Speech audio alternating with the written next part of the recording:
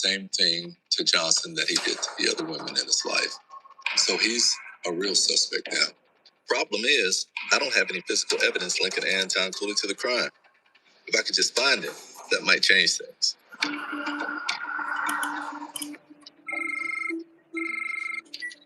This is Denver. Hey, it's Mike. Hey, Mike, what's happening? Hey, yeah, Riddell tells me you're working up a case on Anton Culie.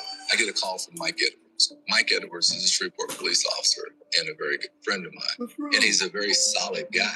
He'll give you his word on something, and you can take it to the bank. Yeah, man, you know? No, I don't know him, but I know his cousin Jerome. He just called me. Okay. Said Anton's over at his house right now. Mike told me that his friend Jerome Culie said that his cousin Anton Culie had just told him he'd shot a woman, but it was accidental. Yeah, he's acting very crazy, very agitated. Even more disturbing, Jerome tells Michael that Anton is armed with an AK-47 rifle. Riddell and I are about to head over there right now to bust his ass. Yeah, I'll meet you guys there. What's the address? It's over there across town, Main Street. Got it. I'm on my way. Talk to you later. There's a sense of urgency there because this man is very violent. Hopefully, we can get him out peacefully, but anything can happen. Worst case scenario, we'd have to take him by force. So what do you think? Split up and approach the house from each side? Mike wants to enter in through the front, with you and me out here backing him up. Really? Mike, you sure about this? I'm sure. Okay, I'll be ready. It's clear Edwards has the connection here. He knows the lay of the land. He knows the layout of the house. It's only reasonable that he takes the lead. Officer Edwards is the guy that you want to be on your team.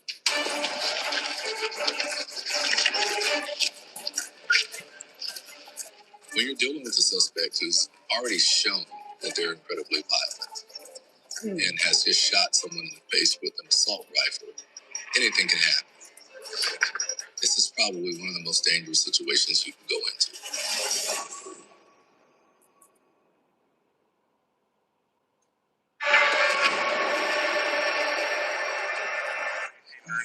The 41-year-old Karen Johnson, she's been shot with an assault rifle.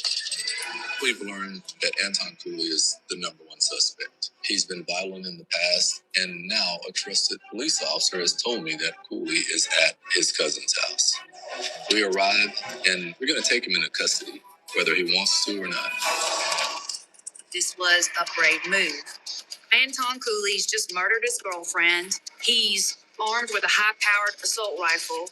That's an extremely dangerous situation.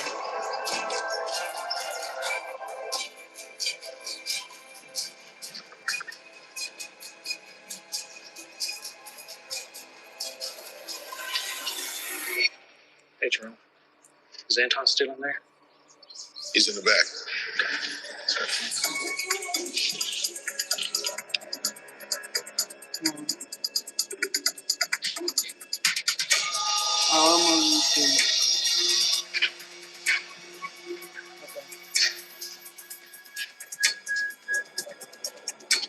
Thank you. Anton Culie, hands up! We know that he's violent, but he seems calm. There is a look in his eye, though, that's absent all human emotion. You have a weapon on you? No, it's outside. Stand up, face the scene. Edwards takes him into custody.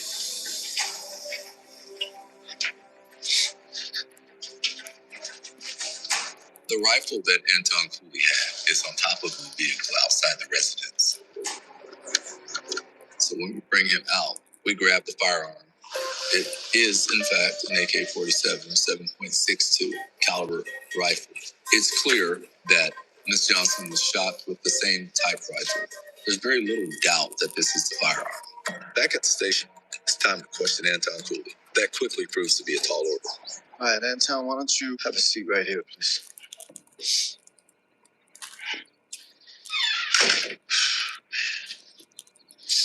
How you doing? I'm good. All right, I need to know, when was the last time you saw Karen Johnson? Where's the reporters at, man? I ain't seen no reporters out there. What? The news, man. Talking to Culie, I realized that Culie is under the influence of alcohol. As I look closer, I see white, powdery substances in his nose. When's the last time you had alcohol or consumed any illegal drugs? I'll speak to the TV people, man. I don't know what you want from me. Culie is talking, but none of it makes any sense. I'm talking about, give me the borders, man. I'm talking. He starts speaking in gibberish. At that point, we realize that talking to Culie is not going to happen. Okay, Anton, I'm gonna need you to stand up, please. Officer! Someone take him away, please. Let's go back. Thank you. I charge him with murder and take him to the jail and book him. Hey, Mike, can you stop by my office for a second when you get a chance? Thanks. Bye. The following morning, I meet with Edwards. Hey, what's up? Hey, man. I'm disappointed that I'm not going to be able to talk to Anton Culie. So I decided I need to talk to his cousin Jerome Culie to find out exactly what he knew. You want to take a ride with me? I'm going to go talk to Jerome, and I'm thinking he's more likely to tell me what Anton told him about the murder if you're there. You want to head out now? Yeah, let's do this. Clearly, Jerome is comfortable talking to Edwards, so I'm pretty sure I'm going to get a good story of what happened.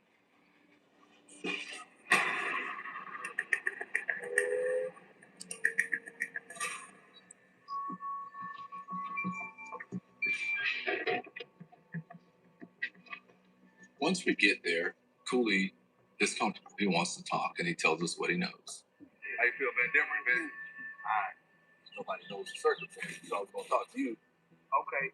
He says that he and his wife were at home the night this happened, and he heard something outside. When he came over, what was the first thing he said? He kept on rambling about calling the people, but I said, man, what the hell going on? Man, I think I killed him. I said, you think? Anton Culie explained to Jerome that there was some sort of argument between he and Karen, and he accidentally shot her. He didn't get the gun trying to hurt her. He said, you reach down and snatch the gun. I had to get the gun back. And we went to tucking over the gun and boom. Yeah. You know, he grounded for a minute. I finally talked to him, putting the gun on him with the car. But by this time, I called Mike. Mike, I got a problem over there. There's a lot about that you call me and stuff like that. I appreciate it.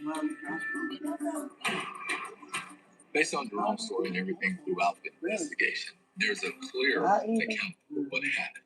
But I don't eat no So more. they ordered a dozen of new computers, and we still don't have what we need. I believe that Culie was a very hot-tempered man. He was unreasonable. Hey, baby. Pick up the phone, Karen. I'm listening to this story. Pick up the phone. He's just gonna keep calling. I can't deal with him right now. I swear to God. Pick up. He created a I'm scenario okay. I'm just listening to this murder mystery. I know you get my messages. I know what you're doing. You ain't fooling nobody. Oh, I love that. Anton Culie was pissed off because he wanted Karen Johnson home and wanted to know where she'd been. He couldn't control that situation, and so he snapped. Ain't gonna make no fool out of me. I promise you. Anton had murder on his mind. He was going to control Karen one way or the other.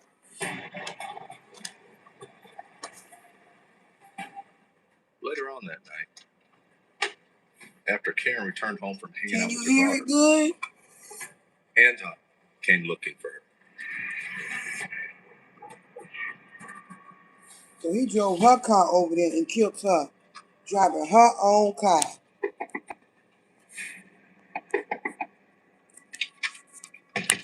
Because they want to. Why you come in here to stare at one? You came in here to stare at the picture. Without even thinking, she opened the door. You brought your ass in here to stare at one. They started to struggle. Karen's only chance was to run. Try to get away from him.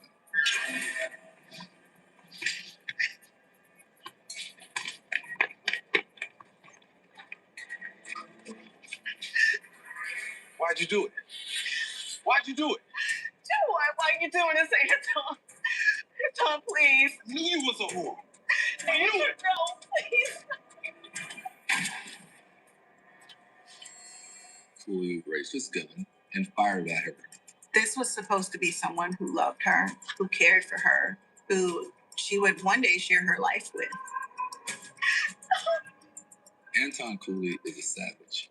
As she lay on the ground, he put the gun up to her head and pulled the trigger.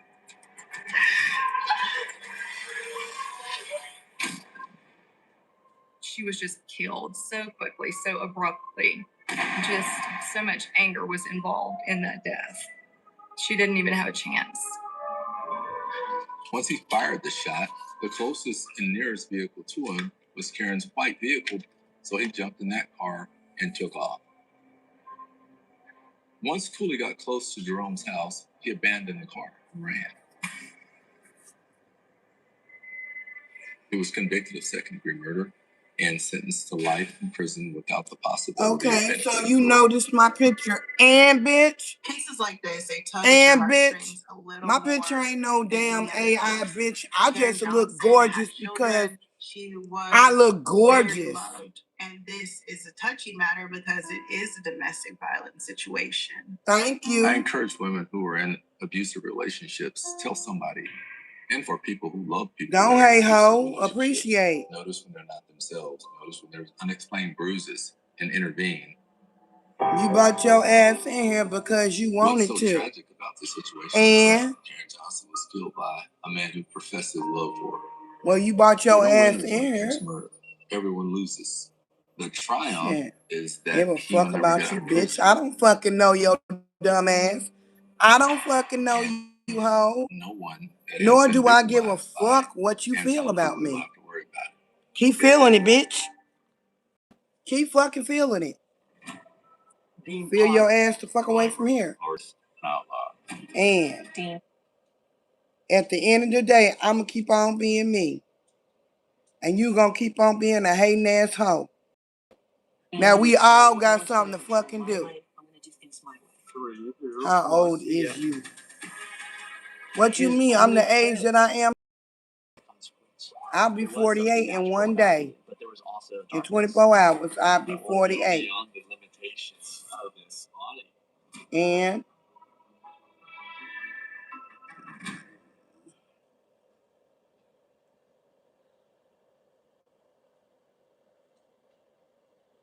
you worried about the wrong goddamn thing. Worry about your fucking self.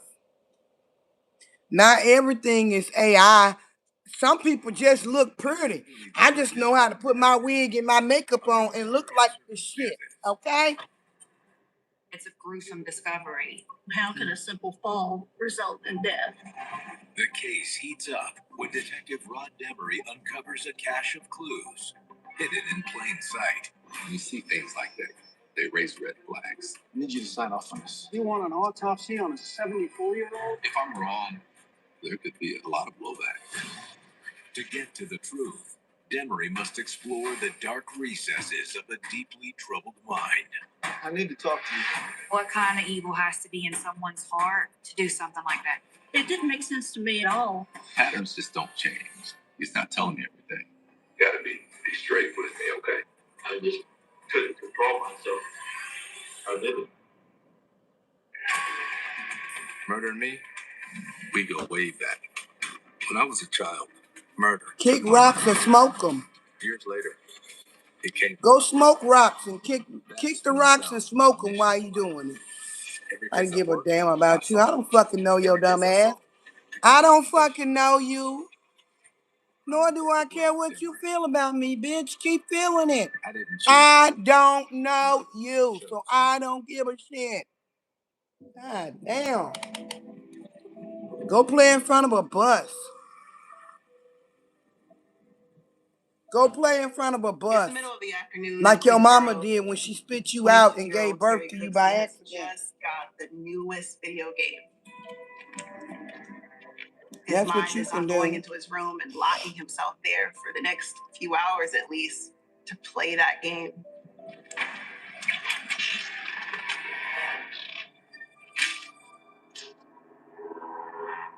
That plan changes when he walks into his living room.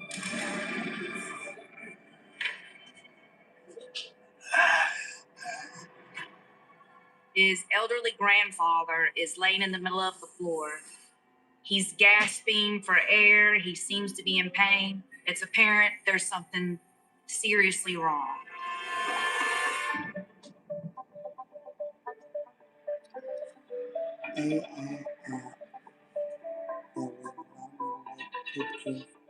As it turns out, I got exact change. All right.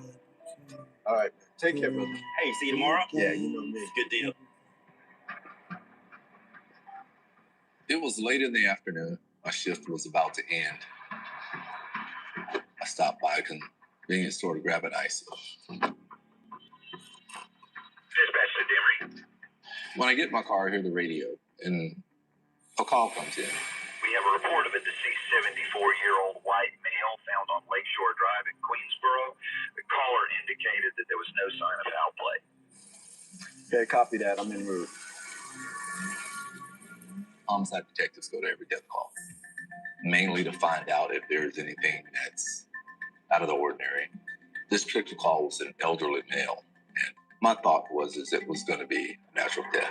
I'll probably be home in an hour.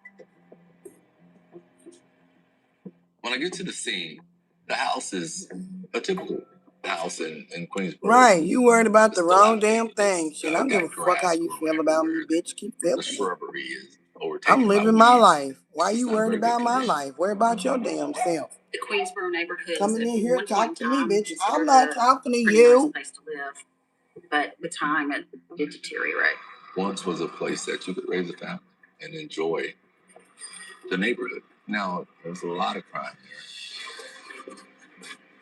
And when we got here, the deceased was laying on the floor unresponsive. The responding officer tells me that the victim is 74-year-old Arthur Busby, who lives at the house with his grandson.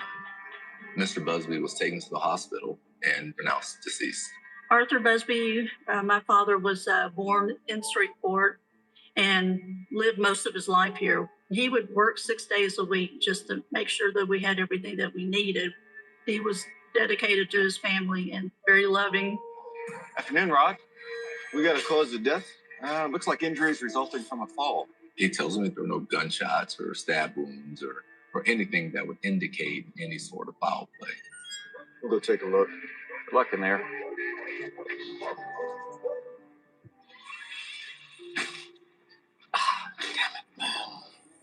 When I walk inside the house, it's just nasty. The house smells really bad. There's food everywhere. There's trash everywhere. Inside of the kitchen, there was dirty dishes piled up in the sink. There were roaches everywhere. It was obvious that nobody in the house was taking care of it. Yeah, I don't know what's worse, the way the place looks or the way it smells.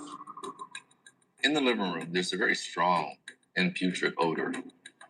And I noticed a stain on the floor. It's not a blood stain. It's not blood spatter. It's not anything that would indicate anything other than an expulsion of bodily fluids. This where the body was found? Yes, sir. At that point, I kind of surmised that it's human waste. When an individual dies, they typically do defecate or urinate themselves just due to relaxation of the muscles. As I look through the house, I noticed that Mr. Busby is a war veteran. He's a Marine. There are photographs of family.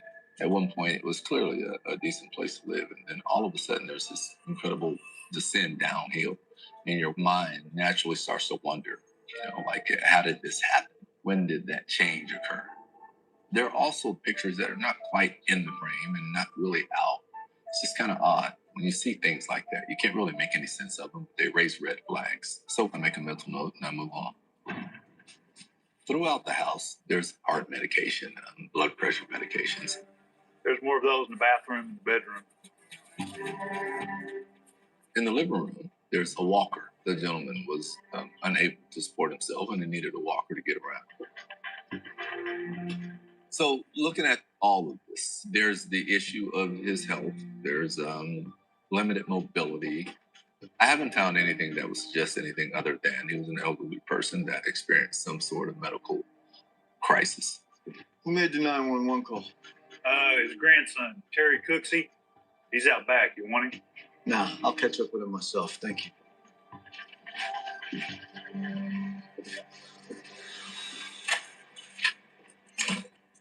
I want to get more information from him. I want to find out exactly what happened, how he found him, what condition he was in. Listen, I'm really sorry about your grandfather. You gotta work The tomorrow? victim's grandson is 22 years old, and he looks like he's Tanisha? afraid. He appears to be confused about what's going on. You guys close? It's more like a father to me. Terry tells me he had been raised by his grandparents. They had taken care of him his entire life. Terry called my parents mom and dad, and my parents just adored him. But as he's gotten older, I'm the one who's taking care of him. Okay. Yeah. That's never easy when that happens. Yes, sir.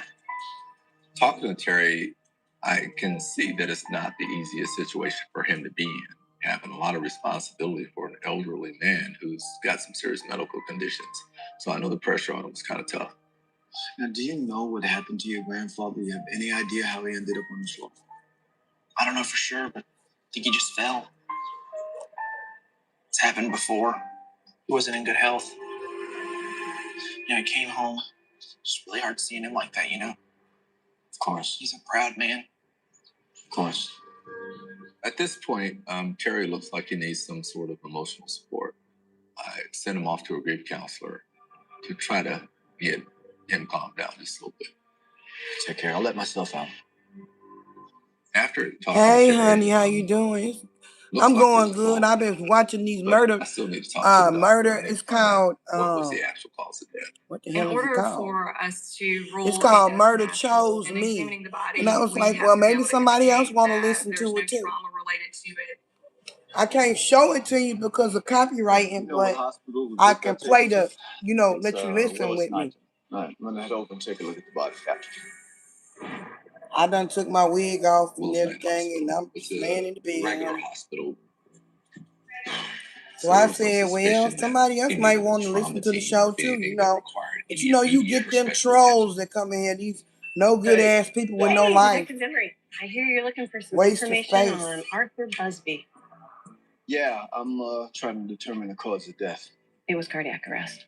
I don't know what precipitated that. I don't know if there was some sort of injury or something that made that event take place. Well, it appears he had a heart condition. Everything seems to point to it being natural causes. Okay, I'm gonna need to see the body.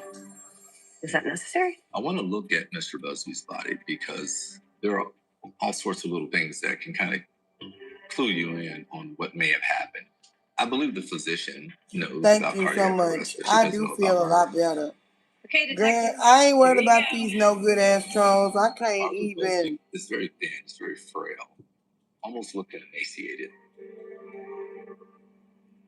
I noticed that the victim has these tattoos on his shoulders, arms, forearms, and chest. And they're military tattoos. I have the same ones. For recognizing his tattoos, you kind of feel like you know his experience, like where he's been, where he served. So there's a connection there for me.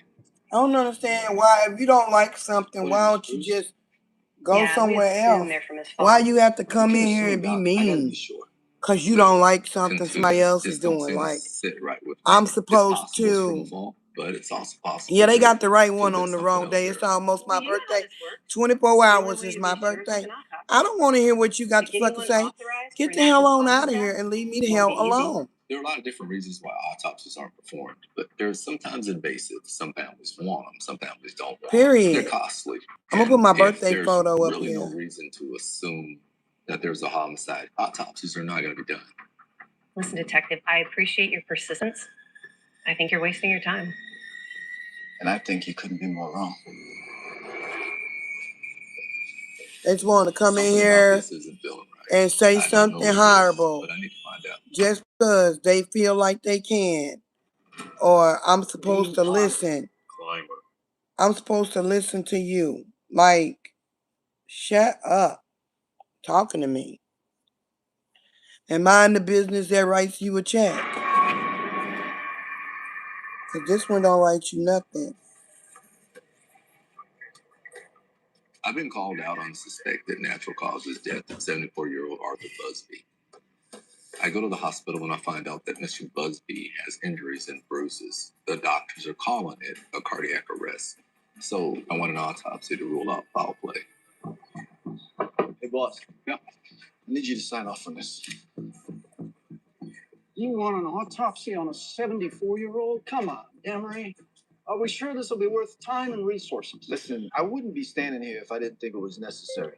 Homicide detectives are in the great at throwing green temper dress tantrums. and the And you pink throw one until they give you what you pajama want. outfit. Just trust me on this one. I need to be sure. We need to be sure. You explain to them that you have a responsibility and you become theatrical and dramatic, and eventually they give in. All right, I'll sign off on this. But if this turns up nothing, I'll let them know you said okay. Trust me, you're gonna look like a genius. If I'm wrong, there could be a lot of blowback. A lot of people and a lot of moving parts have to happen for an autopsy to take place, but it's a chance that I'm willing to take. Later in the day, I meet with the pathologist to go over the results. Right. Hey, Doc. I had a chance to examine the body. Okay. As you know, Mr. Busby had a heart ailment. But there are some other findings that struck me as odd. Like what? First, he had significant swelling from fluids in both of his legs. During the autopsy, the pathologist determines that Busby had edema, which we often see with an individual who's been lying in a position for a lengthy amount of time. Any idea how long he was on the ground? That's unclear. And I know you've seen the bruising to his chest and abdomen. Yeah. He has several broken ribs. From the fall. That's unlikely. She explains to me that broken ribs wasn't consistent with the fall. It was more consistent with someone kicking in the ribs. So he was attacked. I think it's very possible. Thank you very much, Doc. You're welcome. Now, this investigation is completely different. A while ago, I thought I was going to be going home. I was going to end my shift, but there's no telling how long I'm going to be here now. It's a homicide investigation. It's got to get solved. So now I'm trying to figure out what may have happened. I think back to the crime scene in the house, and I think about the picture frames and the pictures that were partially in and partially out, and that sort of disorganization. Just the lady That in the Mr. green Busby was a dress victim of and the burglary pink and beat in the pajama outfit. process is really a very good possibility. Hey, can you do me a favor? You want to take a look around and see if you see any signs of a burglary? Yes, sir. Thank you. Oh, hey, Terry. Hey, detective. Is everything okay? Yeah, everything's good. Listen, I was just wondering, you mind if I take another look around inside? I just want to be sure. Yeah, of course. I was headed out anyway. Okay. So please close the door behind you. Sure. Have a good day. Yeah, you too. In this particular neighborhood, there's probably at least a dozen residential burglaries a day, easily. I need to look for signs of burglary or signs of something that can tell me who or how this man was attacked. Signs of burglary would include broken windows, doors that have been forced to open, broken locks. Some things are subtle and some are obvious. But there are no signs of forced entry. As I continue looking around inside, I make my way to the back bedroom. Damn. This is clearly the room of the grandson. Terry Cooksey's bedroom was in a state of disarray, just like the rest of the house. Looking at Terry's room, it's very clear that he is obsessed with video games. He's got posters all over the walls. He has every gaming console that you can own. Looking at the house, there's no way to tell if it's been burglarized. I mean, things are out of place. Things are everywhere. You couldn't tell if the house was ransacked or not. So we're back to square one when it comes to burglary. When you run out of clues and you really don't have a lot of leads, you got to hit the streets. You hit people up. You ask them what they know. You want to know who's doing what, who's burglarizing houses. So at this point, I'm trying to determine what sources I have in the area.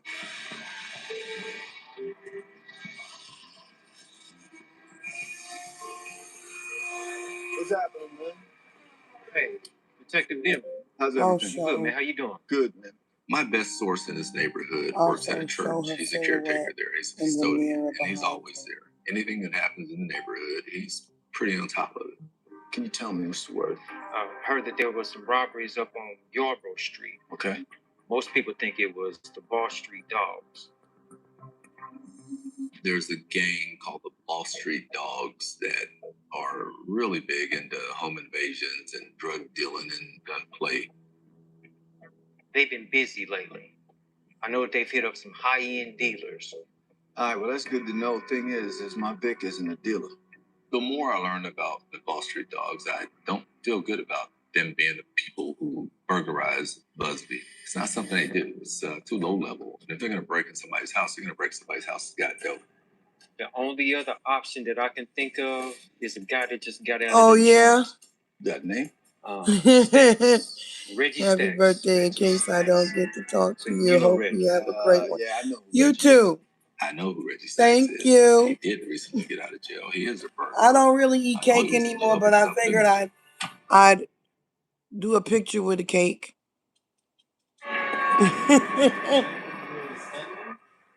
Because I don't really eat cake anymore. So It's I'm not working my to murder thing no Arthur more. Busby.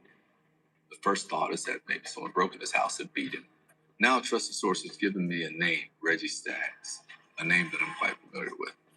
A few years ago, Reggie Stacks burglarized the home while the family was away. The homeowner came home and they noticed someone was still in their house.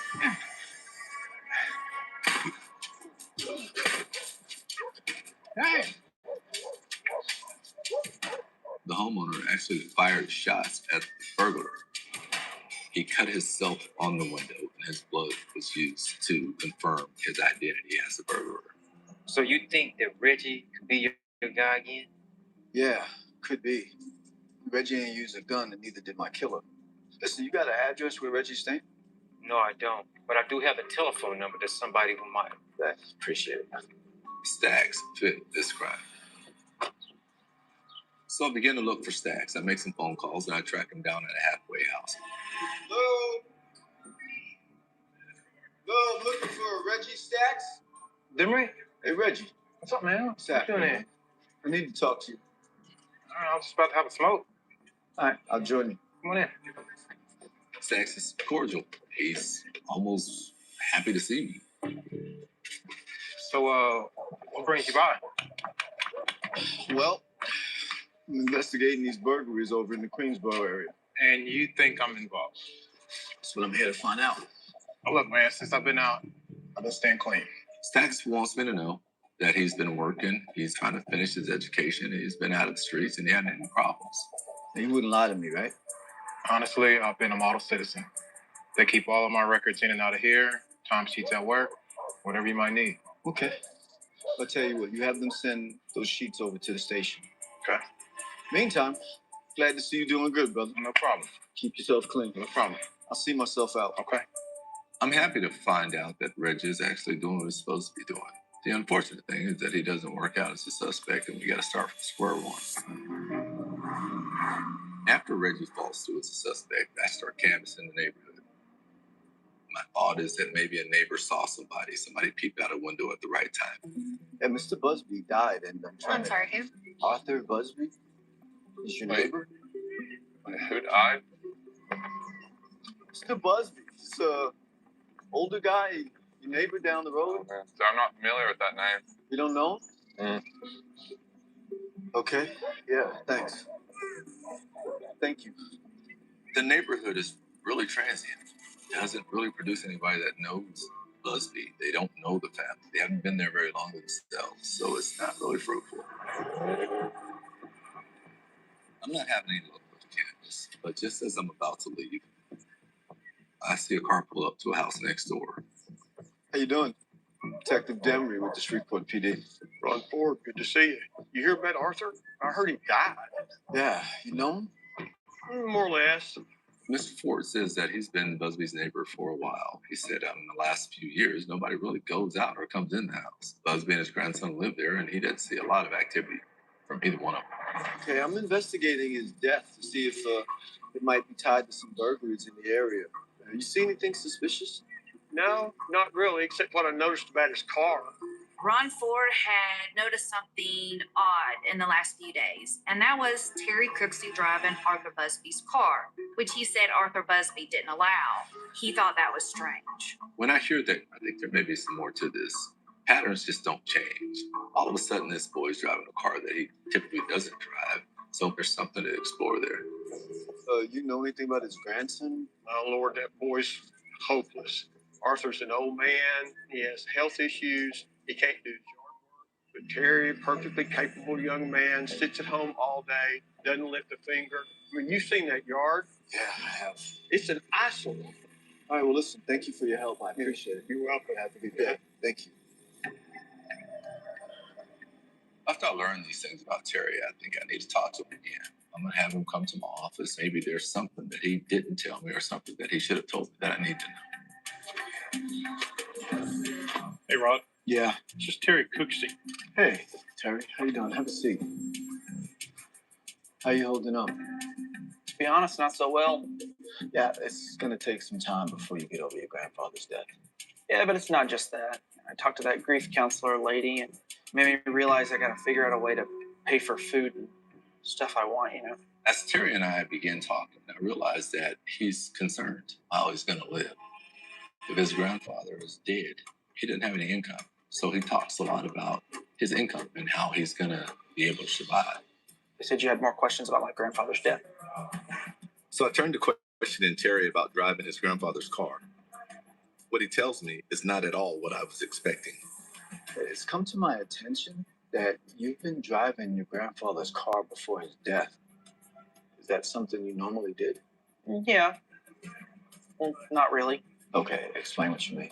Terry reveals that he didn't call 911 right away. There was a delay. When he was lying there, I was about to call 911, but he didn't want me to. Even though he couldn't speak, he was shaking his head no and waving his arms at me. He didn't want to go to the hospital. My father didn't like hospitals at all. My mother spent almost a month in a hospital after having aneurysm surgery, and he would go up and see her every day, but he wouldn't stay. He didn't like doctors or hospitals. I didn't know what to do. My grandfather would have been so mad if he had to go to the hospital. Terry's explaining that he panicked. He didn't know what to do. He just delayed in calling. He's fallen before, and he's always recovered without a doctor, so I figured he would this time too. That's why I was using his car, just go get his medicine and food and stuff. Where were you getting the money from? Oh, he has money hidden all over the house, behind pictures and other places. I just took what I needed. That explains the pictures that were removed from the frames, and the small amount of ransacking that was done to the place was actually done by Terry, and Terry readily admitted it. If I had to do it all over again, I'd call 911 right away. But here's the thing, Terry. You didn't call 911 right away. And that's a major problem. The fact that Terry would allow his grandfather to be in that condition for a few days and not get help for him, that's criminal negligence. It goes beyond not wanting to upset somebody. It's about doing the right thing, about doing what you're responsible to do. Now, I'm placing you under arrest because what you did, or rather what you didn't do, is called negligent homicide. I understand. I'm going to need you to stand up, hands behind your back. Terry is calm. He accepts the responsibility and he says, you know what, you're right. I probably should have called 911. As I arrest Terry and I have an officer transport him, something's still not sitting right. The fact that Terry didn't call 911 really bothers me. His demeanor and his remorse level is indistinguishable. I don't know if he's upset because his grandfather's dead or because he doesn't know where he's going to get the next check from. I'm getting the feeling that something's missing. I'm not getting everything. He's not telling me everything. I'm starting to believe this is far worse than a negligent homicide. It's much more disturbing. This is a murder, and Arthur's killer may be a little closer to home than I thought. Excuse me. Do I know you? Marty Mauser, Royal Suite. I'm gonna be staring at you from the cover of a Wheaties box. I'm on a new level. Hey.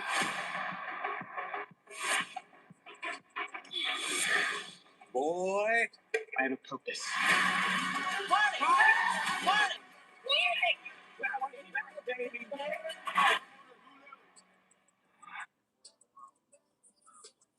Doubt that my books are on the shelf.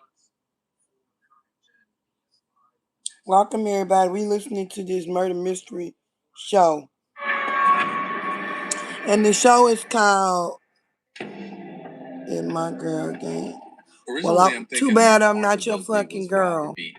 But now, after And I'm so fucking glad. Because you're nobody. So, at the end of the fucking day, who gives a damn? It's so wonderful that I'm not your girlfriend, and the fact that you're a no fucking body. I just want to get to the bottom of this. I tracked down Sharon Croft. It must have got your attention. You brought your ass in here. I must look pretty damn good. You brought your ass in here. Saying that my father had fallen and that he had died. It didn't make sense to me at all. I mean, they don't have stairs in their house, so how could a simple fall result in death? How did Terry come to live with your parents anyway? Well, my folks had him after my sister and her husband split. I mean, Terry never really knew his father, and my sister was only 17, so she wasn't ready to be a mom. My parents raised him. They did not legally adopt him, but they did have legal guardianship over him. Hey, Terry, I hope it's the one you're looking for. Oh my God, this is so awesome. Although they had very limited financial means, Arthur and his wife tried to do everything they could for Terry. Awesome. They bought him video games and tried to make sure that he had the things that he wanted. Here you are, my little man. Very good. I don't like girls, Grandma. Okay. My parents really spoiled Terry in every way. Take this away. There you go, sweetheart. Even as late as the age of 13, 14, my mother would cut up his food for him, brush his hair, pick out his clothes like you would do for a 5 or 6 year old. Sharon explained that her parents were really protective over Terry. The neighborhood wasn't that great. They didn't want him out mixing with a lot of people. So that explains why he stayed in his house all the time, playing video games. As far as I know, he never had any friends. He didn't get along well with kids at school. I think because he was so isolated, he never really learned how to get along with people. He was their whole world, and basically they were his whole world. My mother fell ill, so I mean, things really went downhill after that. She was in a nursing home for a couple of years, and my father was really conscientious about visiting her. He was there 3 times a day. Have you eaten today? Have you had any food at all? They took care of each other for 50 years. They were very, very close. A couple months after that, my sister passed. So, I mean, that really devastated me. Terry's mother, my sister Janice, she died in a fire. It was just 3 months after my mother had died. So those 2 deaths really hit my father very hard. I imagine both those deaths had to impact Terry. That's probably about the time he quit school. After Terry lost his mother and his grandmother, he became even more withdrawn. He stayed in even more. He just submersed himself in the video games.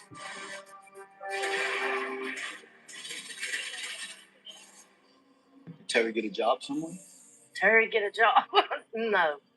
I know it had to be hard for my dad. I mean, if Terry would have helped out around the house to help Dad out with his money problems. Terry and his family struggled financially, but after the death of his grandmother, finances became even more tight.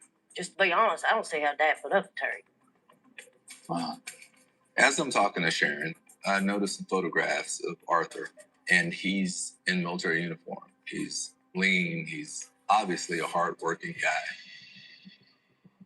Terry, on the other hand, is completely different. The frustration that someone like Arthur Busby would have with his grandson had to be overwhelming. Oh, listen, thank you for taking time to talk with me. And again, I'm really sorry this happened to your father. Now that I'm thinking about this, I need to go back to Terry. I need to find out what happened with him and his grandfather. Clearly, there was a relationship strain, and I'm wondering if that rose to the level of some sort of physical confrontation between Terry and his grandfather. You guys are holding a Terry Cooksey in one of the cells for negligent homicide. Yeah, would you bring him up to the interrogation room, please? I don't think Terry's been upfront with me, and I realize that this case is going to require a lot of interrogation to find out exactly what happened.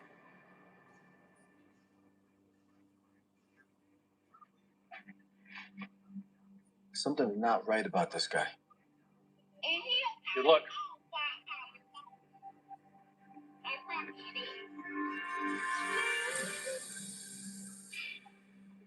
Mr. Cooksey, I'm going to read you your rights. Yes, sir. Terry, I'm just having a hard time.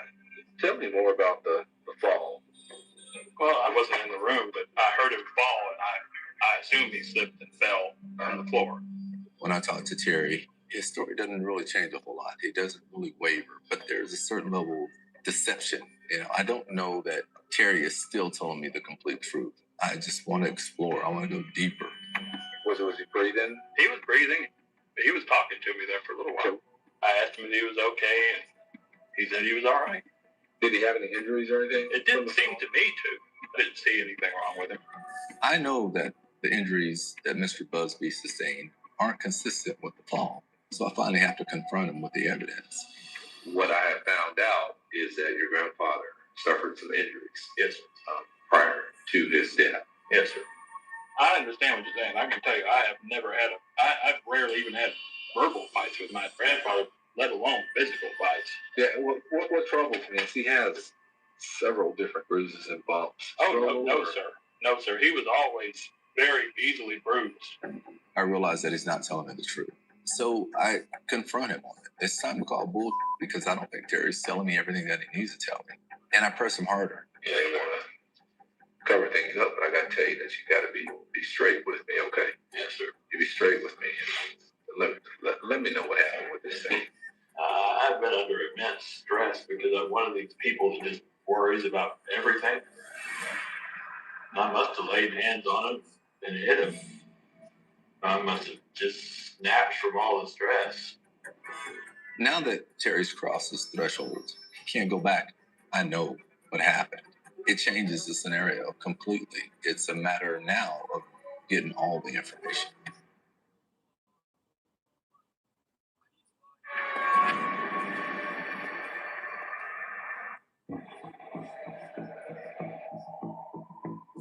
When I first started talking to Terry, he explained. But as I dig deeper, I find out that Terry's a very sheltered kid, loyal kid. And now he's admitted to actually laying hands on his father. The trick now is to getting it all out of him. I want to find out what indeed happened with your grandfather. I know it's a tough thing to talk about. I'm really not sure, sir. I must have just snapped from all the stress. Maybe I blacked out or something. I never wanted to explain these blackouts to someone because I was afraid in a mental hospital. It's complete bull at all. But the first rule in interrogation is to want him to believe that maybe he's convincing me, that maybe I somehow have some sort of sympathy for him. All right, well, I'm going to write a report on this and try to get you some help. Take it from there. But I need you to tell me what happened to where you actually had to lay hands on your grandpa. Basically, his death part of it was an accident. At that point, I knew I had it. It's just a matter of getting whatever other details I can. But the fact is that Terry is gonna admit it. I want you to take your time. Accidents happen, Terry. We're forgiven for things that are accidents. We had an argument, I guess. Terry finally explains that he went to his grandfather and asked him for money for a video game. His grandfather refused him. Terry said that he got angry and he kind of snapped. He said that he struck his grandfather. I guess I must have punched him or pushed him or something. How many times do you think you punched him? It could have been 3, it could have been 2, it could have been 4 or 5. I'm not sure. Right. Did he fall right after the punch? I would imagine so. Kick him? I might have. What do you think? Maybe. I might have kicked him in the ribs. I'm not sure. When Terry's telling me the story, he's really cold. He's really matter of fact. It's amazing. Okay, so what happened after that? Oh, after that, he just kept laying there. Was this the next day? This is from Sunday to Thursday. This is unbelievable to me. He let his grandfather lay there for almost 5 days. He knew his grandfather needed medication, food, water, to even relieve himself. The bodily fluids on the ground were because Mr. Busby didn't have the strength to get up to go to the bathroom. He had to relieve himself where he was. Why didn't you move him I'm unable to lift it myself. My back gives me a lot of trouble. I would have if I could have. Interviewing a suspect, you don't have personal emotions or feelings, but something like this kind of just irks you. I literally wanted to reach across and slap the out of it, but I realized that I couldn't do it. The most difficult part of that interrogation was not slapping a taste out of Terry's mouth. Now, tell me something, Terry. How long this has been going on? There have been a couple of occasions in which I have gotten a little violent with it. I don't know what the hell caused me to do that. Terry explained that this has happened in the past. He says he struck his grandfather before, but it never got this bad. It's hard to think about the fact that he had beat up on my father before that. Nobody knew. He was very private and very proud, and so he wouldn't have admitted that he allowed Terry to hurt him. Lord only knows how many times he beat the poor man, but this one took him out. But like I said, I was just totally out of it. I just been under stress. My mother and grandmother both died within a few months of each other, and that was really just hard. I don't have any room for sympathy for Terry. I lost a parent. I was raised with my grandparents. There is nothing in that set of circumstances that makes someone want to beat their grandfather. It just doesn't make sense. I mean, it's just who he is. He's a depraved killer. You know what? That's enough. Officer! Cuff him and get him the hell out of here.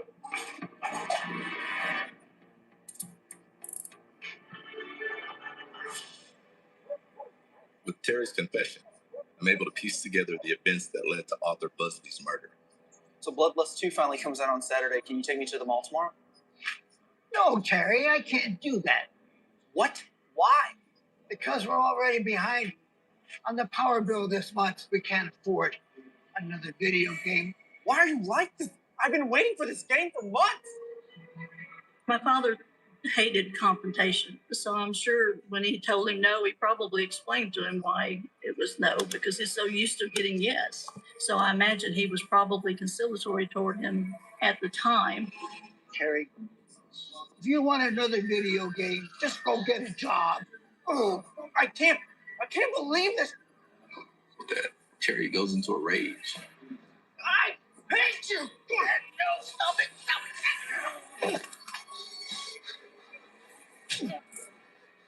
Terry strikes him, knocking him off his walker.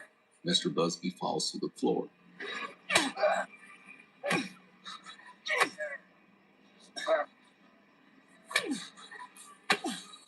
To beat a man who is clearly in no condition to defend himself.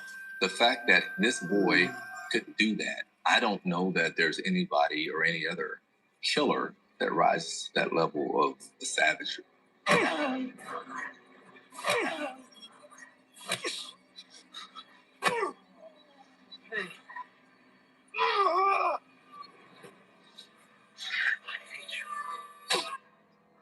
What kind of evil has to be in someone's heart to do something like that to their grandfather? After the beating, Terry leaves his grandfather on the floor and searches through the house for money. He looked in picture frames, grabs money,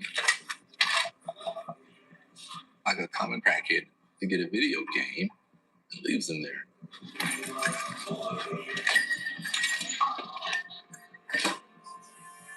Terry came back and went on a video binge. Didn't stop. He knew his grandfather was there, but Terry didn't really care. He let his grandfather lay there for days.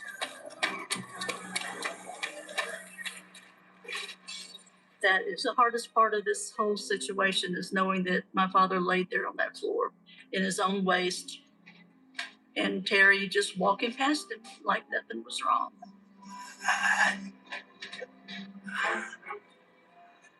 That is just too cruel to even imagine. While Busby was laying on the ground, his body was becoming dehydrated. He wasn't receiving the nourishment that he needed. His cells were breaking down. His tissues were breaking down. So it was really just the fact that he was left there alone on the floor that ultimately led to his death. Eventually, he decided to call the police. He made up a story about how his grandfather must have fell and he found his grandfather.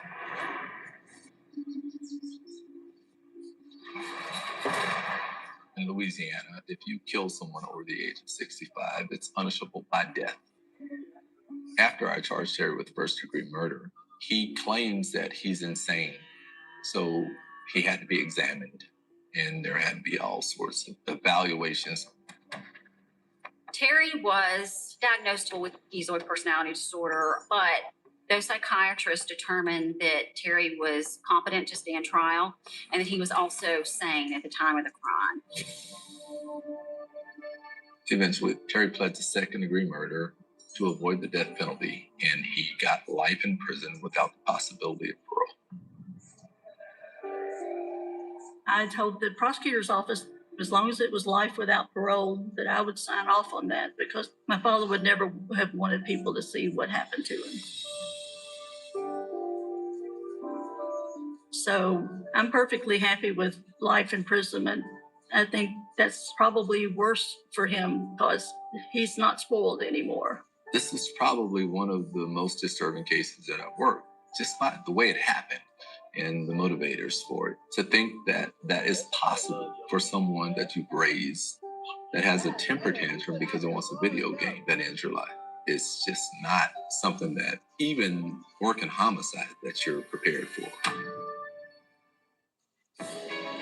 Hello, I'm going to tell you about Mal Kennedy. The first time I met him, he was only a kid. We're family now. Rhythm is the best and worst thing all at once.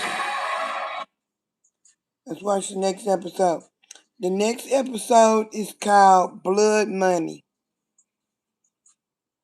It's called Blood Money. That's the next episode.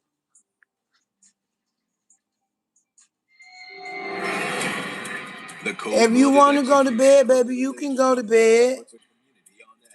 I still remember. He had his hands like that tighter, but he was dead.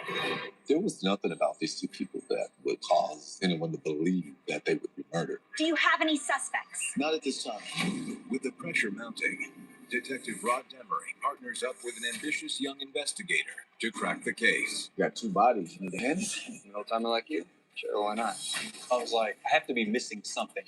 There was a secret part of her life we didn't know about. Oh, damn. But the road to justice is paved with pitfalls. It's hard to sit there and let a killer walk out. Is he going to go on a run, or is he going to kill somebody else? It doesn't get any worse than this. Listen to what I'm saying to you, all right? I know, but I'm watching TV, and I can't watch it at the same time I'm on Zoom. Murdering me? Because it's going to be We low. go way back. When I was a child, murder took my mother. Years later, it came from my brother. That's when I found my mission in life. Every case I worked, I solved. Every case I solved, I got a confession. I'm Detective Rod Demery. I didn't choose murder. Murder chose me. Yeah, I'm not watching it on the big TV because I can't really see it. It hurts my eyes to try to Belinda Gilcrease look at it. Hello. Yes, this is she. No, I haven't talked to her today. Delinda's at work and she gets a call and finds out that her sister Madonna didn't show up to work that day. And that is unlike Madonna because Madonna loves her job. I'll tell you what, I'll ride out right now to her place. I'll find out what's going on. Okay, I'll have her call you. I asked my supervisor if I could leave my work and go up there, and he said sure. Now, I remember telling myself nothing was going to be wrong. But in the pit of my stomach, I knew this cannot be good. I parked behind her car and I called my husband. I don't like this at all, Jerry. I mean, her car's here. Just don't know why she wouldn't be at work today. It's just strange.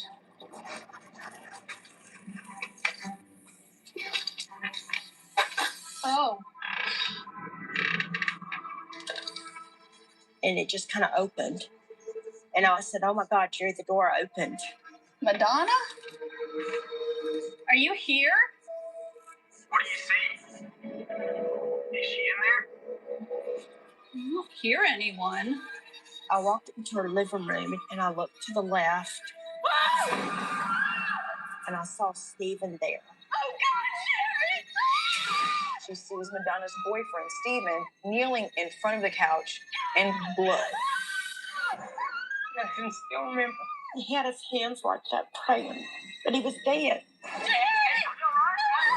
I don't see her! And I backed out of the house and I remember hollering for Jerry. Help me. Call 911, I'll be right there. Now I called 911 and I called my other sister. And by that time, I heard the fire trucks and the police. Oh my God. The music make my heart beat fast. When officers arrive, See, that's why I can't watch scary movies, but I know this is a true story. Because at this point, they do not know if the perpetrator is still inside. We got another one. Oh, damn. Are you clear on that end? I'm clear. Clear on the second floor. All right. Gonna call for homicide. 320. Go ahead and start homicide and CSI to our location. Have you been to that new steakhouse yet? You know, I drove by that place. How is the food? It's good. Let me get It's my not cheap, food. but I think it's worth the price. Let me Okay, get my guys, food. listen This up. is getting good, Get girl. word. There are 2 bodies over in Highland. Highland It is getting good. There's really not a lot It going is on getting there other than good. nuisance calls. I'm It's playing kind of catch rare up to on get my murdered in shows. Highland. Mayfield. I'm you're binge up. watching Yes, while sir. I work In videos. homicide, there's usually a rotation. Who's going to be the lead detective on the case? And I knew when this call came in that it was my turn. You got 2 bodies. You need a hand? You know, timing like you? Sure, why not? Tell you what, though, I'm driving. Let your young ass crash. Let's go. Josh Mayfield was a newer detective, so I wanted to be there to kind of give him a few pointers on what to do and what not to do.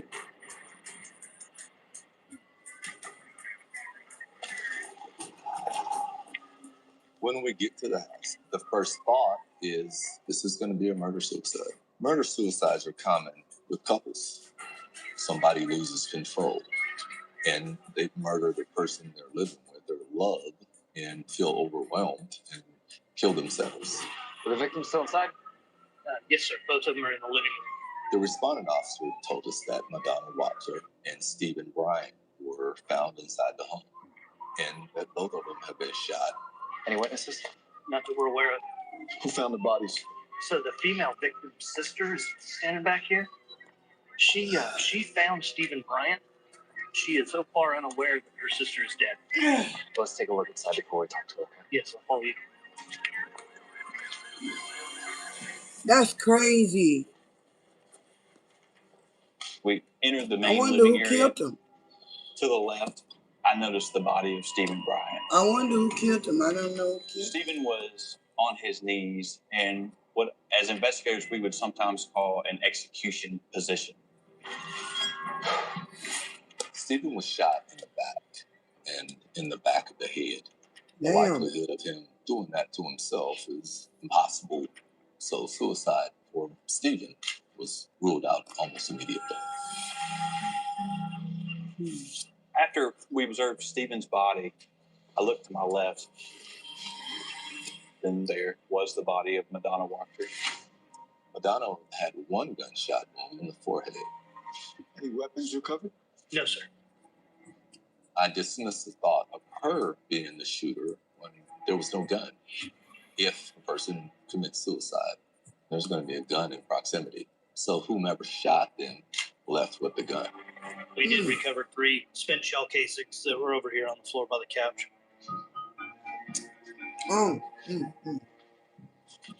As I looked at Madonna's body, I realized that she's holding about $350 in cash. I thought that was rather odd. What do you make of this? Huh. Normally, when you see a crime, money's involved. Why did whoever killed them leave money? She had money in her hands. They had to have seen this. You'd also be interested to know that we did recover a cell phone from in here. We've not been able to determine whether it's the suspect's phone or the victim's phone. Okay. Well, we'll need a warrant anyways. If the cell phone belongs to a suspect, and if you don't have a warrant, you can lose whatever evidence you find in the phone. So you need to have a search warrant. Detectives, Yeah. we have a bit of a situation out front. The media's asking questions, and we also have family outside wanting to know what's going on. All right, I'll talk to the family. Talk to the media. Thank you. Thanks.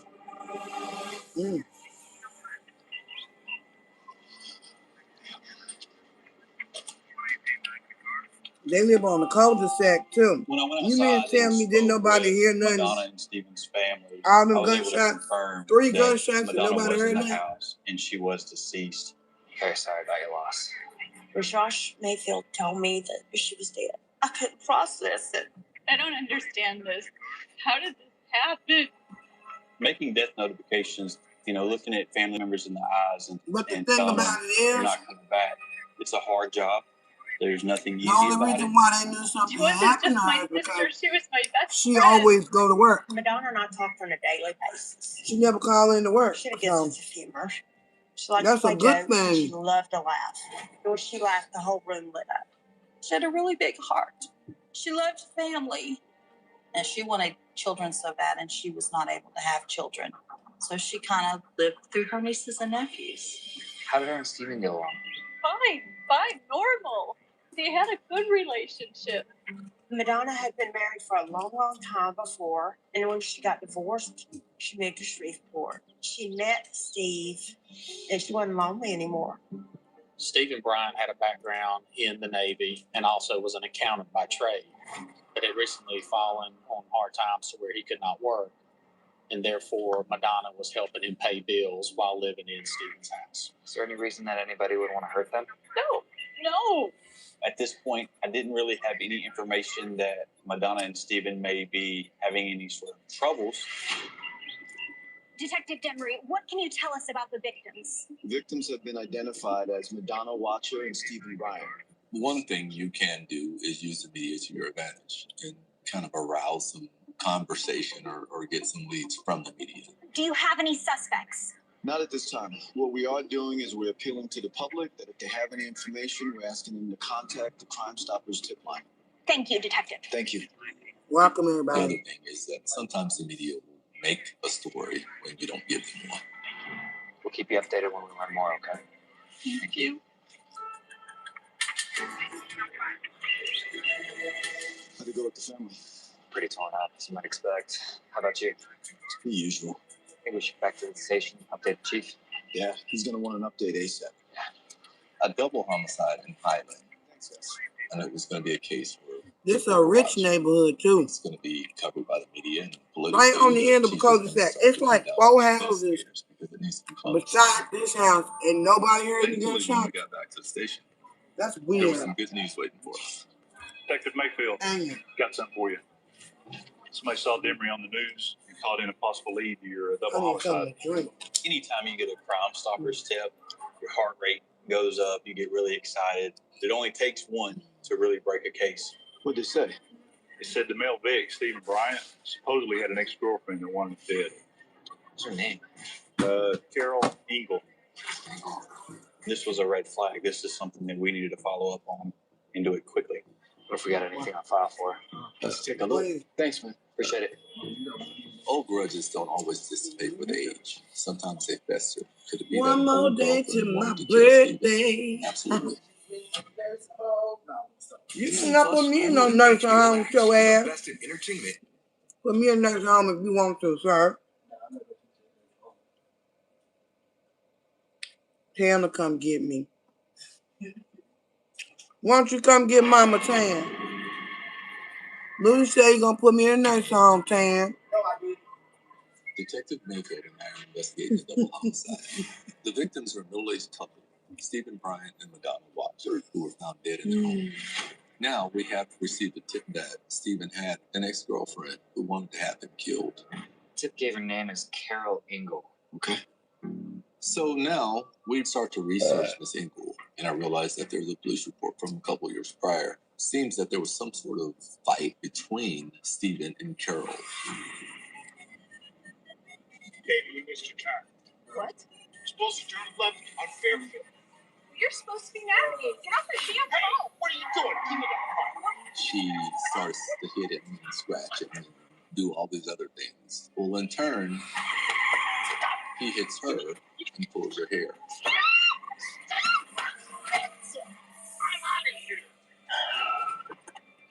Where are you going?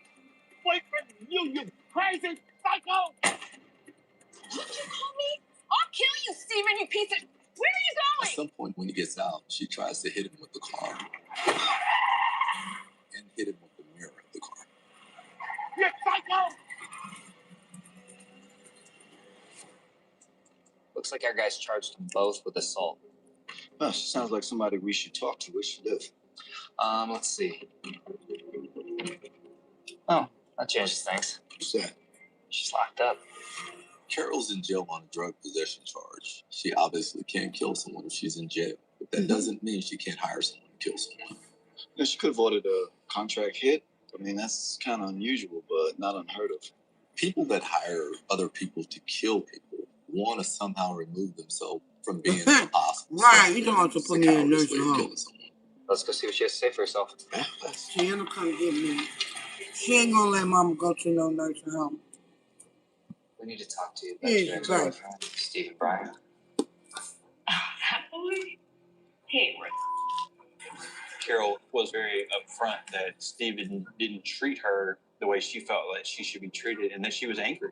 You ever tell anyone you want him dead? Yeah, I might have. But the angels told me not to do it, so. Angels? You know, up in heaven. They helped set me straight. So. Right. Carol appeared to be dazed, confused, and not really present. I didn't get the sense that Carol had the capacity to hire someone and orchestrate a murder. So, why y'all ask me about Steven? What's he done? Well, somebody's done something to him. The red one? When I told Carol that Stephen was dead, you could kind of just see the light come from her face. She said that she had no idea, and that she would never have had Stephen harmed. Listen, we are sorry for your loss. After talking to Carol, she was not really a suspect any longer. That put us back to where we started. More questions and answers. Hey, Phil. I've been looking for you. So, Madison, are you mad? Once we get back from talking to Are Carol, you mad? the chief is waiting for Mayfield. What's the status on this double murder now? You guys close to making any kind of arrest yet?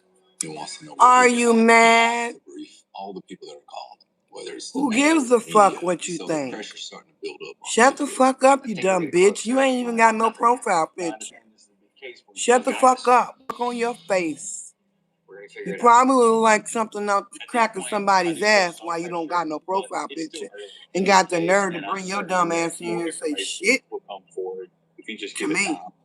All right, you do. How about you shut the fuck up? That's what you can do. Try shutting the fuck up. Okay? Andre, tell you what, why don't we take a look and see if we come up with a different angle for this? Yeah, okay.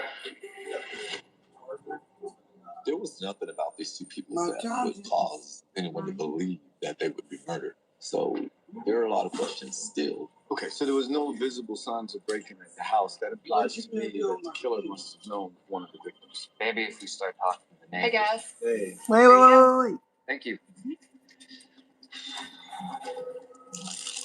At this point, CSI come in and give me and Ross the evidence that they had collected. And I knew Okay, that now there was a pull cell it. phone that was found at the crime scene. Judge already signed a warrant off on this guy. All right, let's power it up and see what we got. Worried about the Was wrong this damn Madonna's thing. cell phone? Is Shit, it I don't Stephen's give a cell phone? fuck. Or could it be the killer's cell phone? Luckily, That's when my I opened the motherfucking phone, face, there was and a I can picture of beat my Madonna's face house. like that And right actually, now at the in bottom front of the you, cell bitch. phone on the But I don't screen, fucking it know actually you, said nor do I give a Madonna. shit what Now you we can think find about out a little me. bit more I about don't give a who she fuck. communicates with, who she's talked to. Whoa. You got something? You feel proud of yourself? And ho? Inside Madonna's phone is a series of text messages that are explicit threats to her life. At this point, we believe we struck gold.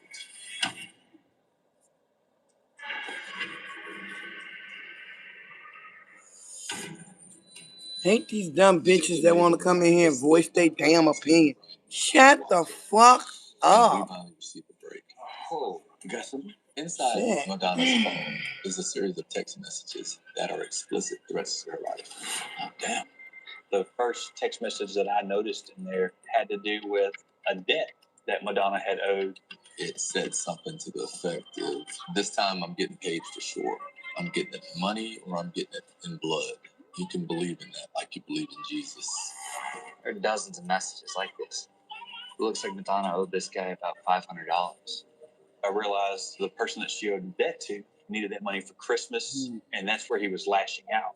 But judging from her replies, looks like she was trying to set something up in order to get this guy's money. Madonna was like, look, I get paid on the 1st, but the 1st is a holiday.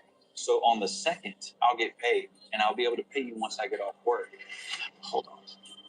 She's gonna pay him on January 2nd. Then she and Steven are killed the next day? Do you think that this whole thing is about her owing money for drugs? I was starting to think that Madonna and Steven had been provided with some narcotics that they didn't necessarily have to pay for because they didn't have the money at the time, and that the dealer trusted he would be paid back. The family say anything about her using drugs? No, they didn't. I did not know Madonna was using drugs. She never acted like she was on drugs. She came to family gatherings and she was with us quite a bit. She covered it well, I guess. It was a secret part of her life we didn't know about. What about the threats? Is there a phone number showing where they originated from? Well, the threatening text messages are coming from 2 separate numbers. In one of the messages, it was saved as Robert DeRoss. The other message just showed up as a number. The language seems to be pretty similar between both of them. Okay, so it sounds like we got one person using 2 different phones to send these messages. Yeah. So whoever sent these messages, we have to link them to those phones. You have to show that either this person owned the phone or had access to the phones. So who's that last message from? From DeRoss or from the nameless number? DeRoss. Start there. Okay. I want to know who is Robert DeRoss. I want to know everything I can know about this guy. So we got behind the computer and entered the name Robert DeRoss. But as he tries to research this person, he realizes that this person is a ghost. Ghost means there's no record of him. It's rare that people go from angels to somebody who is able to kill. And he'd never been in contact with the police ever. All right, so look, we got to contact the phone company and find out who the owners of these phones. Yeah, that's going to take a warrant. That's going to take time. Yeah, give me a second. Sure. I was like, I have to be missing something. So I began scrolling through this phone and located a text that was very arrogant from this Robert DeRoss. And it said, I just did a year for murder behind the same. Look it up. My last name is Ferris. So now Mayfield has a solid suspect with the last name of Ferris. This is an arrogant person who is daring her, go look me up. And so we went and looked him up. There's an article about it. I was able to locate a news article showing that a Robert Ferris, not Robert DeRoss, Robert Ferris had been arrested a year ago for an attempted murder. As Mayfield continues to research Robert Ferris, he finds out that Ferris was with one of his friends, Delando Gardner. Both men spent some time in jail, but the case fell apart when the victim refused to testify. Do you think that when Madonna tried to save his contact, she misspelled his last name? It's possible. But we don't want to get too far ahead of ourselves. This could be a setup. Someone could be using Robert Ferris's name. It could be anybody that has knowledge of Robert Ferris. I think what we really need to do is contact the phone company and get these warrants and find out who owns these phones. I'm going to stay and do a little more digging, see if I can find an address for this Ferris guy on our files. You want me to stick around? No, I'm good. Sure. Yeah, it's a rusty old man. Old man. I got you, old man. All right, bro. I'm around if you need me. All right, have a good night. At this point, I'm excited because this guy was too arrogant for his own good. He had made a mistake, and me and Rob were going to capitalize on that. So if we just get a couple of uniformed officers over there, should be pretty standard procedure, but we don't know what to expect. So, hey, what's happening, man? You got the warrant proof of the house. I come in the next day and Mayfield is planning to do a search on Robert Ferris's house. What about the warrant for the cell phones? Haven't got it signed off yet. I'm a little surprised because I told Mayfield that the priority should be getting a search warrant for the telephones. The suspect is the last person you talk to in an investigation, not the first. You don't think you're jumping the gun just a little bit? I know, but this just feels right, man. I'm sure Mayfield was excited by the fact that he had Robert Ferris's name, and I know that he was under a lot of pressure from the higher-ups to get answers. Hi, it's your case. Whatever you want to do, I'm here for you. Let's do this. Okay. All right, take care. Let me meet you there. Thank you. He's the lead detective. It's his case. I'm there to support him. Traveling to Robert Ferris's home, you're really optimistic you will be able to find some type of evidence that would link Robert Ferris to that crime scene. But you always err on the side of caution because there's a good chance that you're about to come face to face with a killer. All right, guys, we'll be doing the knocking. Got any questions? All right, let's go.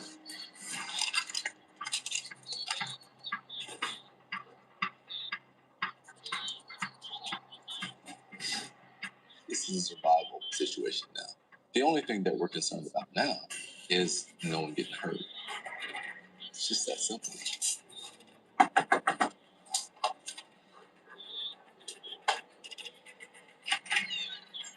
Behind you. You can't make any mistakes or somebody can get killed.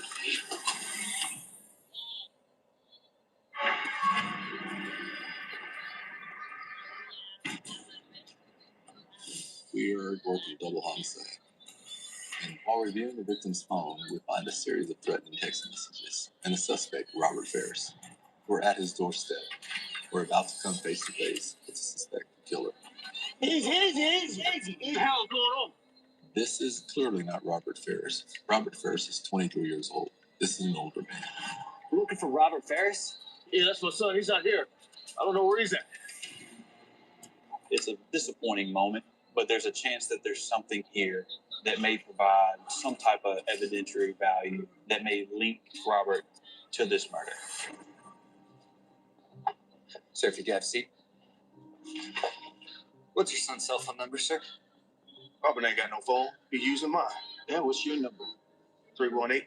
After John tells me his phone number, I realize it's the phone number that was saved under Robert DeRoss, one of the phone numbers that texted Madonna. What's this all about?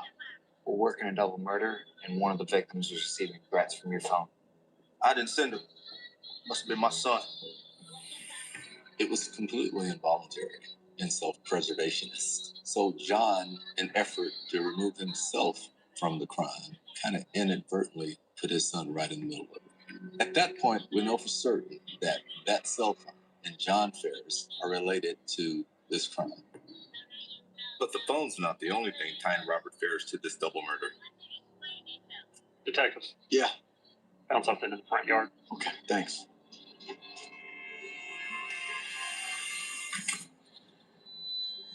What do you think, Demery? Well, I think we're getting closer, but we're not there yet. They found 2 shell casings of .40 caliber, and they were identical to the shell cases at the crime scene. Problem is, we're still going to have to try and tie that shell casing to Robert Ferris. Yeah. Even though Robert Ferris is looking better, we still have the challenge of whether or not someone at that house is actually setting Robert up. What have we got here? And just as CSIs are bagging the shell casings, another person in the district rolls up to the house. What the hell is going on here? Is everything okay? Yes, ma'am, it's all right. May I ask your name? I'm Diane Ferris, but I just came to drop off some papers to my ex. Are you Robert's mother? Yes? Ma'am, we're looking at speaking with your son. Well, I just Thank dropped you. him off earlier at his girlfriend. Thank you, Rex. Thank you. Diane tells us that Robert is with his girlfriend. I appreciate that. Do you have that address? Yeah, it's in my phone. I'll have to get it. Thank you. Well, I say that we go by Angelia's house. Thank you for the gift. I appreciate I that. agree. Hey, guys, let's go. When Diane tells me Angelia's phone number, I realize that it's the other phone that sent threatening text messages to Madonna. Thank you for showing me the love. I appreciate you, boo. We're going to see Robert at Angelia's house. This time, it's even more dangerous because his mother and father had alerted him that we're on our way. And he can prepare himself to go to battle.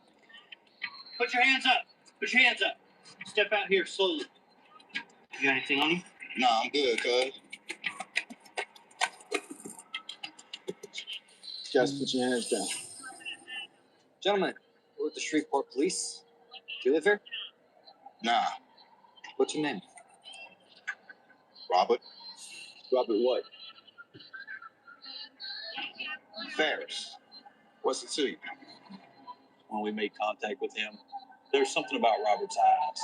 They just pierced right through you. What's your name? Lionel Gardner. I realized that he's the person that was in the report of the drive-by shooting. Now I'm wondering if both Ferris and Delando are suspects. Hey, who the hell are you and what are you doing on my property? You Angelia? Yeah. Why you want to know? Angelia was a very young girl. I like She rap, was definitely the protective tobacco-free over one. She was loud, obnoxious, and irritating. We're gonna need to talk to the three of them. We'll start with her. Hey, step over here with me. Guys, step over there. Being that Angelia is the least of suspects, we interview her first. And there's only one thing that I really want to know from her. Are you in the habit of letting other people borrow your cell phone? Yeah. Robert uses it sometimes. Why? Does he send text I just messages hate from to your have to phone? keep Yeah, I relighting think it. so. I don't know. I've seen him delete messages off my phone after he uses it. She says that he's a very slick and crafty guy, and he deletes messages. So now Your we do nails know are so that cute. he used her phone. I knew that we were on the right track. This case would be closed soon. I think we need to take the other two back to the station and interview there. Agree. Thank you.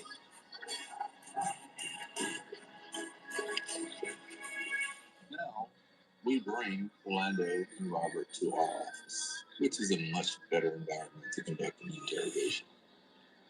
The first person to be interviewed is Orlando. All right. Now, you heard me telling you this is a registered murder, right? What happened to the other guy? This Robert tell you about it, man. But we didn't talk about it like this. Delando denied being with Robert in this homicide. He denied knowing anything about this murder. How long has Robert been selling crack? Or powder, whatever, even weed, powder? No, still no dope. Mayfield's not getting a whole lot of information from him, so I stepped in and began to ask him questions. Listen, what I'm saying to you, all right? You do not want to go to jail behind no murder charges. You can choose to be a witness, or you can choose to be a suspect. I wanted to let Delando know that I'm not even the least bit interested in him unless he kills somebody. So it's a lot of cut through the chase, and let's just get to it. I feel what you're saying. I ain't gonna let him murder. Delando at no point gave any indication that he was deceptive. If anything, Robert may have told Delando of the murder, but Delando certainly did not play a part in it. Hey, Chris, do me a favor. Listen that suspect down there in town. You got it. Thank you. So now it's time to talk to Robert Ferris. We give him the opportunity to tell us what he knows about the murder. Robert, the reason we want to talk to you about a homicide is because there were some phone calls made to the homicide victim. Your phone. Oh, no, nothing about it. I ain't never hurt nobody in my life. That's bad. Robert comes across as very arrogant, which I suspected from reading his text messages to Madonna that he would be that way. In my experience, the only way to deal with a cocky guy like Robert is to lay your cards on the table and call his bluff. Now, see, the problem is that we know that the woman that was killed, we know you know her. Have you had any problems or concerns with these people? I didn't know I get weed. I thought no. Ferris explains he was at the house the day prior to them being killed, and he was there to get paid, but he knows nothing about a murder. I don't believe Robert Ferris for a second, but just as I'm about to call BS, he flips the script. If I'm not fit to go to jail, just let me go. I don't want to say the wrong thing because I've been drinking. You understand? When Ferris said that he has been drinking and he's possibly intoxicated, the interview has to be terminated. You can't take a statement legally from somebody who has been drinking or who is intoxicated. Hey, Chris, do me a favor. Would you mind showing Mr. Ferris out, please? You got it. Thank you. This way. I smell alcohol on Ferris at that point, and I'm not going to take a chance on whether or not he's had enough to drink to make him waive his rights. So we don't have enough evidence to charge him. So we have to let him go.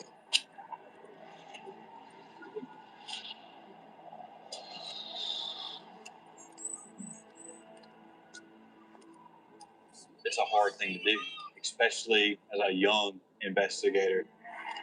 It's hard to sit there and let a killer walk out.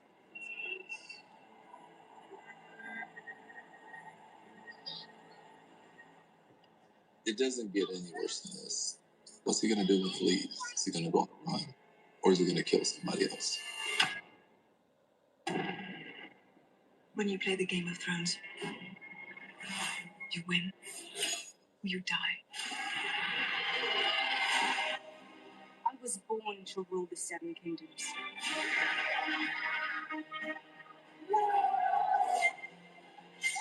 History does not remember blood. It remembers names.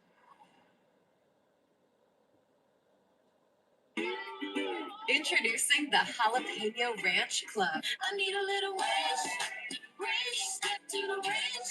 Spicy, grilled, original, all ranched up. Candied bacon, a buttermilk ranch bun, pickled jalapenos, and pepper jack cheese with a kick. That's the way it goes at the ranch. Available for a limited time. Order ahead on the Chick-fil-A app. Disney Plus, Hulu, and HBO Max. The best in entertainment. Why am I watching commercials? Thank you. Thank you for the birthday wishes. Bobbiana, thank you. If you can make it in later today, we'd love to talk to you. Okay, see you then. You're never gonna believe who that was. Who? Robert Ferris' sister. Really? Yeah, she's coming in today. All right, that's what I'm talking about. A couple hours after we released Robert Ferris, we get a call from Ferris's sister. She believed her brother Robert Ferris is the person who committed the double murder. So a few days ago, I was going through my dad's phone and I saw 2 threatening text messages. What'd they say? One was saying that you messed up my Christmas and something about I'm going to take that out on blood and that's on Jesus. My daddy said, hurry up and erase that. Robert done lost his mind. So the text messages are now being corroborated by Ferris's own sister. So do you know who the victims are? The guy and the girl? Yes. Yeah, my brother Sosa know. I know because she called my phone a couple of times looking for Robert to get some. I was excited. It was just one more thing to connect Robert to these murders. A couple of days later, the crime lab contacts us. Hey.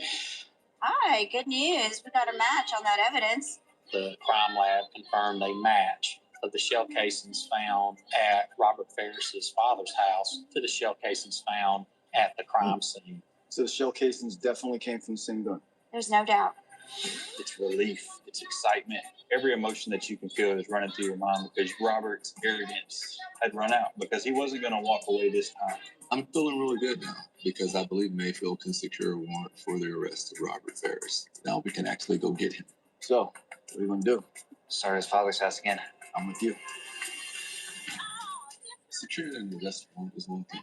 Going out and actually finding the suspect and taking him into custody is something completely different. When we talked to Robert the first time, he knew we were close. So at this point, I was concerned that maybe he had fled.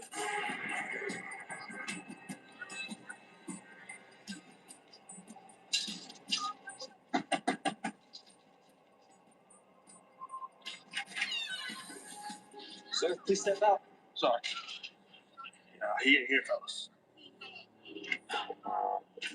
When we get to Ferris's father's house, we find that Ferris isn't there. All clear. Thank you.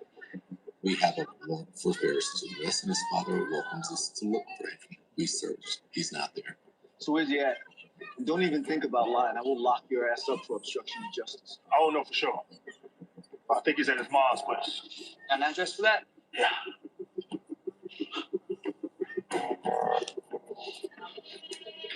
Thank you. Have a good evening. So our next place to look for Ferris is his mother's house. I don't know what type of demeanor or how he's gonna behave once we confront him if he is there. It's just as tense. Where's Robert?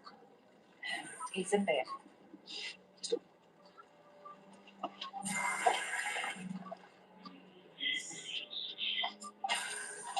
Let me see your hands. Hands. Our guns are trained on it. Ferris has an opportunity. Either he's going to come towards us peacefully or he's going to try to attack us. We don't know what's going to happen at that moment. Put your hands in the air. Come on, baby. It's over. Stand up and put your hands in the air. Ferris sees us and comes towards us. We take him into custody. I want a lawyer. For all of this to happen, a double murder, it's the most peaceful arrest ever. Take a look around here. You want to handle him? Yeah. While Mayfield's searching Ferris's mother's home, I take him to the police car. Watch your head. Man, I didn't do no murder, man. Brother, I can't take a statement from you. Ferris wants to talk to me for whatever reason, and he begins the conversation. I just want to tell you what went down, all right? Just slide over. Detective Demery is smart enough to know that under Louisiana law, once an individual requests a lawyer, that he must not be questioned any further by law enforcement. However, if the suspect continues to talk of his own free will and volition, then those statements will come in. So I activated my recorder. One, to ensure that I recorded everything correctly. Two, that Ferris made his statement voluntarily and without any prompting or origin or questions from me. I give a $200. I give a $200 in the dope. You know what I'm saying? Ferris tells me that he sold drugs to those people. He told me that they owed him money. He went to collect his money. Thank you. Now my man, I know. This statement was very important because the first statement was compromised, the fact that Ferris had been drinking. The second statement was completely voluntary. Ferris then told me that he did, in fact, send the text messages, but he didn't kill anyone. It was your text. You know what I'm saying? Even though Ferris never said that he pulled the trigger, the fact that he corroborated every other piece of evidence there, at that point I have no doubt that Robert was the killer. Based on everything we learned, it's clear to me what happened on the night of the murder. Oh my God, he's gone crazy. What's wrong? It's Ferris. He says he's going to kill us if he don't get his money. You know he's full of it. He sounds serious. Nothing's gonna happen. Gonna be okay. I believe that Robert Ferris had been dealing narcotics to Madonna. You know he ain't gonna do nothing. It's gonna be okay. When Madonna failed to pay Robert on a couple of different occasions, he decided that he was going to demand his money. Open up! I know you in there! Hey, what's going on? I think you know what's going on. He showed up at their home. Robert! They let him in. Once he went inside the house, Madonna produced $350. She owed him $500. Just don't cover it, bitch! Leave her alone. You'll get your money. I think Madonna legitimately wanted to give Ferris what she owed him, but she just didn't have enough money. Robert was upset, but clearly Robert just wanted to be in control, because if he wanted money, he would have taken the $350. You can like a boy! Like a boy! Get up my face! On your knees! I told you what would happen if you didn't pay! Robert, Robert, no!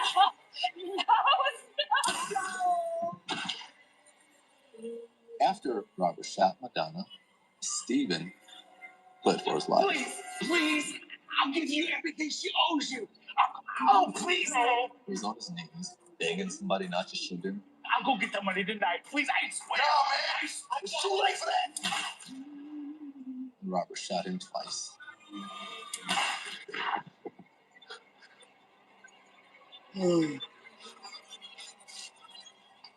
Then Robert simply exited the house and went on. It broke my heart, that she tried. Sorry. She worked every day. To think that she stood there and tried to pay this debt, but it wasn't good enough. So she paid that debt with her life.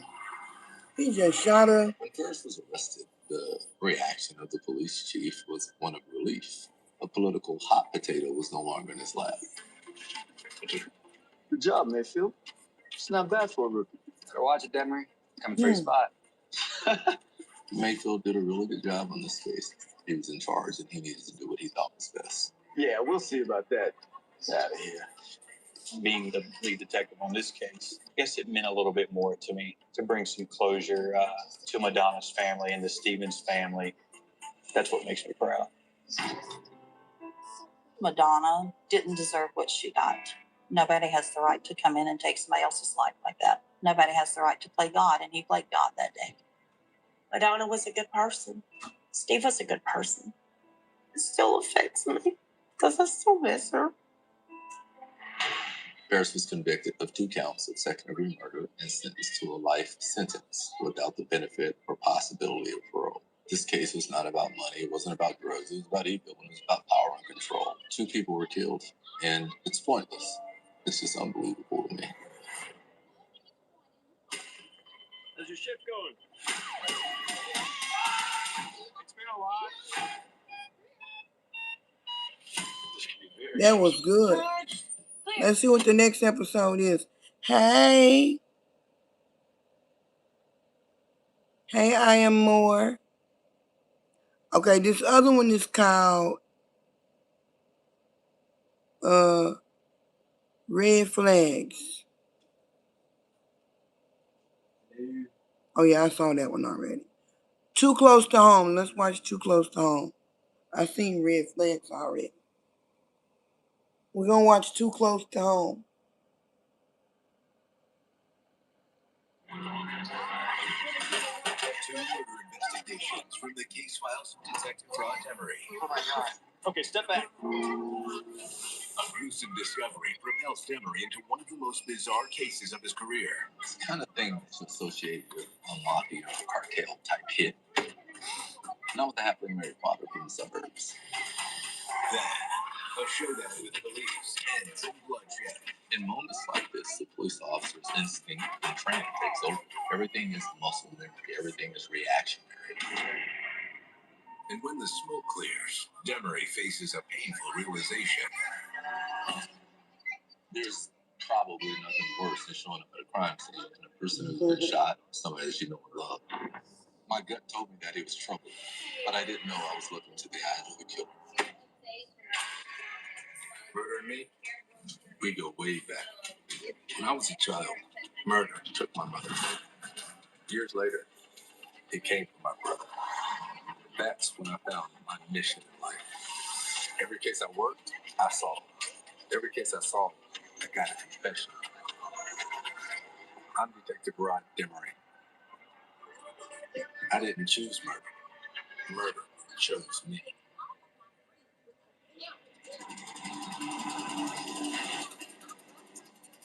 It is a Wednesday morning, a little after 8 o'clock a.m., and George McWaters is opening his roofing business for the day. Hey, boys, we gotta take everything in this one truck. Today, there's issues with parking at the location. Yes, sir. On this particular morning, we were loading trucks out front of the office building and heard a loud scream.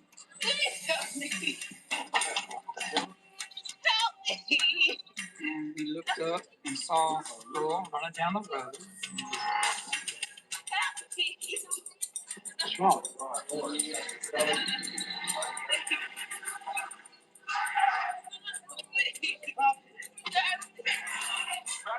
Seeing that gun come out was shocking, and we froze. We stopped in our tracks. Back up! Take it easy.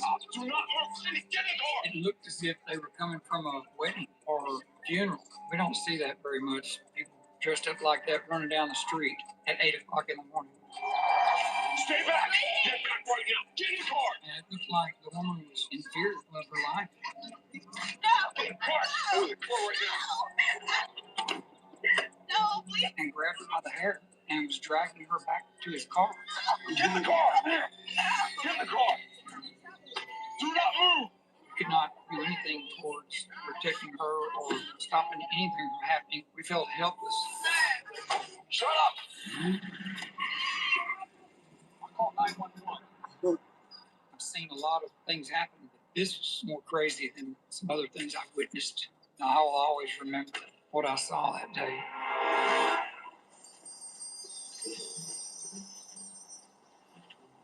On this particular morning, I was on my way into the office to begin day shift.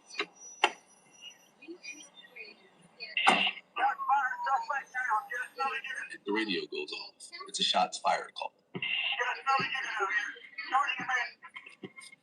Dispatch, this is Demery. I'm en route now. On George Road, right out 3049. 3049 is a highway marker. And it's a little odd to be given a highway marker instead of an address. So at this point, I'm not sure what's going on. But I turned on the lights that are inside our car and speed to the scene.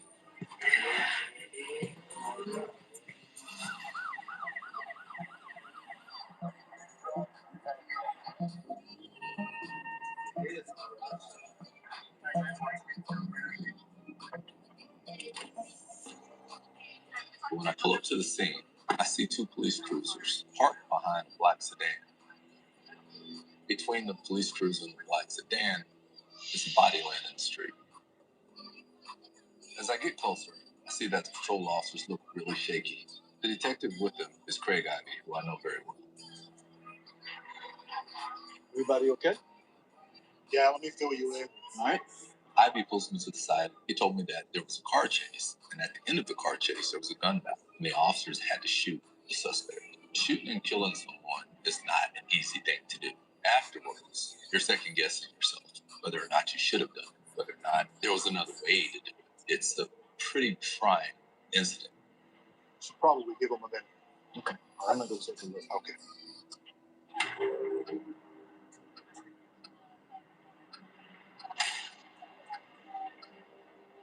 The suspect is lying about 20-25 yards in front of the police officer's car.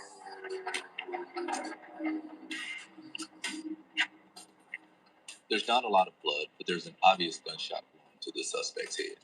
Welcome. As I look at the suspect laying on the ground, I feel like I know him. I'm not sure how, but I got an eerie feeling that I know this guy.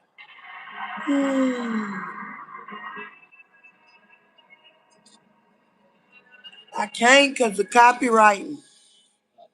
I can't let y'all see because of copywriting. I noticed there was another body inside the vehicle.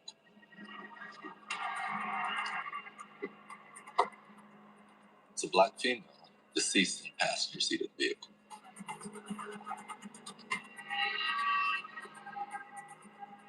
She's received obvious gunshot wounds to her clavicle and gunshot wounds to the head, as there was raccooning beneath her eyes. Raccooning is when there's a lot of pressure that enters the head. All that pressure creates blood in sort of a vacuum, and it's evident by dark rings or circles beneath the eyes. Looking at the victim, I'm wondering who the victim is. How is she connected to the suspect? And who shot her? So how you guys doing? Definitely not the way we want to spend our day, but we're okay. Yeah. Why don't you take me through what happened? Sure. We got a call from dispatch about a man possibly holding a female at gunpoint. We saw that sedan, gave chase. The officers explained that they pursued him for a couple of miles. While they were pursuing the suspect, they hear gunshots and actually see the muzzle flash of a gun being fired inside the vehicle. At which point he pulled over, got out of the car, started firing at us. We shot back at him, struck him, and killed him. In moments like this, the police officer's instinct and training takes over. They don't have time to think. Everything is muscle memory. Everything is reactionary. And when they see bullets being fired at them, their natural reaction is to fire. And after we determined the subject was no longer a threat, we approached the vehicle and located the deceased female inside the vehicle. Have we identified the suspect or the victim? Not yet, sir. I'll take care of that. Thanks, man. Look, guys, sounds like you didn't have much choice, right? As I speak to him, the Cattle Parish Sheriff's deputy's vehicle arrived on the scene. Excuse me. When the detective gets out of the vehicle, I realize it's Donnie Laney. Donnie Laney is a Cattle Parish Sheriff's deputy who's a homicide investigator. He's also my neighbor. What's happening, man? Hey, buddy. What are you doing out here? What do you mean, what am I doing out here? What are you doing out here? Me and Dimmer have been friends for 10 years and neighbors for 10 years. We passed each other in the profession. We shared information on cases that could help each other out. This is my jurisdiction, neighbor. Yeah, I suppose you're right. The city of Shreveport is patrolled by city police. As you start to go outside the city and the city limits, that's patrolled by the sheriff's department. I realized that we have traveled into his jurisdiction. This was outside the city limits. We take over the lead investigation. I was told I would be the lead investigator on this homicide. Well, listen, you want me to bring you up to speed before I get out of here? That'd be great. As I'm briefing Laney, Detective Ivy starts to walk towards us, and as he approaches, he has the ID cards of the victim and the suspect. Hey, man, what'd you find? Yeah, so the suspect is Johnny Ray Plater, 42 years old. Okay. Female victim? What is it? Ivy's very reluctant when I ask for her identification card.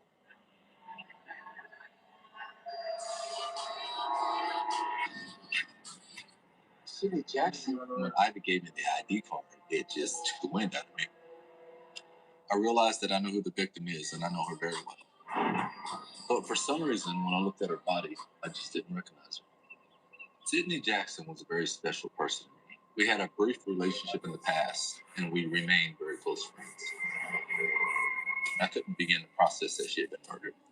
There's probably nothing worse than showing up at a crime scene and a person who's been shot, killed, or mutilated in some form to somebody that you know and love. It's really every homicide detective's worst nightmare.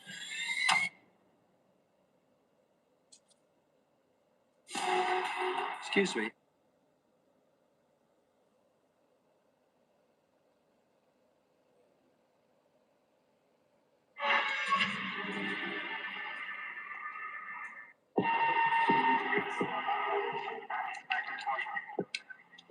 I'm investigating a bizarre shooting that resulted in the death of both the victim and the suspect. After killing the woman he was holding hostage, 42-year-old Donnie Plater was gunned down in a gun battle with the police. While inspecting the crime scene, I realized I have a history with the victim, Sidney Jackson. Did you know her, Rob? Yeah. We used to date. She and I were tight. I met Sidney Jackson several years before. I was working as a burglary detective, and I got a call to a burglary in the city's Sunset Acres area. We had a rash of burglaries in that area, and we went to the home of Miss Jackson, and she had been burglarized. They went through the dresser in my bedroom. They took my laptop, my jewelry. They even took my grandmother's ring. I understand. Well, look, we're going to do everything we can to try and get your stuff back. Look, I know how this goes. Sidney was real concerned about the burglary, and it was clear that she was shaken. I know that my stuff is outside being sold for drugs or something. Well, look, we don't know that yet, okay? And my plan is check all the local pawn shops and try and stop this guy before it gets that far, okay? Okay, yeah. Look, I'm sorry. I shouldn't have snapped at you. Look, if I was you, I might do the same thing. All right? I promise you. I'm take care of this for you. Okay? Yeah. Thank you. Yeah. Have a good one. You too. When I met her, there was an immediate connection. We just hit it off. She was an incredibly beautiful woman. She was obviously burglarized and frustrated, but she was polite and gracious in spite of all that. Wow. What was that? What? That look. You know what I'm talking about. Was it that obvious? Man, look, you better find her stuff. That's all I'm saying. Yeah, I plan to. Yes, you do. Definitely plan to. There had been a rash of burglaries in the neighborhood, and I had a pretty good idea who had committed the burglaries, and I was already on the trail. So I could solve the case and return the things to Miss Jackson. Hey. What? How did you even do this? Hey, I'm policeman. I don't know how to thank you. Yeah, no worries. Come in. Thank you. After that, I didn't know if I was going to see her again, but I hoped at some point that I would. You guys have a good night. Get home safely. ID, please. Oh, my God. Hey. Hello, Rod. How are you? Good. How are you doing? Good. It's so good to see you. It had been a couple of years since I'd seen Sidney, and I was working off duty at a festival downtown. Sidney had this big, huge smile. All the things that were really bad with work and violence just kind of went away. Well, it's good to see you. Thank you. Hey, think you might want to grab a bite to eat? Yeah. Yeah? Yeah, that sounds good. Cool. Why don't you just see me on the way out? Okay. All right? Don't forget. I won't forget, I promise. Okay.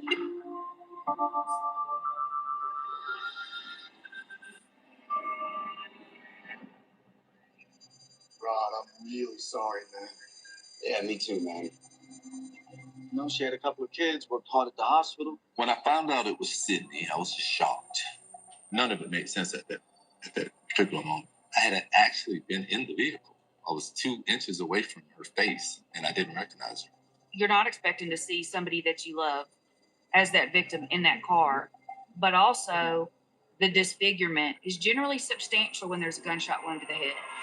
This is your jurisdiction, right? Yeah, but if you want to, Please, just take care of this. I can't deal with this. When I found out it was Sydney in that car, dead, I just didn't want to be there. I knew that I wouldn't be able to function as a police officer, detective, or a person.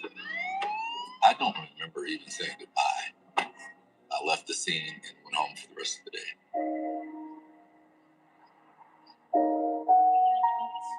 When I got home, I was trying to remember the last time I talked to her, and I had odd memories of her. I think the biggest was the cake that I baked. I made it as a surprise, and it was something that I never did. I just never did that kind of thing. Wait, so you made this yourself? Yeah, I really did. It's beautiful. I don't know about that. I think something went wrong with the recipe. Listen, it's thoughtful, and I love it. See? Yeah. Let's cut it. It was lopsided. It's probably the ugliest thing you ever seen in your life. But she looked at it and ate it like it was just some elaborate, beautiful creation.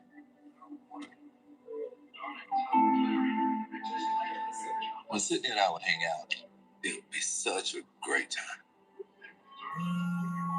But it was always interrupted.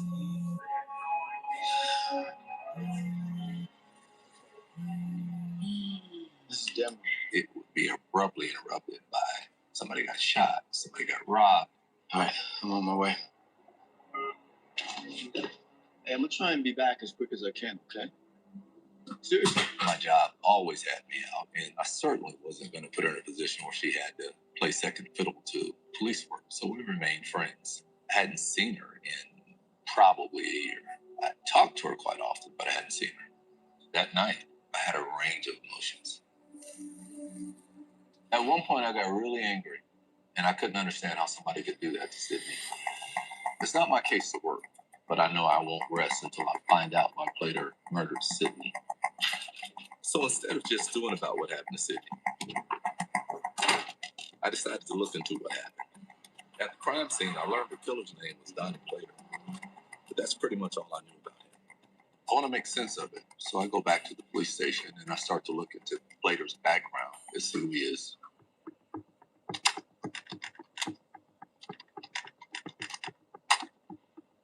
I found out that Sydney and Plater were actually married. As I researched Plater further, I find out that he's an abuser. This is not the first woman he's beat or hurt. That bothered me a great deal. Wait a second. When I pull up Plater's photo, I recognize him. I realize that I met him before. It was a few years earlier. I was working off duty at a restaurant, and Sydney and Donnie walked in. What's up, girl? How you doing? I'm good. Yeah. Yeah. What's going on, brother? Let's go. Our table's ready. I look forward to seeing you again. Yeah, for sure. When I saw Plater, I just didn't like him. I didn't like anything about him. I usually get that about evil people. I can feel it. It's just a police thing, I guess. My gut told me that he was trouble.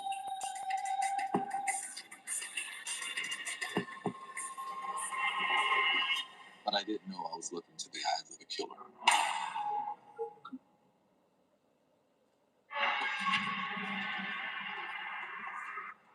Hi. The murder of a good friend has me Hi, struggling to control my Juliana. emotions. After discovering the suspect was Sydney's husband, I realized that I had met Donnie Plater before. Now I'm left with more questions than answers. Listen, I've got some questions that I just can't seem to find the answers to. Can I come over and talk to you? I wondered what would make Plater want to kill such an innocent and sweet person. Yeah, thanks. I'll see you in a bit. The next day, I went to visit with Sydney's mother and sister. Guys, I'm really sorry. I know this has got to be eating you up inside. So what was going on with their relationship? I mean, were they having trouble? It's been going bad for a while, Rod. According to Sydney's family, she and Plater had been separated for the past 6 months. They said that Plater didn't actually lay hands on her, but he was very mentally abusive and would berate her. She couldn't take it anymore. One day, she just packed up her stuff and got the hell out of there. But Donnie, he wasn't done with her.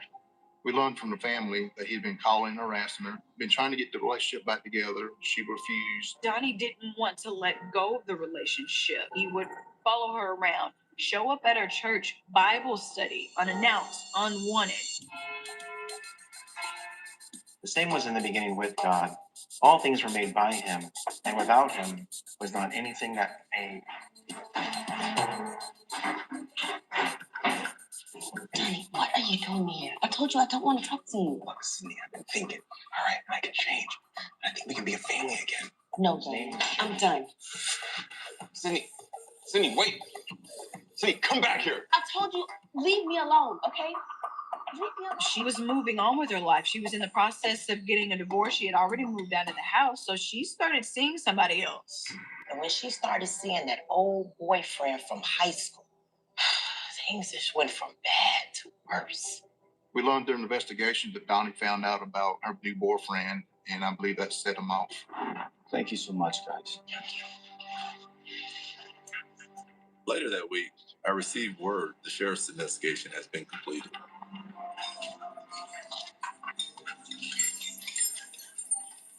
What's happening? What's going on, Rod?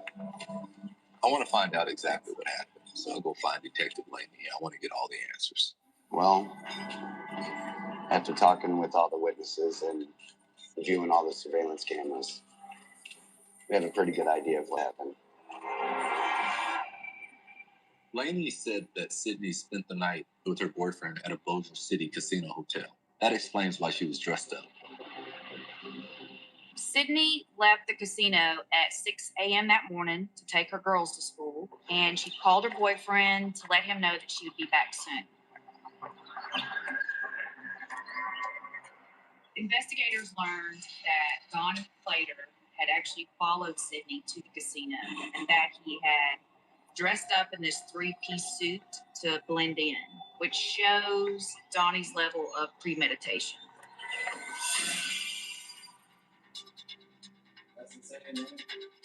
Security cam footage at the casino revealed that Plater showed up and forced her into the vehicle.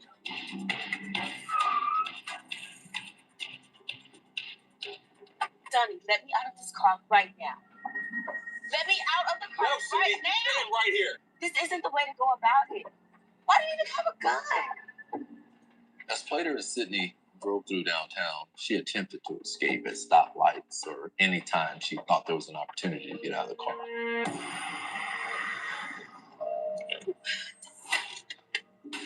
Sydney, hey, where are you going? Please I learned from Grim at Airport Road. She jumped out and was banging on the van for help. Oh my God, what's wrong? No. Hey, you mind your business. Mind your business. Let's go. Now. Plater got out, grabbed her by the hair, and pulled her back to the car. Yeah, no, I need police. There's a gentleman got a lady held at gunpoint here at the airport drive. He come running, beating on my van. I drove off, but he come running up at me with that gun. I'm sitting here looking at him from a distance. We found out she jumped out 5 or 6 more times, asking for help, and each time he would put her back in the car and then drive off. She was a fighter, Rod. Yeah. She did everything she could to escape, but Plater kept dragging her right back into the car. When I hear all these details, I'm filled with rage. I just wish there was something or some way I would have known what was going on. After all the 911 calls came out, we gave chase. Watching the dash cam video from the pursuing officers show exactly how things went down.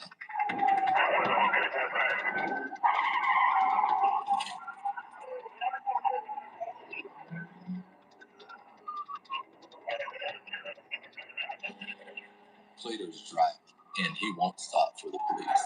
The car is drifting between lanes, and I think as the car was traveling, Sydney was trying to escape. Plater was trying to maintain control of the vehicle and Sydney.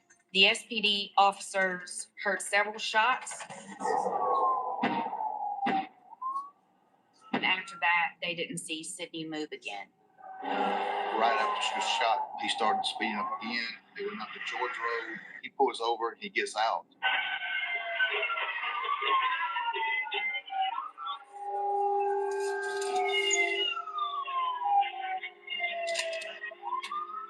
When Plater pulled the vehicle over, he had nothing else to lose. He pulled his firearm and started firing at the police officers. The officers took cover behind the vehicles and began firing at Plater. They returned fire, but neither one of them hit each other. He walked to the rear of the car, then took off in a jog toward them, shooting.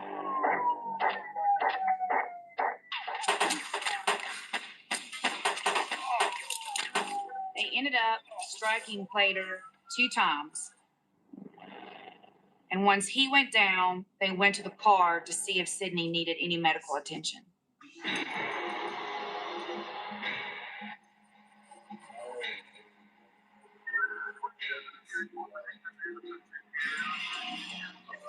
As they walked to the vehicle to rescue Sydney, they realized she had been shot and killed. I just went on. Females been shot too. They found 10 shell casings in the car. She was shot several times in the upper body. I think the last few moments for Sydney were terrifying. Here's a beautiful, incredibly pure person that's murdered by somebody who's just savage. The reoccurring question in my mind is, how could I not have been in between the two of them? Whether you give your life or you take their life, it doesn't matter. You preserve the life of a person who's innocent. It's just who you are as a police officer. It's who you are as a person. Plater was shot and killed by police, but I think it's too good. I think he should have suffered in a prison for the rest of his life, but he got the easy way out. When I found out about Sydney's services, I drove to the church, but I didn't get out of the car. I just couldn't do it. I didn't want to be around all those people. I didn't want to have to see all the emotion. I didn't know how to process what I was feeling. I didn't know if I was going to be in control of my emotions.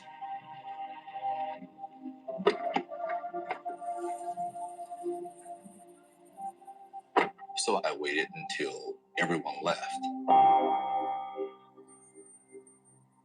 Since I was 3 and my mother was murdered, this is the only other person that I love dearly that was murdered. One situation, I was 3 years old and I couldn't hold a gun. The other time, I was an adult, but I was somewhere else. So not being able to interject is the difficult part to deal with.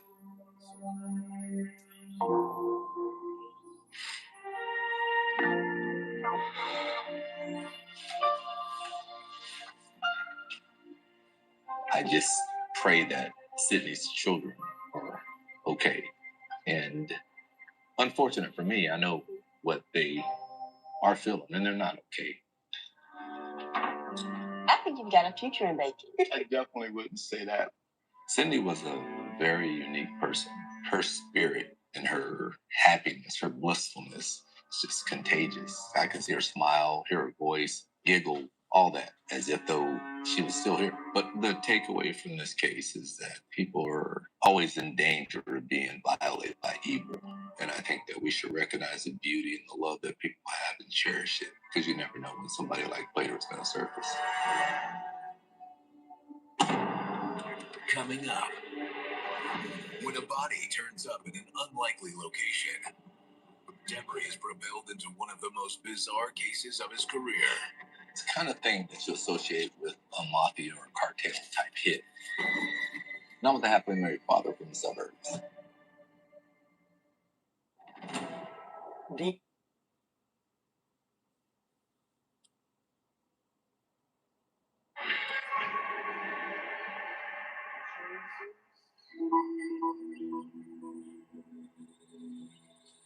Hey, how's it going? All right, you call? Yeah, it's the BMW over here. Okay, let's go take a look. On this particular day, officer was dispatched to a local tow yard in reference to a vehicle that had been towed from an apartment complex for basically parking illegally. So, think you can run the plates for me so I can notify the owners?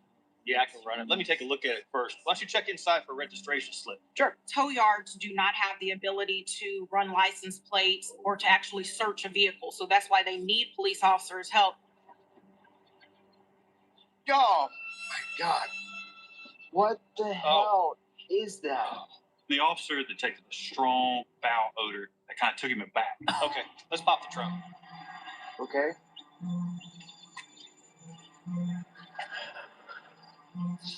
So he made his way to the back of the car. Oh, my God. Oh, my God. Okay, step back. Oh. 31 at dispatch. Just shocked both of them. There was a body sitting right there in the trunk. Yeah, we've got a situation here. If there are any major crimes, send them out, please. It's not at all what they were expecting to find, and a body was the last thing on their mind.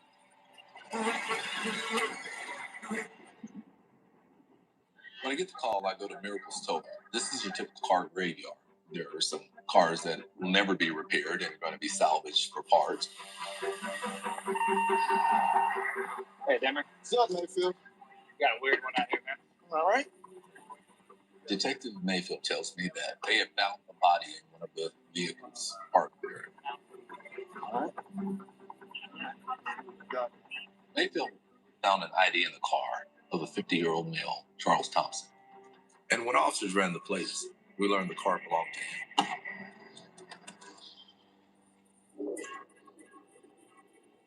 When a body's found, the coroner is called immediately. The coroner has authority and jurisdiction over all dead bodies. We can visually inspect the body, but we can't move the body or touch the body until we've contacted the coroner. Ah, you weren't lying about the smell. The closest comparison to the smell is one of rotting meat. If you've ever had meat that is spoiled and produces that horrid odor. Definitely looks like he's been here for a couple of days.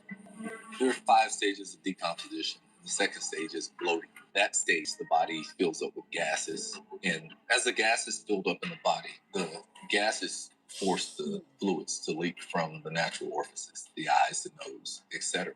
This body, the eyes were open, and then you can see as the fluids are starting to come out. All right, let me get a look here.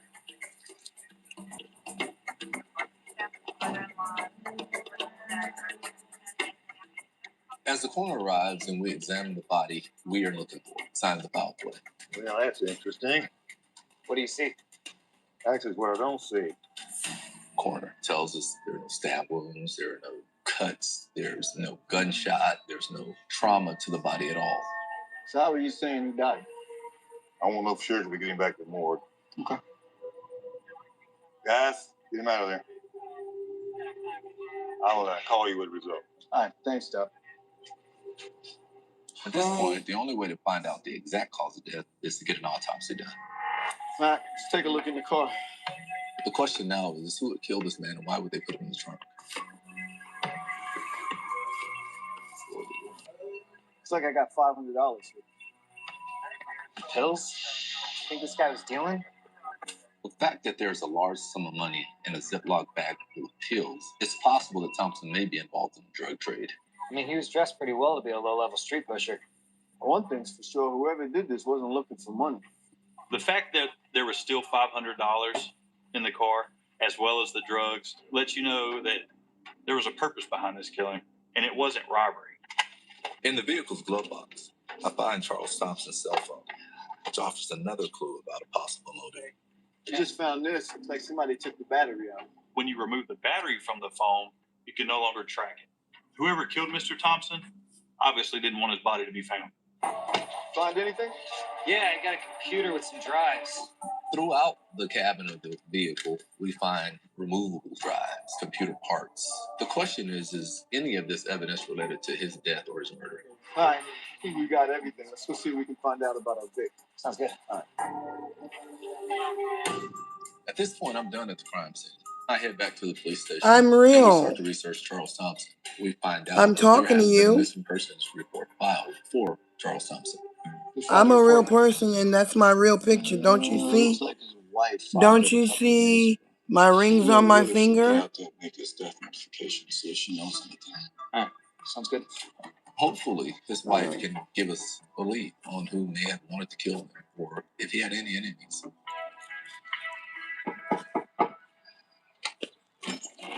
Oh. I'm with the Shreveport police. Are you married to Charles Thompson? Yes, sir, I am. Why would I? Come in. Why would I be? Thank you. That doesn't make any sense. When a person files a missing persons report and homicide detectives show up at the home, they kind of have a feeling of what's going to come next. I knew something awful happened when he didn't come home.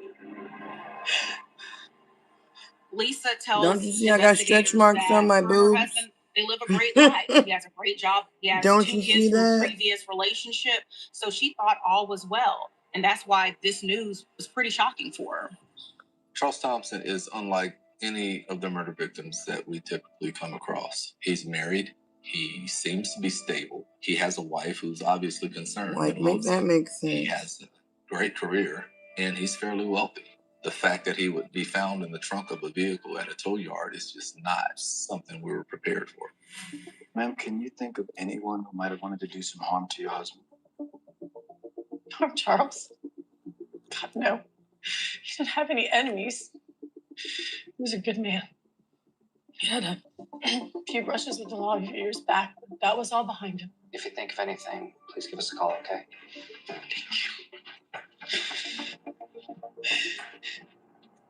So what was that all about? Husband's brushes with the law. Yeah, I didn't want to push it on her considering what we just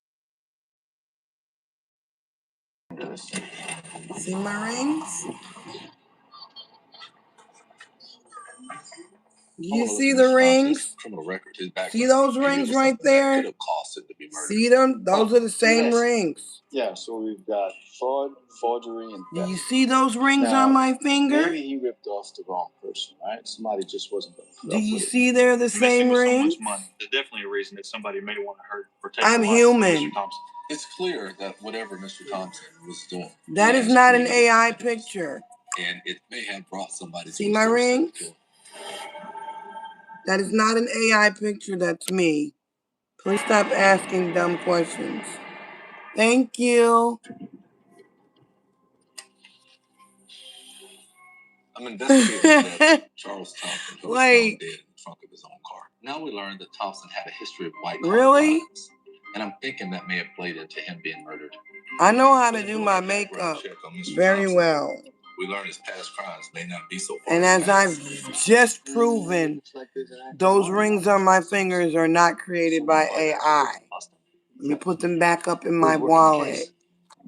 As I'm looking through Thompson's record, I find the detective who obtained the warrant is Detective Bobby Herring. Herring's a pretty thorough detective, and I'm betting at this time he knows a lot more about my victim than I do.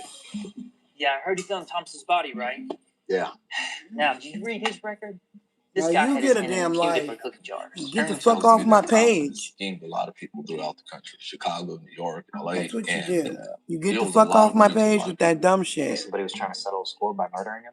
I don't know, but the strange My thing eyes is, I are called him brown, the but other I day. wear He was gonna turn contacts. himself into me.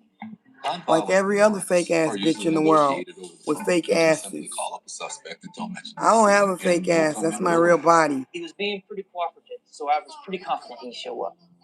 Maybe somebody got wind of it, got nervous, and decided to take him out early.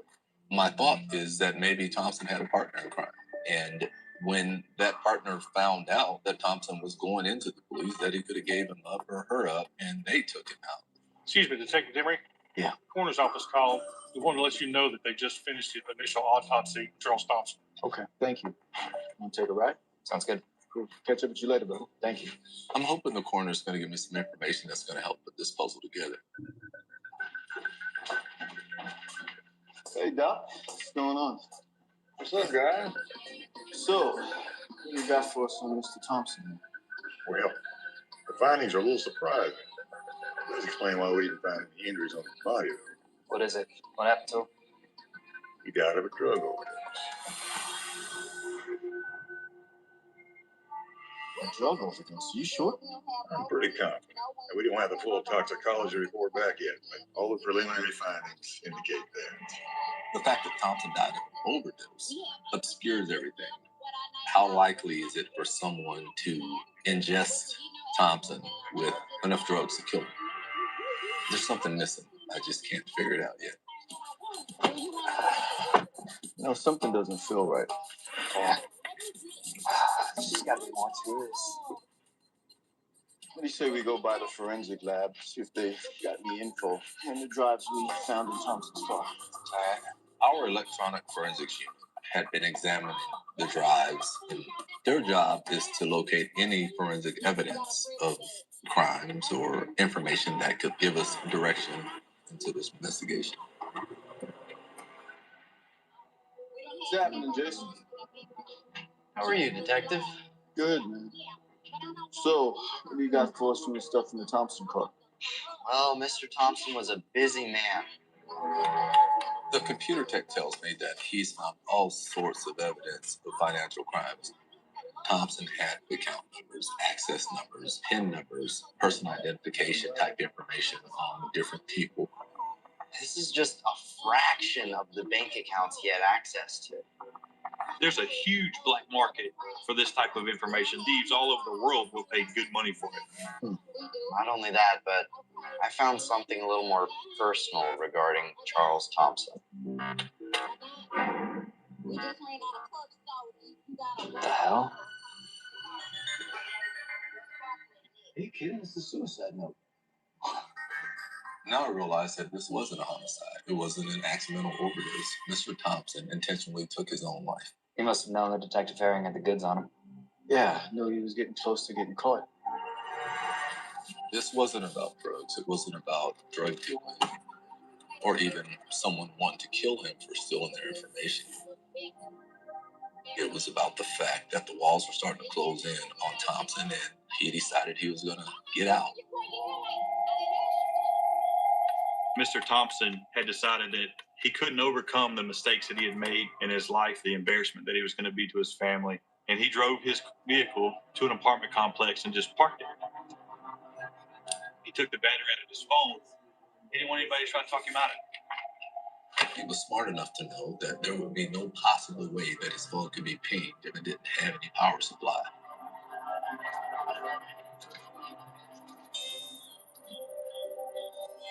So I think Thompson thought this out thoroughly before he ended his life.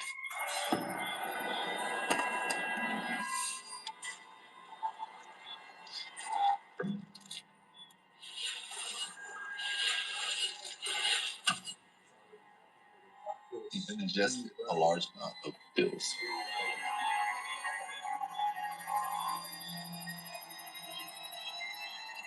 Crawled into the fetal position and died. Once Mr. Thompson's life ended that night, apartment managers found his car parked in somebody else's spot and towed his car to the tow yard. That tow truck driver was not just towing a car. He was towing a dead body. The case was ruled a suicide and closed. When someone decides to take their life, to them, that was the final option. But unfortunately, the pain that they don't see is that mom, that dad, that wife who feels like, had I said one more thing, told them I loved them one last time, maybe they wouldn't have done this. This is a case not like any I've seen. Finding a body in the trunk of a vehicle, one automatically assumes it is a homicide. But that's homicide investigation. Nothing is ever as it appears to be. Disney Plus, Hulu, and HBO Max. The best in entertainment in one bundle. Let's go! I'm looking for my husband, Xavier. I'm coming, baby. Somehow, I was beginning to have faith. A lot of people ask what I've been up to since high school. Honestly, nothing good. Get me!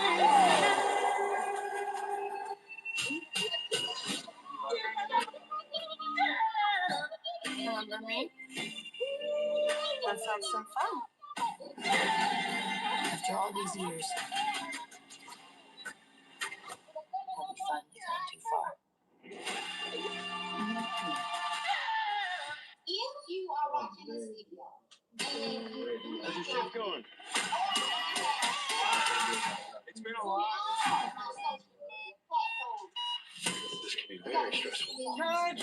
Clear. It's every day like this. No comment. We're gonna take care of you, okay? This is what we do.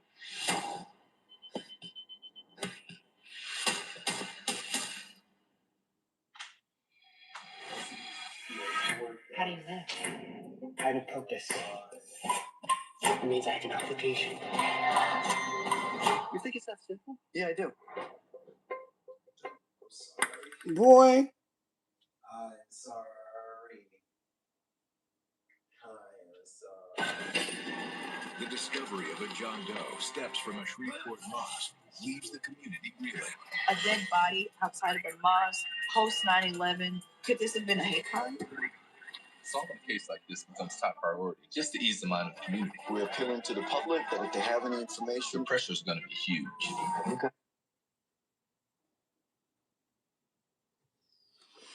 Oh, what else is on here? You said it's full? Okay, give it a second. They got 29. Could you marry us? Oh.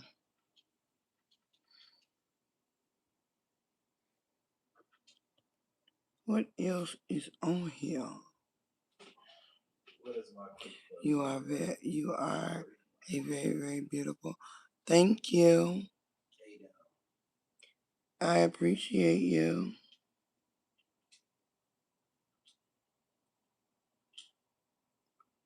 I really do.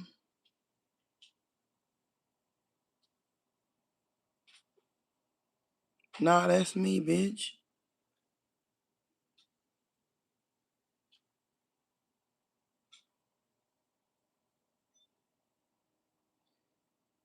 Between 1987 and 1997, a show aired on Fox that shattered every expectation of what family television could be. Married with Children arrived at a cultural moment ripe for disruption. The wholesome family sitcom, the kind that had dominated television I thought since you the was golden trying to age of be Hollywood, rude, like half suddenly the felt other tired bitches and that come in dishonest. here. This show said, I'm families are sorry, messy, baby, if you parents weren't are trying to be incompetent, rude, but children shit. are selfish, and I've been nobody getting learns that shit lessons at all the end of night, the though. episode. Across 11 People seasons asking and dumb questions. 262 I literally had to episodes, put my the rings Bundy on my family fingers to careened through prove living rooms that across this is a America. real damn By the time photo. the final I episode just aired, know how to do the my makeup landscape and of lay my television had motherfucking shifted hair. permanently. We're counting down the essential cast members who Oh, made this okay, happen. royalty, sorry. Of the 10 principal players we're honoring today, the passage of time has claimed a I'm particular sorry, toll. baby. Look, 2 of them I have do crossed into their apologize. 70s. One battles a condition that would have sidelined most people, and one passed away just as the show found its rhythm.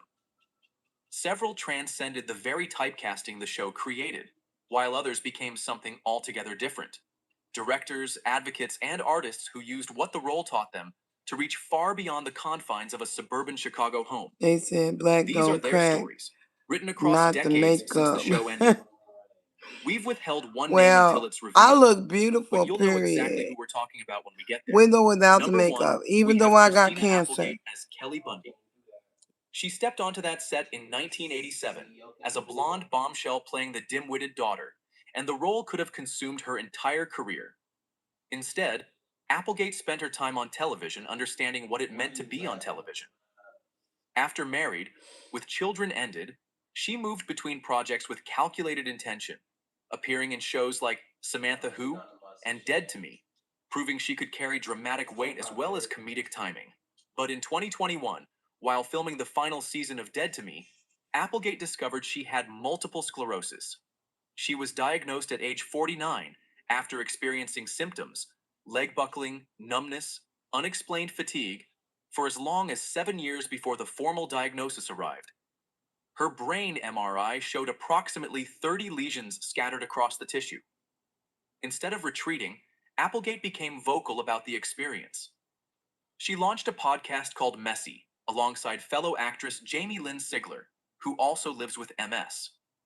She published a memoir titled You with the Sad Eyes, examining her childhood, her acting career, motherhood, and the specific cruelty of dealing with both breast cancer and a degenerative neurological condition. Every morning, her feet hurt significantly. Exertion causes her to feel worse for 4 days after.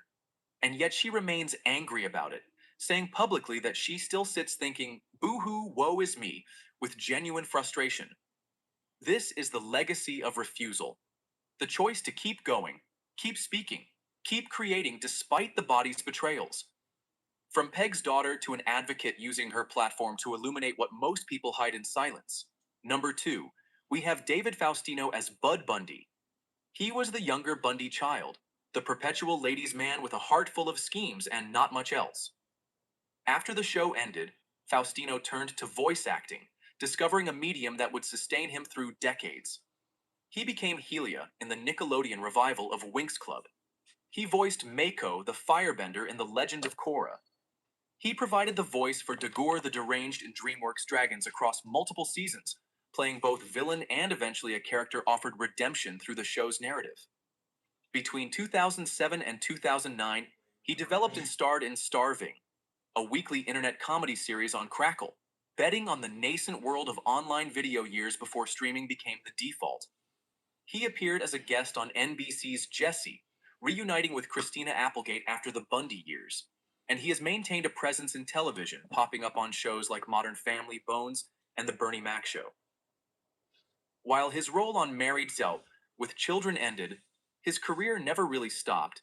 It transformed into something more distributed, more versatile, less dependent on being the leading man, and more focused on the craft of making people laugh across different platforms. He also spent years working as a celebrity DJ, spinning records at West Hollywood clubs where he once hosted, pulling in future superstars as they were still emerging. The voice that delivered every awkward adolescent laugh became the voice that could work anywhere. Number 3, we have Ted McGinley as Jefferson Darcy. He came to the show in season 4 as Marcy's new husband, a moment when the show could have collapsed under its own exhaustion. Instead, McGinley brought a specific kind of desperation to the role, a man treading water through an impossible marriage, slowly being dragged down by his wife's schemes and the Bundy family's proximity. He would go on to become known as the patron saint of the website Jump the Shark, because of his tendency to arrive in television shows shortly before they imploded. But Married with Children was the exception. The show ran for 5.5 more seasons after his arrival. Born in Newport Beach, California, McGinley had already appeared on Happy Days as Roger Phillips, the nephew of Marion Cunningham, from 1980 to 1984. He played Stanley Gable in Revenge of the Nerds, the head jock and primary antagonist. When he landed on Married with Children, he described it as a great gig, and the show validated that assessment by keeping him around for 166 episodes across the remainder of its run. The lesson McGinley teaches us is that sometimes the right role at the right moment saves you from the narrative that seemed inevitable. Sometimes you arrive as the final straw, but the structure holds anyway. Number 4, we have Amanda 9 Barris years as Marcy Rhodes, and of later it Marcy going Darcy. through multiple She was Al Bundy's surgeries. nemesis, the neighbor who found him endlessly What? contemptible, who competed with Peg, who lived You through just 2 a husbands on the fucking show, and nobody. embodied a particular Shut the kind of fuck up, American social Captain. climbing, wrapped in athletic wear and passive aggression. Barris was already a film actress when she came to television. She played the vampire love interest in Fright Night in 1985, 2 years before Married, with Children premiered. But the sitcom became her vehicle, appearing across all 11 seasons. While acting on the show, she began directing. Between 1991 and 1997, she helmed over 30 episodes of Married with Children, becoming one of the first women in television to successfully balance acting and directing on the same show. She went on to direct episodes of Reba, Dharma and Greg, and Veronica's Closet. And in 1993, Bierce came out as gay in Advocate magazine, becoming the first primetime actress to publicly come out. She has been married to Carrie Schenken since 2010, and they have 2 children together. They live in Atlanta. Ferris's career arc represents something revolutionary about the 80s and 90s. The possibility of reinvention, of a woman being an actor and a director, of a public figure choosing to live truthfully even when the culture demanded silence. The neighbor who fought with Al Bundy became the woman who changed television simply by existing in it openly. Number 5, we have Buck the dog as Buck Bundy. His real name was Mike, born in 1983, and he was originally trained by Stephen Ritt. Sometime during season 4, the trainer decided to officially rename him Buck to avoid confusion. The dog actor appeared in 177 episodes of the show, requiring the kind of patience and discipline that most human actors never develop. He understood cues and timing, blocking and repetition. He died on May 28, 1996, just months before the show's final season aired. He was replaced by another dog character named Lucky Bundy, but Buck was the one who had run through all those years of television history. He had been there from the beginning, a canine ensemble member in the suburbs of Chicago, watching the Bundy family destroy itself week after week. My leg. Buck represents the invisible labor of television, the animals, the crew members, the people and creatures whose work creates the experience we consume and remember. He was there, faithfully, for 177 episodes. That's most of the show's run, most of a dog's life, most of television history. Number 6, we have David Garrison as Steve Rhodes. He graduated summa cum laude from Boston University's College of Fine Arts in 1974 and spent several years with the resident company at Arena Stage in Washington, D.C. He came to Married, with children, as the ultimate straight man, the neighbor who was always reasonable, always dressed impeccably, always baffled by the chaos next door. He played Steve for 4 seasons and then left. He missed performing in live theater and decided that television, even a successful show, couldn't keep him from the stage. He parted on good terms, returning 4 times in subsequent seasons and the reunion special. After leaving television, Garrison spent years in theatrical roles. He played Nathan Detroit in Guys and Dolls on tour. He played the Wizard on Broadway and in numerous productions of Wicked, earning a Carbonell Award for the role. His other television credits include Unbreakable Kimmy Schmidt, Madam Secretary, The West Wing, 30 Rock, Law and Order, The Practice, Without a Trace, Everybody Loves Raymond, NYPD Blue, Judging Amy, Murphy Brown, Murder, She Wrote, Oh, I and remember L.A. Law. Murphy Brown. I used to love Garrison that chose show. the stage over the comfortable security of television syndication, and the stage rewarded him with some of the most prestigious roles in American musical theater. He understood something essential. The spotlight that makes you famous is not the same as the stage that makes you complete. Number 7, we have Katie Sagal as Peggy Bundy. She arrived at the show already a working musician and singer, a harlot with Bette Midler for 3 years, a background vocalist for Bob Dylan, Olivia Newton-John, Etta James, and Tanya Tucker. She had been working in the entertainment industry since the late 1970s, but Peg Bundy made her a household name. During the show's run, she received 3 Golden Globe nominations and 2 American Comedy Award nominations. She was fabulous and brazen and deliberately undomesticated in a way that challenged every assumption about television wives. But after Married, with children ended, Hollywood didn't know what to do with her. She was typecast. She wanted to showcase her range and versatility, but the roles didn't come. The world saw Peg Bundy when they looked at Katie Sagal, and that typecast nearly consumed her career. Then Kurt Sutter, who would become her husband in 2004, approached her about playing Gemma Teller Morrow on Sons of Anarchy. The show premiered in 2008. For 7 seasons, Sagal played a character of such darkness, such complexity, such raw maternal ferocity, that it erased the Peg Bundy years entirely. In 2011, she won a Golden Globe Award for Best Performance by an actress in a television series, drama. She took the role that was written to redeem her and gave it everything, breaking free from a typecasting that had lasted a decade and a half. Katie Sagal learned the most difficult lesson. Sometimes you have to destroy the character that made you famous in order to be taken seriously. Number 8, we have Ed O'Neill as Al Bundy. Al was a failing shoe salesman with a high school football past that he could never stop talking about. He wore a tank top and stumbled through life. He had no ambition, no skills, no reason to exist, except that he occupied space. And Ed O'Neill made him transcendent. He made you pity Al and love him simultaneously, understand his failure as both comedy and tragedy. When Married at Steve with Children ended in 1997, Ed O'Neill was defined entirely by that role. He had appeared in other things, television shows, films, but nothing that had stuck. Nothing that had mattered. Then came Modern Family in 2009.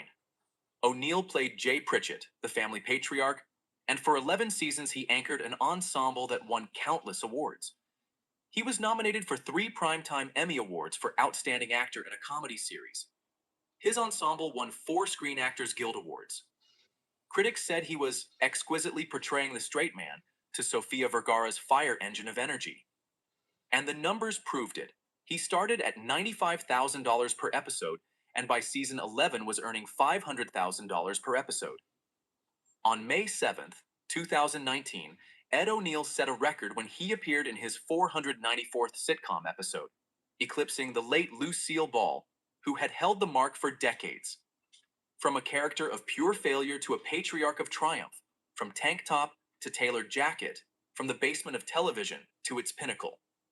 Ed O'Neill's career is about the second act, about the possibility that someone can be defined by one role and then redefine themselves entirely. The defining success of his life came after the character that initially defined his entire career. Number 9, we have Buck the second dog who played Buck in later seasons. After the original Buck died in May 1996, the production brought in another animal actor to complete the final season and any remaining filming. This dog would appear as Lucky Bundy, the next iteration of the Bundy family pet. While the original Buck had carried 177 episodes on his shoulders, this second dog carried the weight of replacement, the knowledge that audiences were mourning the loss of the first animal. The show's producers chose to acknowledge this transition narratively by giving the new dog a different name, Lucky instead of Buck, a decision that honored the original while moving forward. It's a small thing, the replacing of an animal actor, but it speaks to the fundamental ethics of production.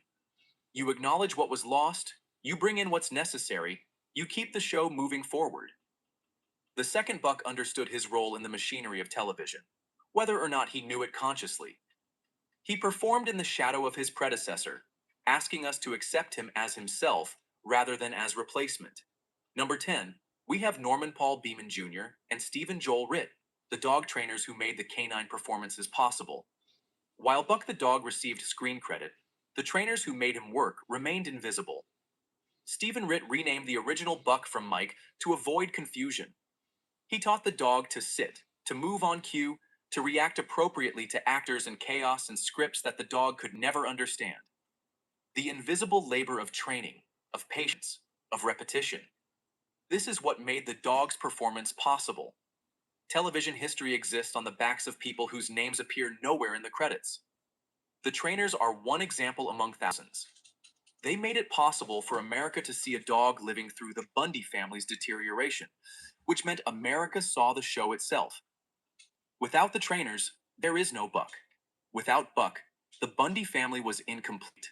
Married, with Children aired in an age when television was supposed to teach moral lessons, when family programming was supposed to reinforce values, when sitcoms were supposed to make the world seem ordered and comprehensible. This show rejected all of that. It looked at the American family and said, "This is a disaster. This is failure. This is people trapped together by biology and law, neither of which guarantees love or respect or common sense." The show was gleefully nihilistic at a moment when nihilism felt honest. It lasted 11 seasons because that honesty resonated. By the end, the culture had shifted. Other shows began treating dysfunction as comic material. Other shows began letting families be messy. The path was cleared by Al Bundy's tank top and Peg's heels, and the neighbor's bewilderment and a dog named Buck running through it all. The cast members who created this show have aged now. Some have transcended their roles entirely. Some have fallen back into them repeatedly. Some have died. Some have survived. Did you know the Bible can be watched, not just read? This is my blood of the covenant. Do not be afraid. There are more empty commercial buildings in America right now than there are homeless Americans. Let that sit for a moment. Approximately 14% of all strip malls in this country sit vacant. Tens of thousands of standalone restaurants, big box stores, office buildings, and warehouses across every county in every state are completely unused. By the most conservative estimates, there are over 1 million empty commercial structures in the United States with intact roofs, intact walls, and intact infrastructure. At the same time, over 770,000 Americans sleep outside or in vehicles or in shelters tonight. The problem is not a shortage of buildings. The problem is not a shortage of people who need them. The problem is that the buildings are tracked by one system and the people are tracked by an entirely different system, and neither system is designed or permitted to bring them together. The empty buildings sit on real estate ledgers as commercial assets that have to be sold for. That can explain everything. You're under arrest for fraud. Stand up, keep your hands where I can see them. Watch closely. This is Rhodesia Jones, a 25-year-old bank teller. You're witnessing the exact moment her carefully constructed life begins to collapse. No, I swear to God I can pay it back. Just give me time. Hands behind your back now. Please don't do this here, not in front of everyone. I'm begging you. My mom doesn't even know. Please just let. Within 48 hours of this footage, Michigan State Police would execute a search warrant on her Detroit apartment, seizing bank records, deposit slips, and a personal banking statement that told the whole story. $80,000 stolen from customer accounts, 23 elderly victims, 1 count of embezzlement from a financial institution, a 20-year felony. Before we go any further, how well do you really know the people handling your money? Think about it. Tell us what your response is in the comments. And if you haven't subscribed yet, now's the time. Rhodesia Jones was born in 1999 in Detroit, Michigan, the youngest of 3 children raised in a 2-bedroom apartment on the city's east side. Her mother, Linda, worked double shifts as a certified nursing assistant at Beaumont Hospital, leaving before dawn and returning long after dark. Her father, Terrence, drove delivery trucks for a regional logistics company until a back injury forced him onto disability when Rhodesia was 12. After that, he was home most days. But the checks got smaller and the arguments got louder. Money was tight. Rhodesia learned early what it meant to stretch $1, what it meant to hear her mother on the phone negotiating payment plans, what it meant to wear her sister's hand-me-downs 3 years out of style, what it meant to tell friends she wasn't hungry when the refrigerator held nothing but condiments and hope. She remembered sitting at that kitchen table every Sunday night, watching her mother write checks for bills and slide them into envelopes, a calculator beside her, stress carved into the lines around her eyes. She remembered the whispered conversations about which bills could wait another week, which utilities might get shut off first, which grocery store had the best sales that month. She watched her older brother Deshaun drop out after 11th grade to work at a tire shop. She watched her older sister Keisha get pregnant at 17 and move in with a boyfriend who didn't last the year. And she told herself, promised herself, she would be different. She would finish. She would make something of herself. She would never sit at a kitchen table doing that math. She was a quiet student at Cass Technical High School, one of Detroit's elite magnet schools, the kind of place that required an application and an audition and a belief that you deserved to be there. Her teachers described her as diligent and eager to please. She wasn't at the top of her class, not even close, but she showed up every day. She did her homework. She stayed out of trouble. She kept her head down and her eyes on the finish line. After graduating in 2017, Rhodesia enrolled at Henry Ford Community College to study business administration. She couldn't afford a 4-year university, couldn't afford to not work, couldn't afford the luxury of being a full-time student. So she took classes part-time, 2 or 3 a semester, while working as a cashier at a Kroger grocery store on 8 Mile Road. The pay was $11.50 an hour. She kept that job for 4 years, scanning groceries and bagging produce and smiling at customers who never remembered her name, while her high school classmates posted pictures from universities she couldn't afford, and internships she'd never heard of, and spring break trips to places she'd only seen on television. In early 2023, everything changed. She saw a job posting for a teller position at PNC Bank. The starting salary was $17.50 an hour, nearly 50% more than she was making at Kroger. Benefits included health insurance, a 401k with company match, and 2 weeks of paid vacation. It was, by every measure she knew, a real job, a career, a future. She applied the same day she saw the listing. 2 weeks later, she got the call. Her training began in June 2023 at PNC's Regional Training Center in Southfield, a gleaming corporate campus that felt like a different planet from the Kroger on 8 Mile. The program lasted 3 weeks. She learned cash handling procedures, customer service protocols, fraud detection basics, and the bank's transaction verification system. She learned how to count money in front of customers, how to spot counterfeit bills, how to smile through difficult interactions. Her training evaluations were strong. Her supervisor noted that she was quick to learn systems and comfortable with repetitive tasks. Another evaluator wrote that she demonstrated strong attention to detail and professional demeanor beyond her experience. We built a lighter that burns at 1,800 degrees, and retailers just told us it's too dangerous to sell. So now we're selling it ourselves. You see, nearly every lighter still runs on butane gas. Same fuel, same problems for decades. And the moment the wind picks up or it starts raining, they die on you. The flame flickers out and you're stuck. So we asked ourselves, what if we built a lighter that literally cannot be blown out? That's exactly what we built with Lux Blades. Instead of butane, we use Tesla coil technology. It creates a plasma arc that burns at 1,800 degrees. No gas, no fluid, no. On June 26, 2023, Rhodesia Jones reported for her first shift as a teller at PNC Bank Branch, 4471 on Big Beaver Road in Troy, Michigan. She was 24 years old. She had health insurance for the first time in her life. She had a 401k. She had direct deposit and a nameplate and a drawer full of cash that she was trusted to manage.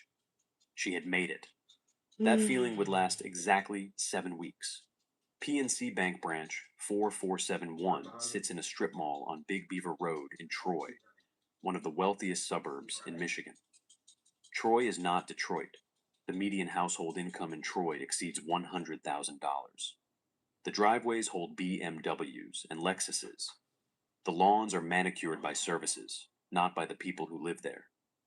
And the bank branch on Big Beaver Road serves these people. Professionals, retirees, small business owners, and families with substantial savings accounts built over decades of careful accumulation. On any given day, the branch processes hundreds of thousands of dollars in transactions. For many customers, especially the older ones, this branch had been their bank for decades, since before PNC acquired whatever regional institution first opened those doors. They knew the tellers by name. They brought cookies at Christmas. They asked about families and remembered birthdays.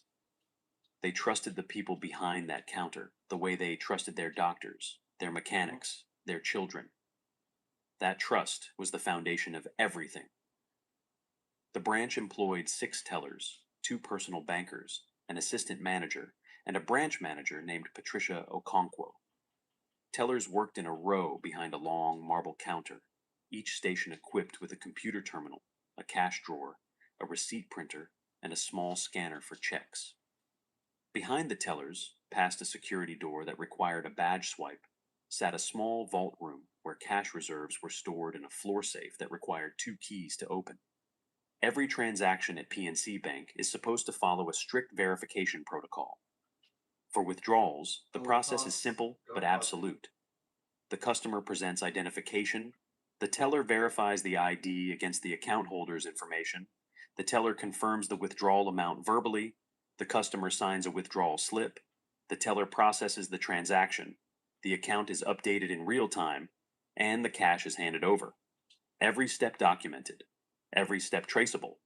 Every step designed to prevent exactly what Rhodesia Jones was about to do. But there is a vulnerability built into this system, a vulnerability that exists by design, and Rhodesia Jones found it within her first month on the job. Tellers have the ability to process transactions without the customer physically present. This capability exists for legitimate reasons. It allows tellers to correct errors, process adjustments, handle returned items, and manage certain administrative tasks that would otherwise require a supervisor for every minor fix. The system has to assume, that tellers will only use this capability for its intended purposes. The system assumes that the person entrusted with the keys will not use them to rob the vault. The oversight mechanism is daily cash reconciliation.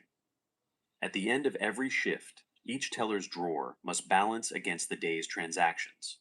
Every dollar in must equal every dollar out, with the cash in the drawer making up the difference. Any discrepancy over $50 triggers an automatic flag that goes to the branch manager. But here's the flaw. If the transactions themselves are recorded correctly, if the money taken is logged as a legitimate customer withdrawal, then the drawer will balance perfectly. The thief and the record keeper are the same person. The fox is guarding the henhouse and keeping immaculate notes. The final assumption, the one that makes the whole system work, is that customers will notice unauthorized withdrawals on their statements and report them immediately. The assumption is that the system will catch fraud through customer complaints before it spirals out of control. The assumption is that no teller would be bold enough to steal from accounts and expect to get away with it for long. These assumptions were catastrophically wrong. Students across Arkansas receive an education that fits their style at Arkansas Virtual Academy. We offer tuition-free public school at home, where students experience a comprehensive curriculum with lots of course options, all taught by dedicated teachers who help children learn in ways that work best for them, whether that's being able to work ahead or get extra support. See how online school... The first unauthorized withdrawal occurred on August 14th, 2023, 7 weeks after Rhodesia started at the branch. The amount was $400. The account belonged to a 73-year-old retired General Motors auto worker named Harold Pemberton. Mr. Pemberton was a regular customer at branch 4471. He came in every month, usually on the third or fourth day, to deposit his GM pension check and withdraw cash for the month's expenses. He was a creature of habit. Same time, same teller line, same small talk about the Tigers or the weather or whatever his grandkids were up to. Rhodesia had helped him at least half a dozen times in her first weeks at the branch. She knew his account number by heart. She knew his balance hovered around $34,000, a lifetime of savings from 41 years on the line at the Hamtramck assembly plant. She knew he rarely checked his online banking because he didn't trust computers. She knew he preferred paper statements, which arrived once a month in an envelope he sometimes didn't open for weeks. She knew he lived alone in a small house in Warren. His wife Margaret had passed away 3 years earlier from lung cancer, and his children had scattered to Phoenix and Tampa in a suburb Hey, of Chicago, thank you. visiting only on holidays if the weather cooperated and the flights weren't too expensive. She knew he was perfect. That first withdrawal was a test.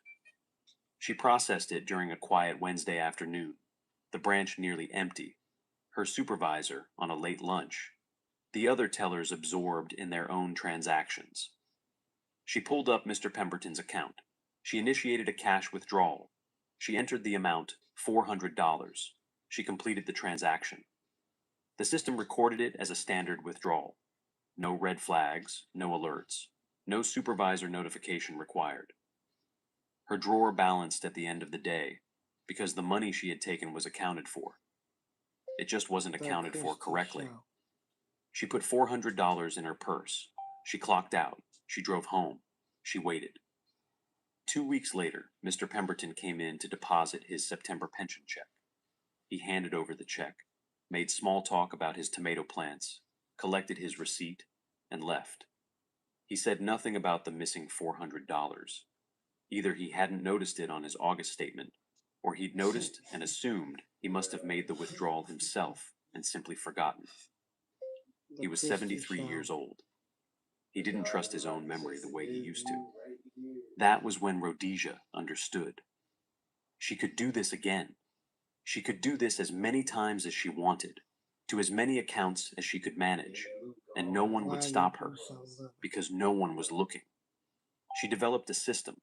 She targeted accounts belonging to elderly customers, people who came into the branch infrequently, who preferred paper statements over online banking, who lived alone, or whose family members lived far away, who might not notice discrepancies of a few $100s on a statement they barely glanced at before filing away. She never took more than $1,200 from any single account in any single month. She spread the withdrawals across different accounts, never hitting the same customer twice in the same week.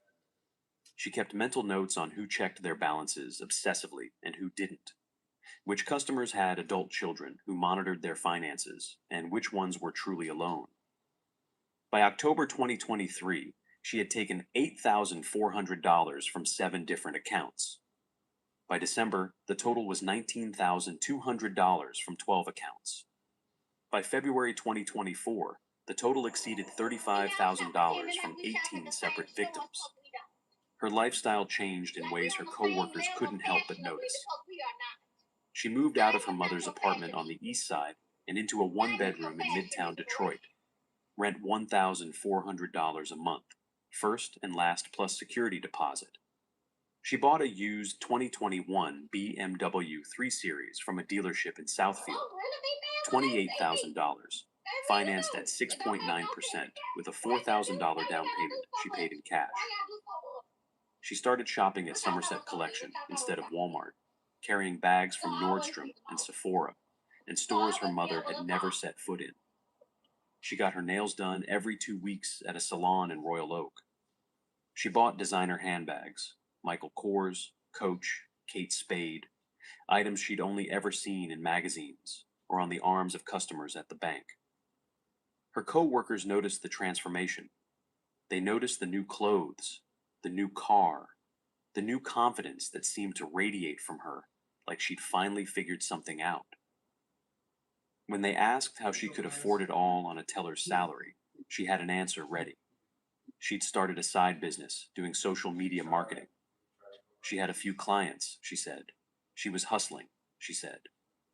Side gigs were the only way to get ahead these days. They believed her. Why wouldn't they? She was young and smart and worked hard. Of course, she had figured out how to make extra money. No one at the bank investigated. No one asked how a 24-year-old teller earning $36,400 a year could suddenly afford a BMW and a midtown apartment and a closet full of designer goods. No one connected the dots. No one even saw there were dots to connect.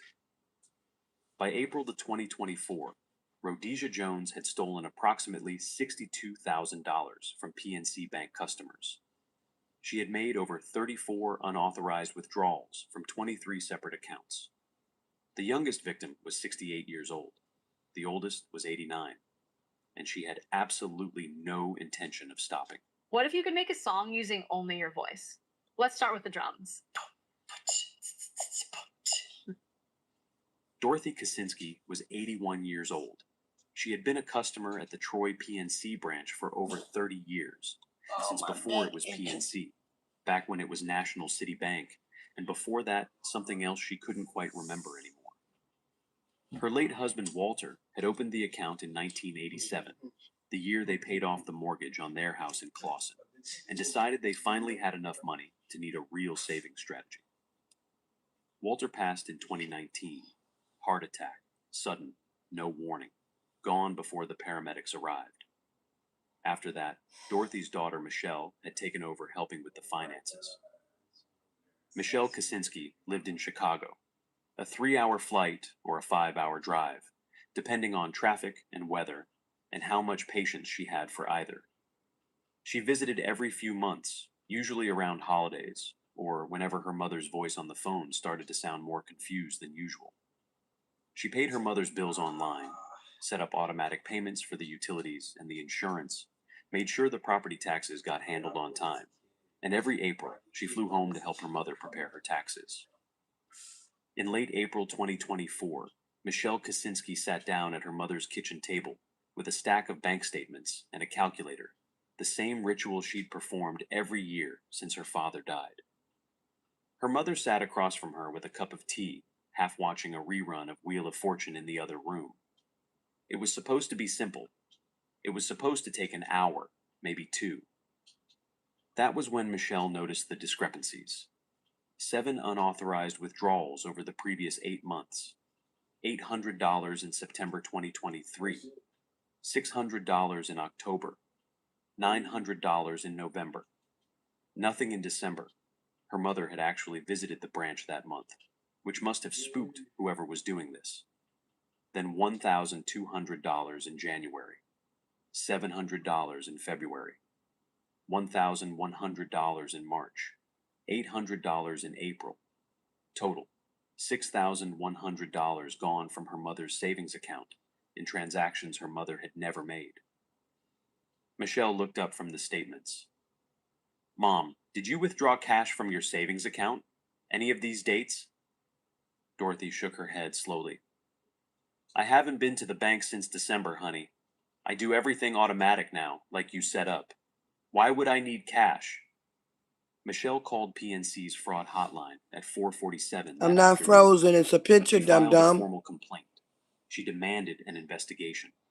She told the representative on the phone that her 81-year-old mother, a widow living alone, a woman who had trusted this bank for 30 years, had been robbed. The representative took down the details, created a case number, and promised that PNC's internal fraud investigation team would be in touch within 72 hours. They were. Within 3 days, PNC's fraud investigation team pulled the complete transaction records for Dorothy Kaczynski's savings account.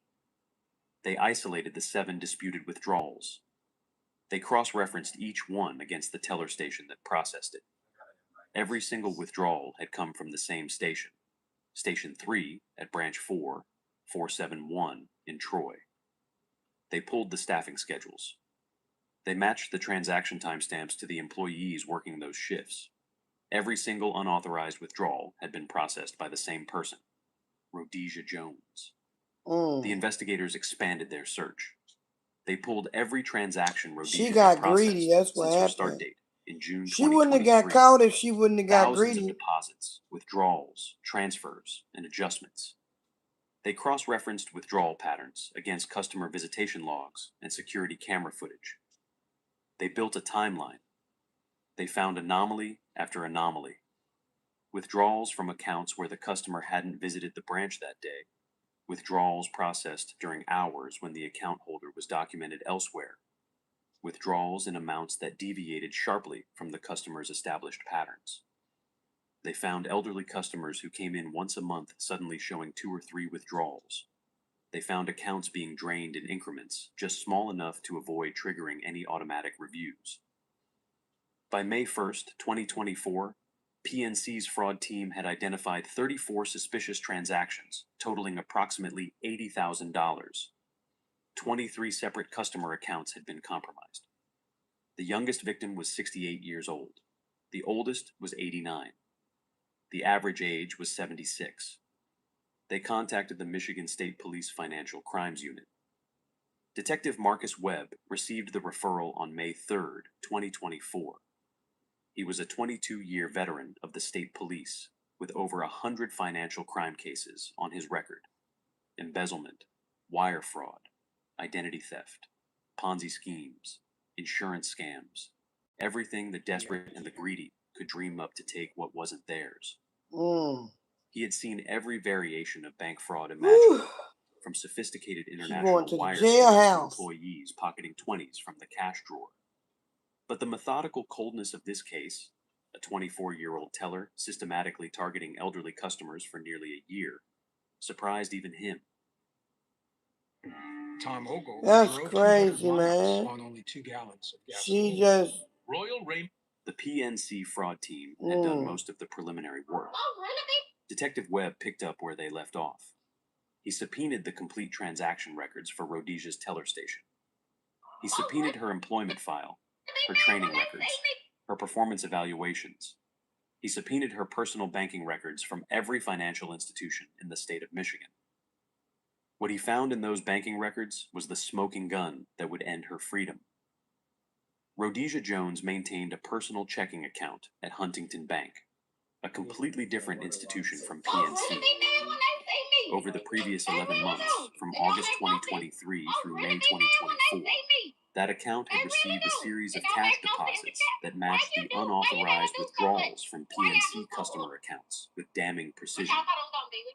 $400 deposited on August 15th, the day after the first theft from Harold Pemberton.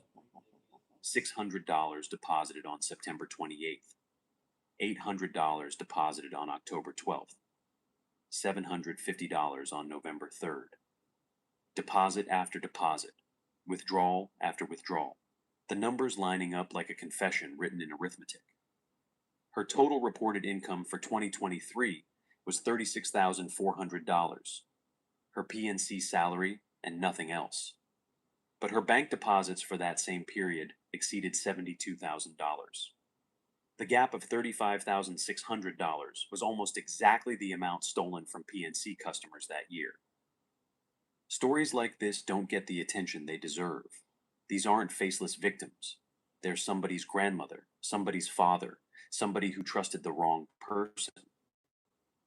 If you want to see more accountability content, subscribe and hit the notification bell. That was good. And leave a comment letting us know. Have you ever called? That was good.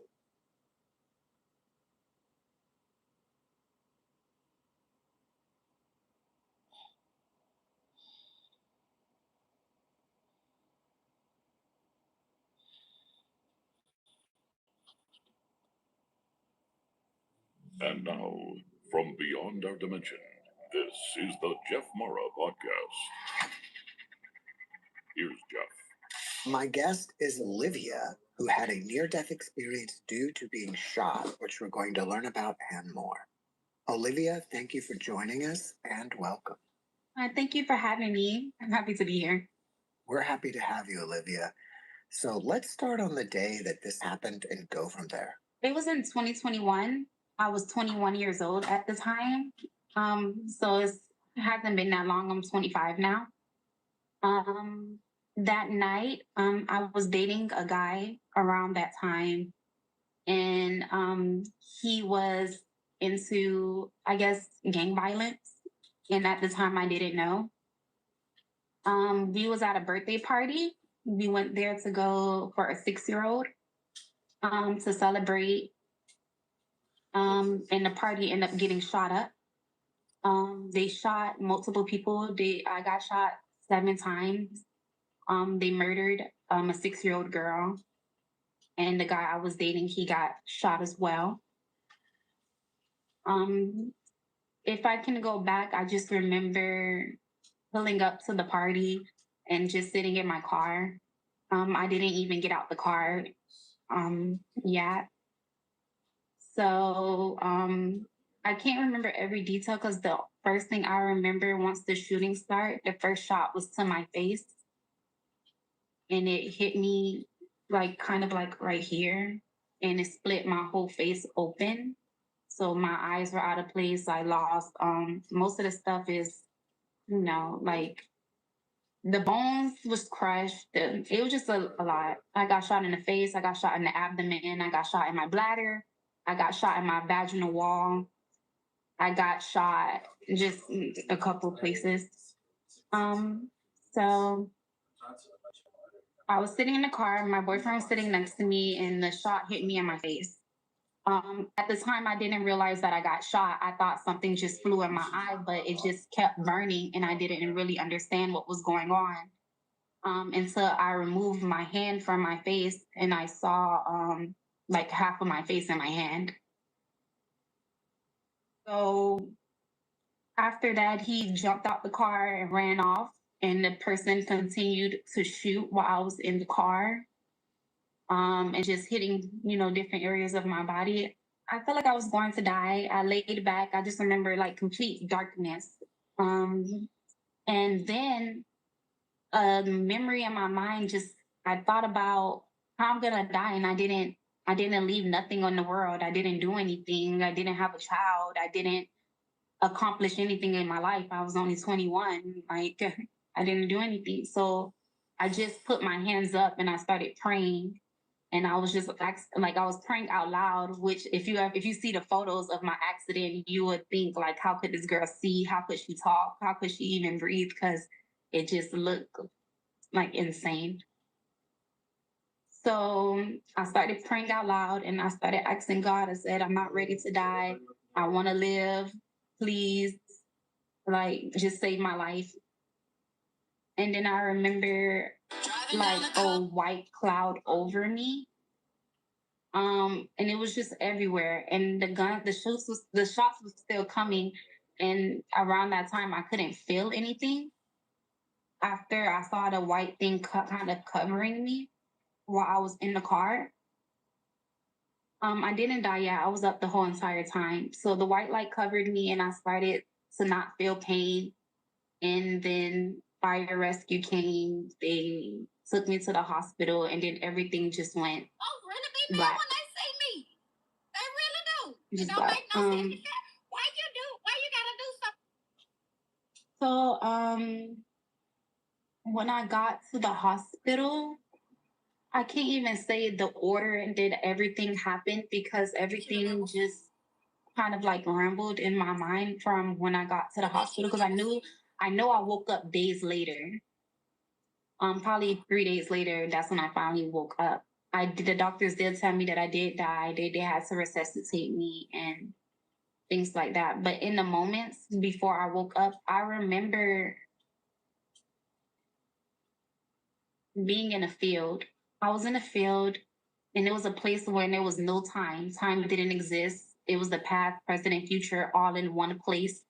And I can see all my loved ones, all my friends, everyone that was there that I ever met in my life, even if it was just for a second. It's just like a lot of people were there. And the one memory I can remember the most was my brother. My younger brother, he doesn't have children, but he was older, he was slimmer, he was holding a baby.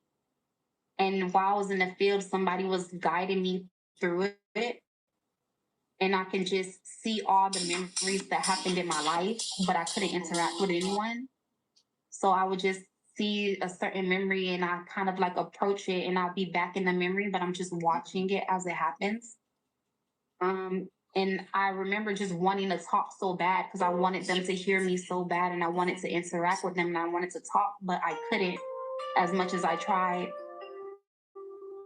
And I was just wandering around there for a while, just looking through all the memories of my life and how I grew up and how my brother had a wife and he had a child and like things that didn't happen yet. I was seeing. And then I remember, after that, another thing happened when I remember laying in my hospital bed. So around that time it was COVID, so I couldn't have any visitors, no family, nobody can come see me. And I was just laying there. It was something like laying next to me. And I knew it wasn't something real because I knew that it was COVID and nobody can be there. So I know somebody couldn't have been laying next to me, but I kind of felt someone. And around that time, I just laid there because I just didn't want to be alone in the hospital. And I remember looking up at the roof and the ceiling of my hospital bed. And I just saw like lights, like beams going on the roof of the hospital room, just moving around. And I can feel, and the first thought I had is that I wanted to go, I guess, be with the lights and be with them because I don't understand why I felt that way. And the figure or the being that was next to me in my bed, well, let me go back. I kept trying to leave my body. I felt myself leaving my body. I felt myself lifting up, like floating on top of my body. And the being that was next to me, it grabbed me by my arm and it put me back in my body. And it happened 3 times. The first time it put me back in my body the first time. I tried to do it again. It pulled me by my arm again, back in my body. And then afterwards, it just jumped on top of me. And it started, it's so weird to say because it just jumped on me and then it started to lick my face. And around that time, I just have this really bad phobia. Not phobia, but I hate when people lick me, like lick my face, dogs, animal, people. Like I just hated that. So when it jumped on top of me and started licking me, I sat up in my hospital bed and I realized that I couldn't breathe because I had I don't remember what it was called, but I had the tube. And I remember feeling like I was choking, and I called the hospital, and then I called the nurse in my room, and they came, and then they rushed me out, and then they had to do like a surgery while I was still awake, and to get the blockage that was blocking the breathing. And I feel like it saved my life. You can beat cancer and still lose everything, or you can have a little known. You were on the other side walking through the field and you saw other people. Were they all dead people, or were some of them still here alive? They were still here alive. They weren't dead people. At least not from what I know. Everyone was alive. Do you think you weren't able to talk to them because you were scheduled or you were coming back? No. I don't think that's why I wasn't able to talk with them. I wasn't sure. Oh, really, man? Honestly, around the time I didn't know what was happening. I didn't know that I died. I didn't know I was in the afterlife. I didn't know those things until I woke up. Some people believe that a part of us is always on the other side and a part of us is here. After looking back at that, do you think that's what was going on? Go make you another fake page, baby. No. You are not loyal. In my belief, I think that Hey guys. All you have to decide. I actually agree with the first statement. I think that I probably was coming back because it felt like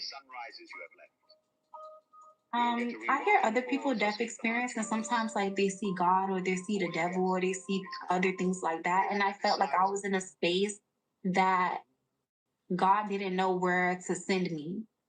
So I was kind of like walking through like, my life and feelings and seeing things. But yeah, I'm not sure. Do you feel like you had some type of life review since you were looking at all these memories? Yes, I feel like I had a life review. Around that time, I wouldn't say I was a bad person, but I wasn't good either. I feel like I was in between. During this review, did you not only see how you acted, but did you see how people reacted to you? Yes. I felt like I saw their point of view more than I saw my own. Like, even when the interaction was over, like with me seeing myself with that person, I can still see them and the things that they were doing after that. I don't remember for it to come into my mind, but I saw, I guess, certain actions that I did, and I saw how it affected them in a way. Once you got out of the hospital and you were back to your life, how did you change as a person spiritually? I believe it got me closer to God.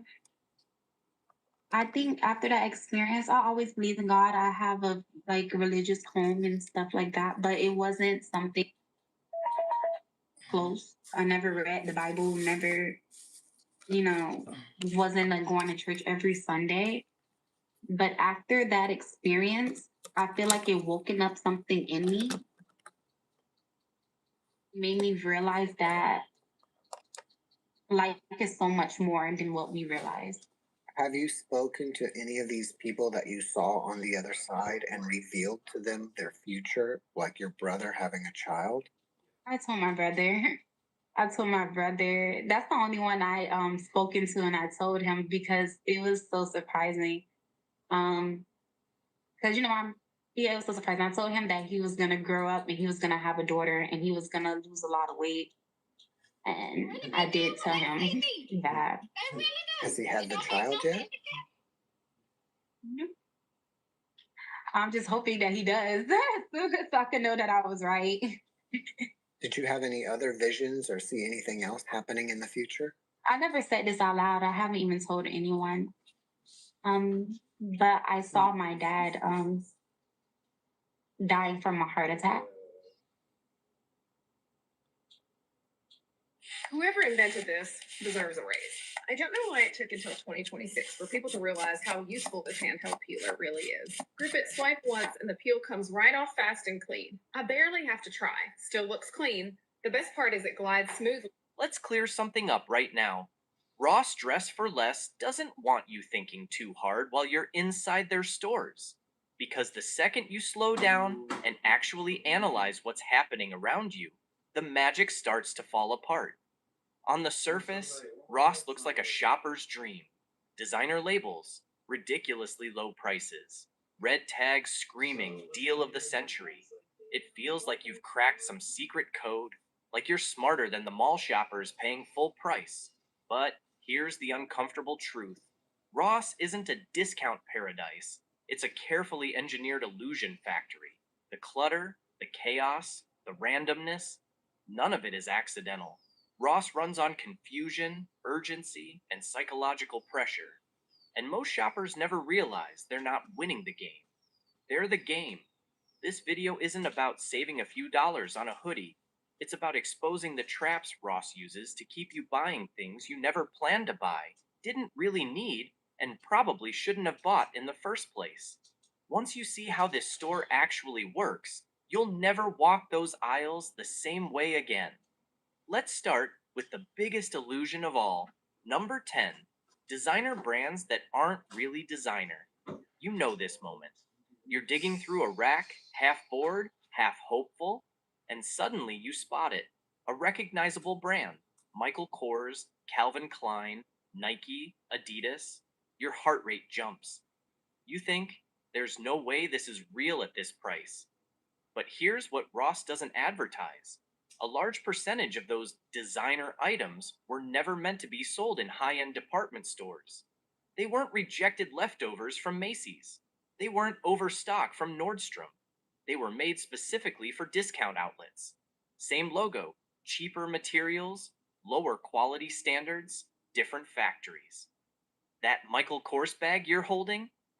It may look similar to the one at the mall, but the leather, stitching, zippers, and construction often aren't even close. It's not a steal, it's a budget twin.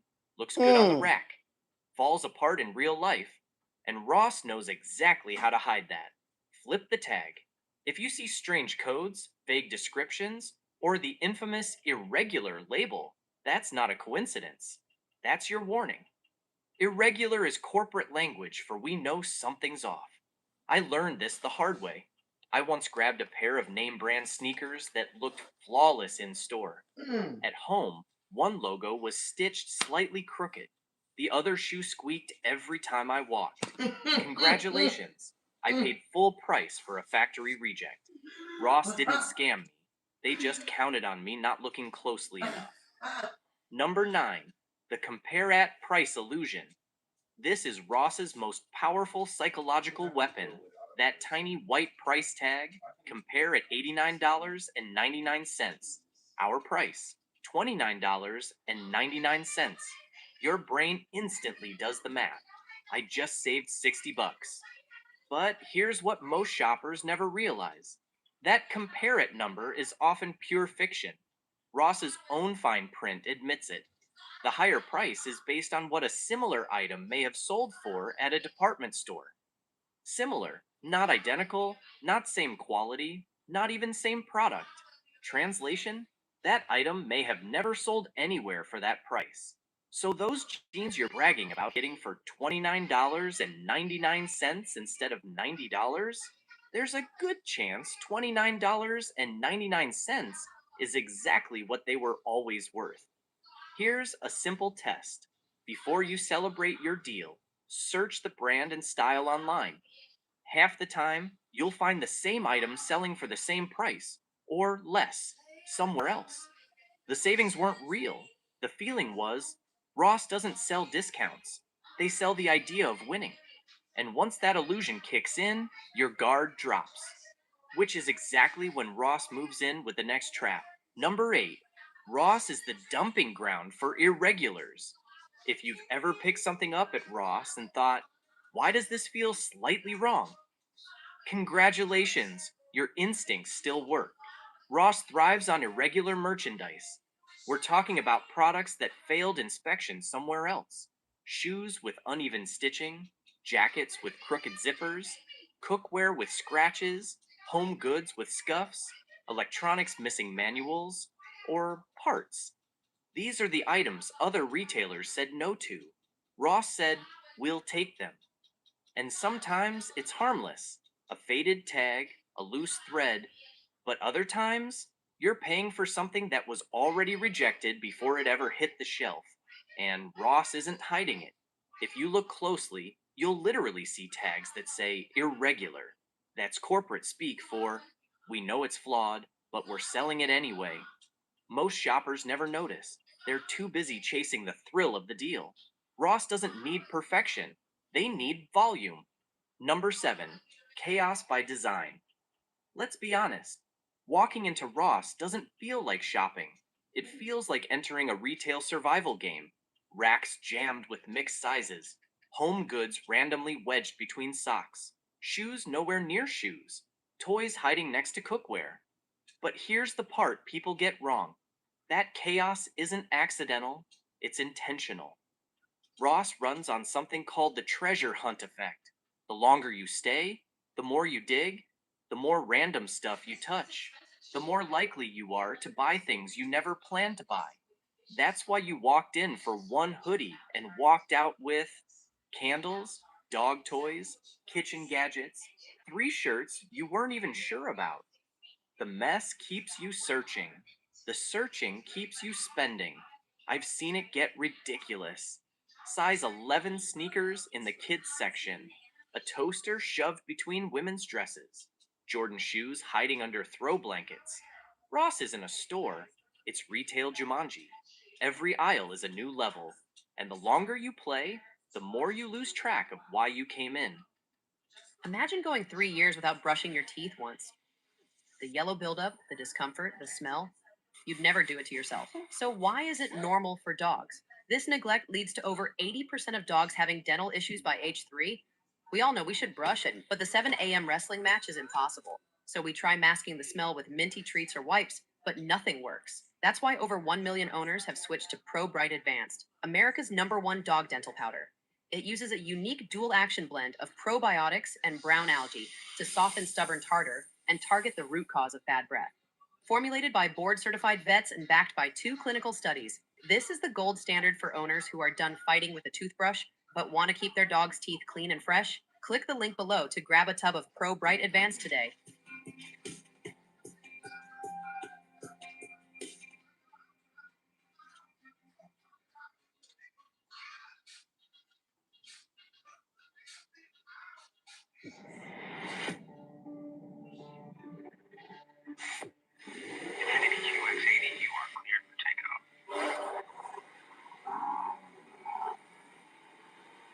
Why go commercial when you can have all the comforts of private? The Infinity QX80. Take luxury to new heights in the Infinity QX80 at your local Infinity retailer.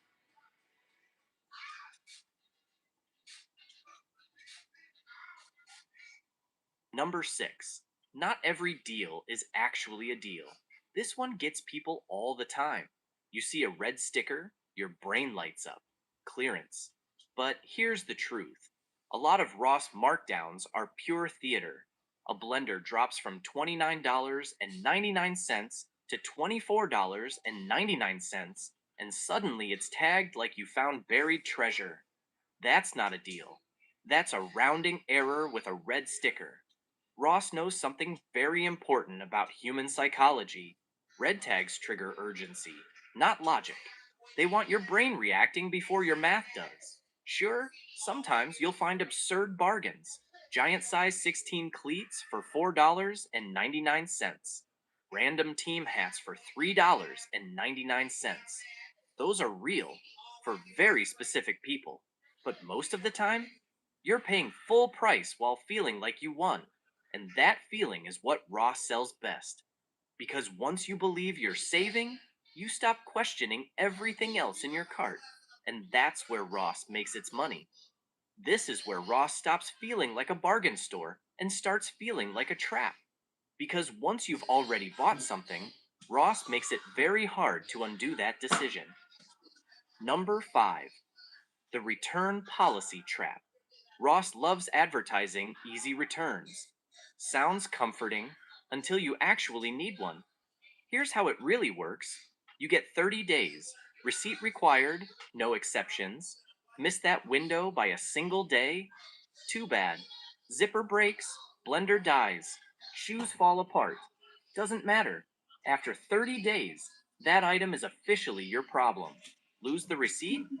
Best case, you get store credit. Worst case, you get a polite shrug. But here's the part most people don't know. Ross tracks returns. Return too often, and you're flagged. Managers can deny returns from frequent returners even when the item is clearly defective. So that comforting thought, I'll just bring it back if it doesn't work. That's not a safety net. That's a gamble. One viewer told us, I bought a blender at Ross. It died after 2 uses. I went back to return it, but I was 2 days late. The manager said rules are rules. I basically paid $40 to rent a blender for a week. At Ross, once you swipe, it's usually yours for good. Number 4.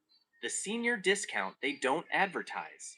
Here's something Ross definitely doesn't shout from the rooftops. Every Tuesday, shoppers aged 55 and older get 10% off their entire purchase. Nationwide. No coupon, no sign up, no app, just age. And where is this information posted? On a faded sign near the entrance that most people walk past without ever noticing. If you're over 55, Ross owes you money every Tuesday.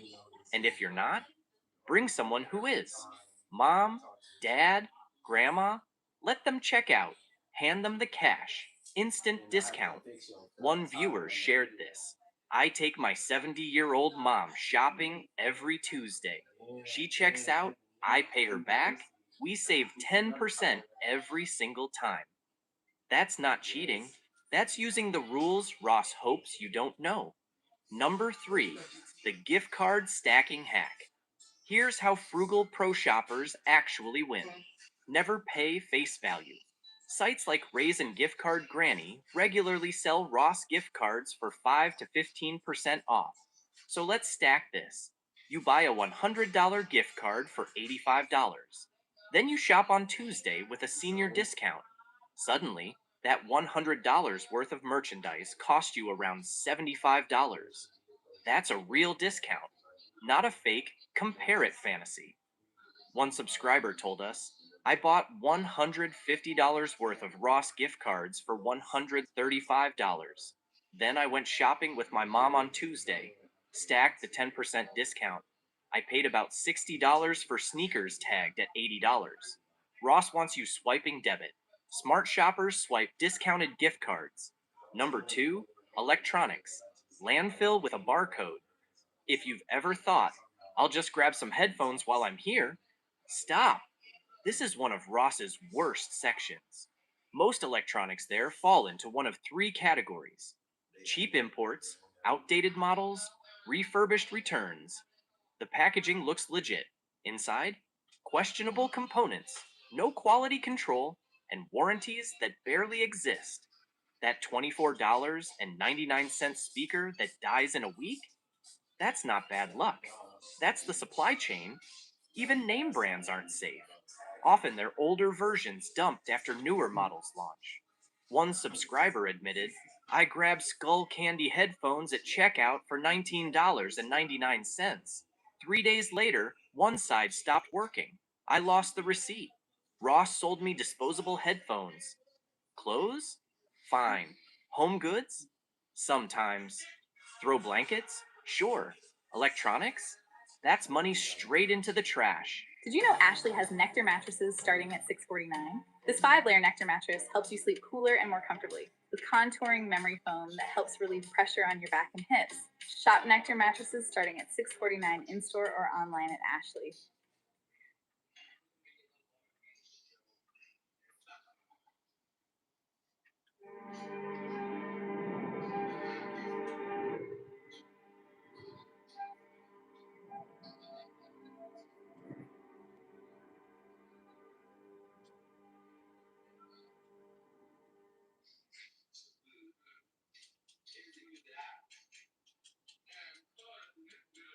There's one last thing that quietly decides whether your Ross trip feels like a win or a complete disaster, and most shoppers never even think about it. Number one, timing is everything. Ross store hours are chaos. Some locations close at 10 p.m., others stay open until midnight. A few push all the way to 1 a.m. or later. That's not random. Ross restocks constantly, but unevenly. If you shop early, you catch the store at its cleanest. Fresh racks, less mess, shorter lines. If you shop late, you sometimes catch new inventory rolling out. Employees pushing carts, boxes opening. But walk in midday on a weekend? Prepare for retail Armageddon. Aisles destroyed, lines wrapping around the store, nothing where it should be. One viewer told us, "Our Ross stays open until 1 a.m. I went in at 12:30 thinking it'd be empty. Nope.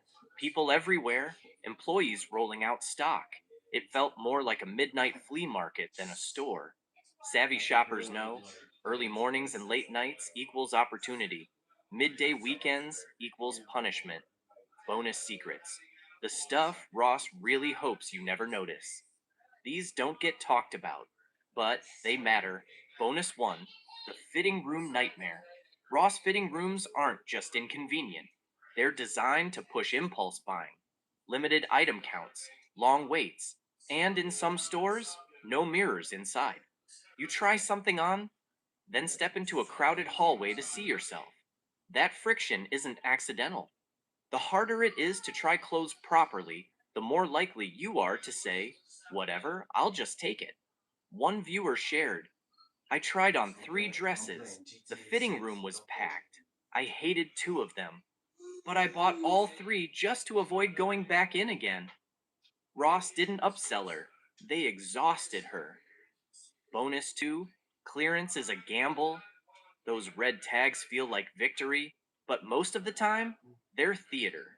A price drops from $29.99 to $24.99, and suddenly it's clearance. That's not clearance, that's shelf management.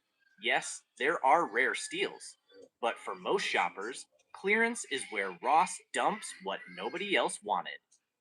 Bonus 3, same item, different price.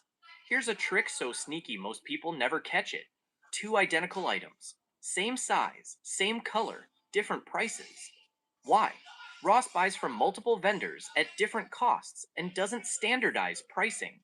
That means your $24.99 hoodie might be sitting next to the same hoodie for $19.99. One subscriber told us, "I grabbed a Nike hoodie for $25, 2 racks over. Same hoodie, $19.99. I took both to checkout and asked. They gave me the lower price." Always scan for duplicates. Don't pay the stupid tax. Bonus 4, digging is mandatory.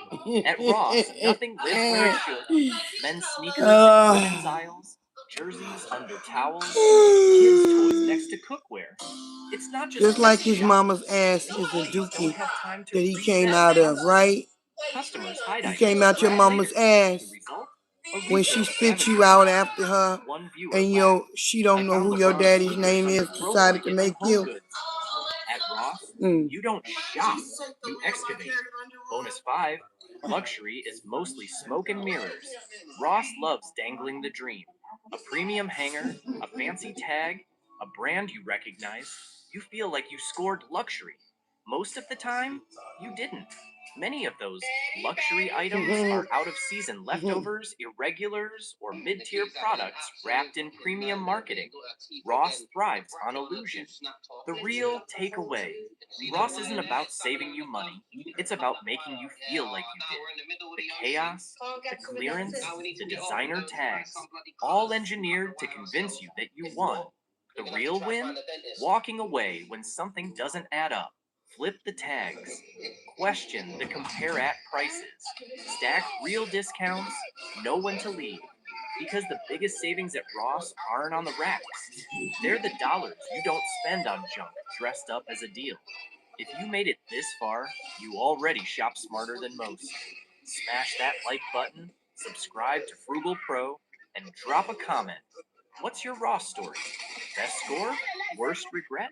At Frugal Pro, we believe spending smart starts with asking better questions.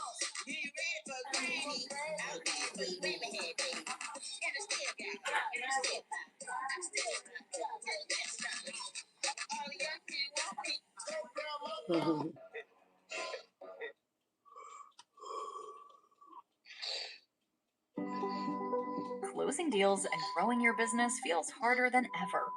Without direct engagement or sufficient data, your salespeople are struggling. Dun & Bradstreet can help you build a more complete picture of each buyer with shared views of sales and marketing data. Identify buyers, target with precision, and close more deals with our data and insights. Buyers are in the driver's seat, but you control the map. Make sure it leads to your business with data and insights from Dun & Bradstreet.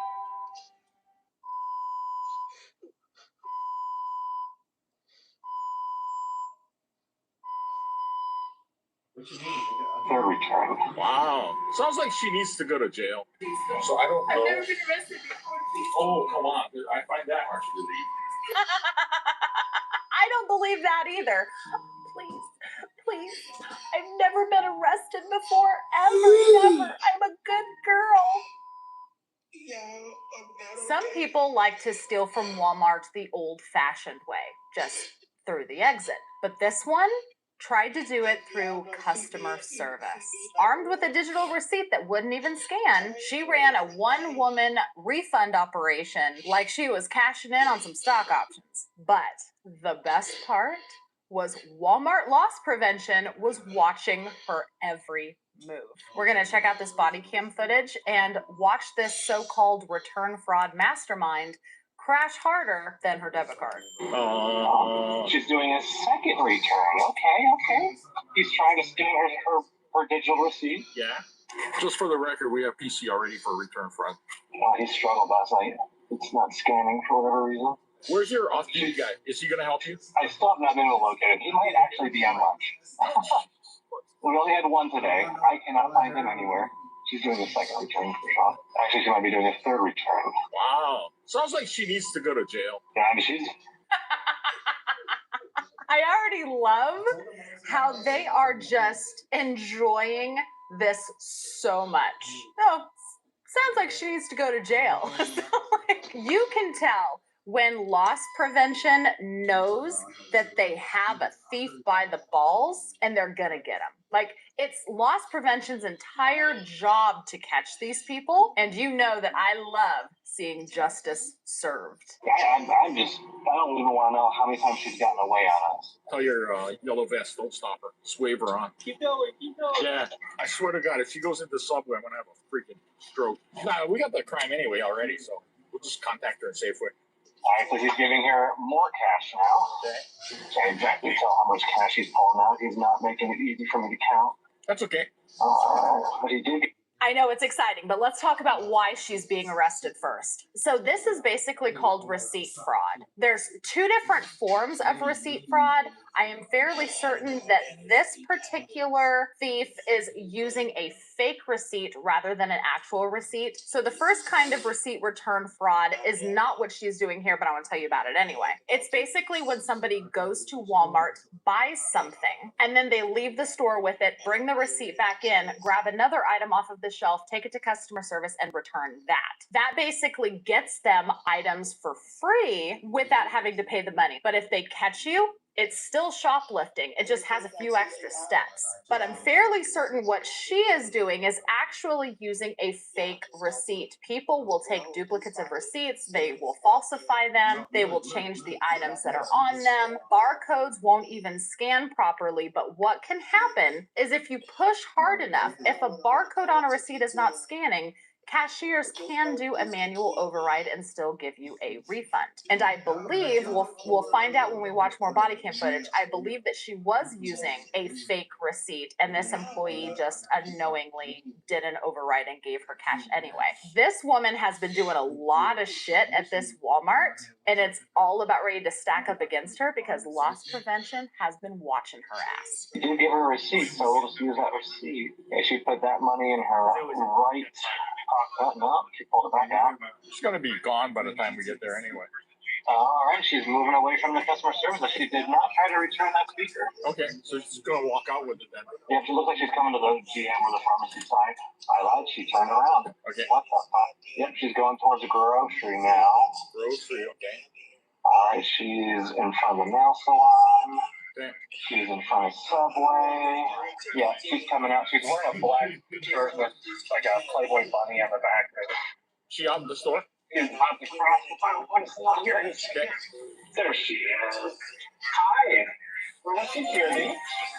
So you just did some fraudulent returns. Yes, you. Okay, go ahead. Put your hands behind your back. Drop the receipts. Put your phone down. Put your hands behind your back. Do you have any weapons on you? No. Okay. You're under arrest for theft. I've been watching you for about a good 20 minutes already. I just paid for that though. I just went to the registry for it. Tried doing it yesterday too. Everything is. I didn't do anything yesterday. You got away. You're right. You're under arrest for theft. The speaker is not paid for. We know that already. This receipt shopping. You didn't select.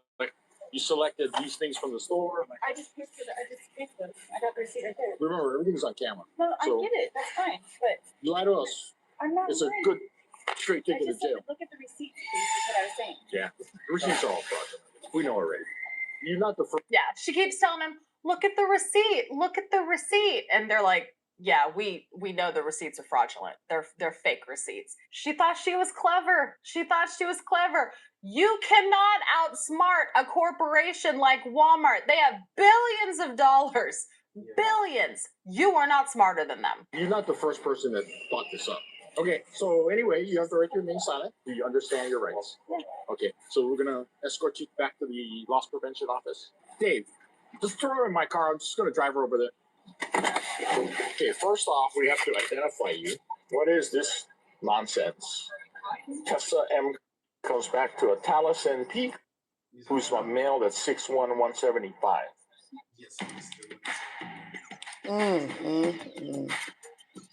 She got caught out, honey, When life happens, trying to healthcare.gov steal is here for you.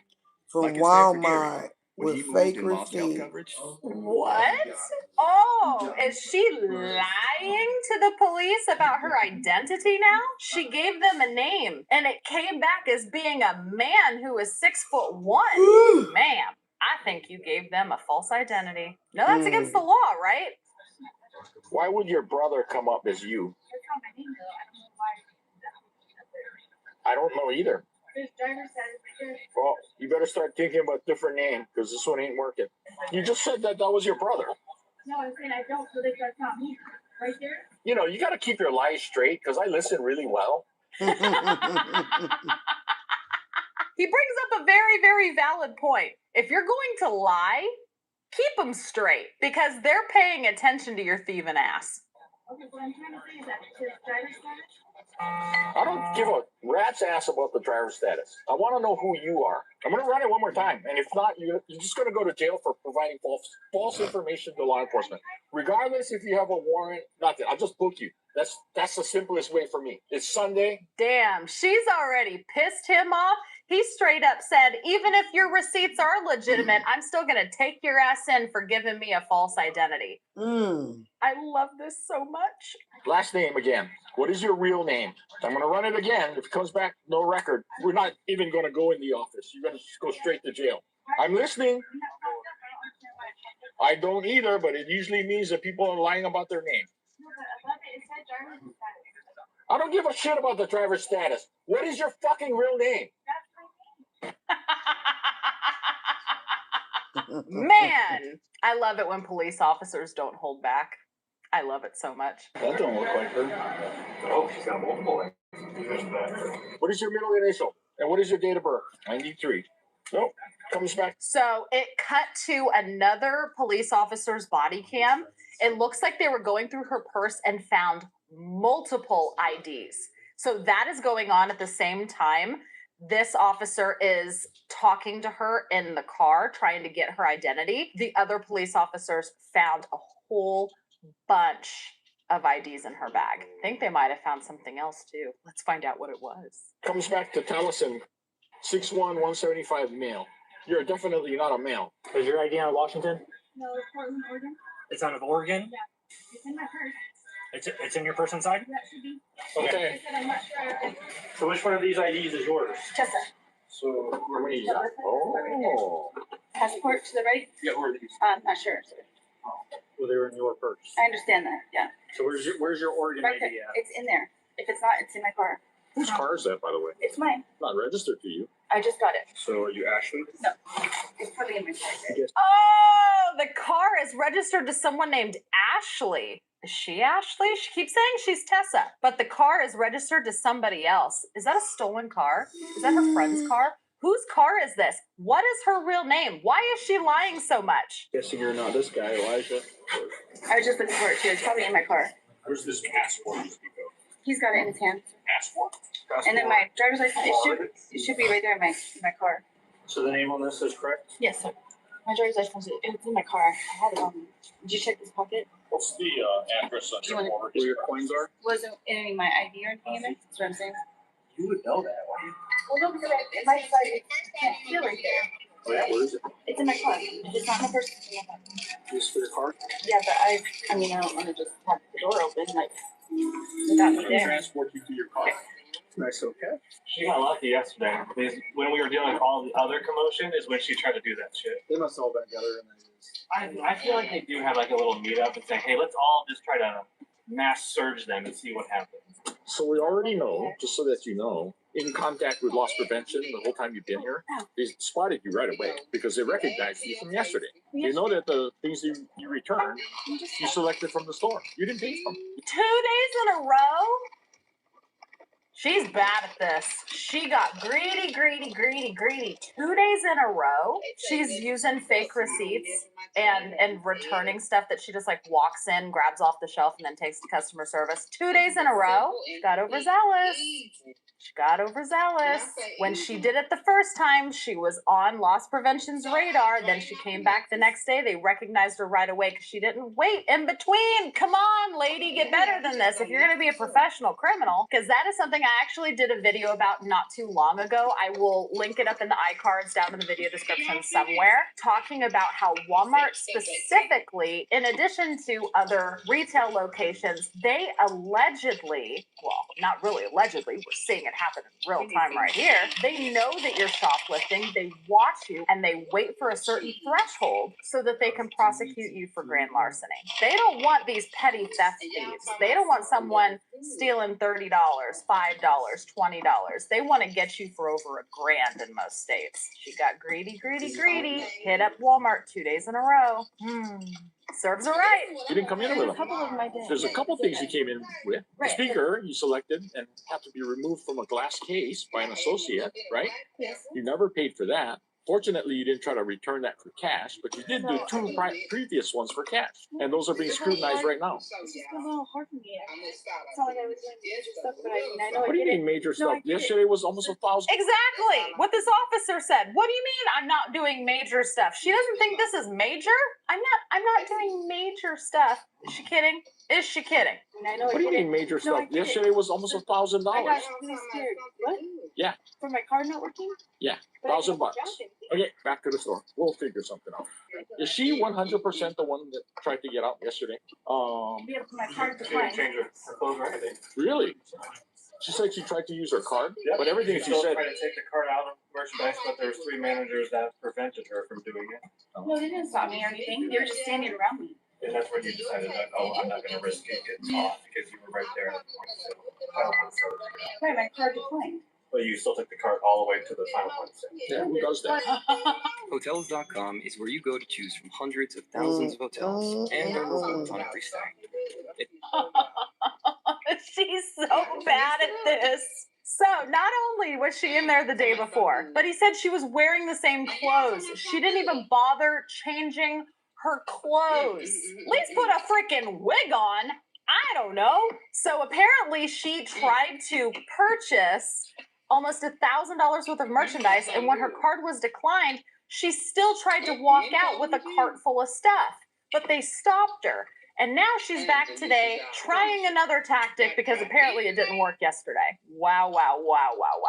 Yeah, who does that?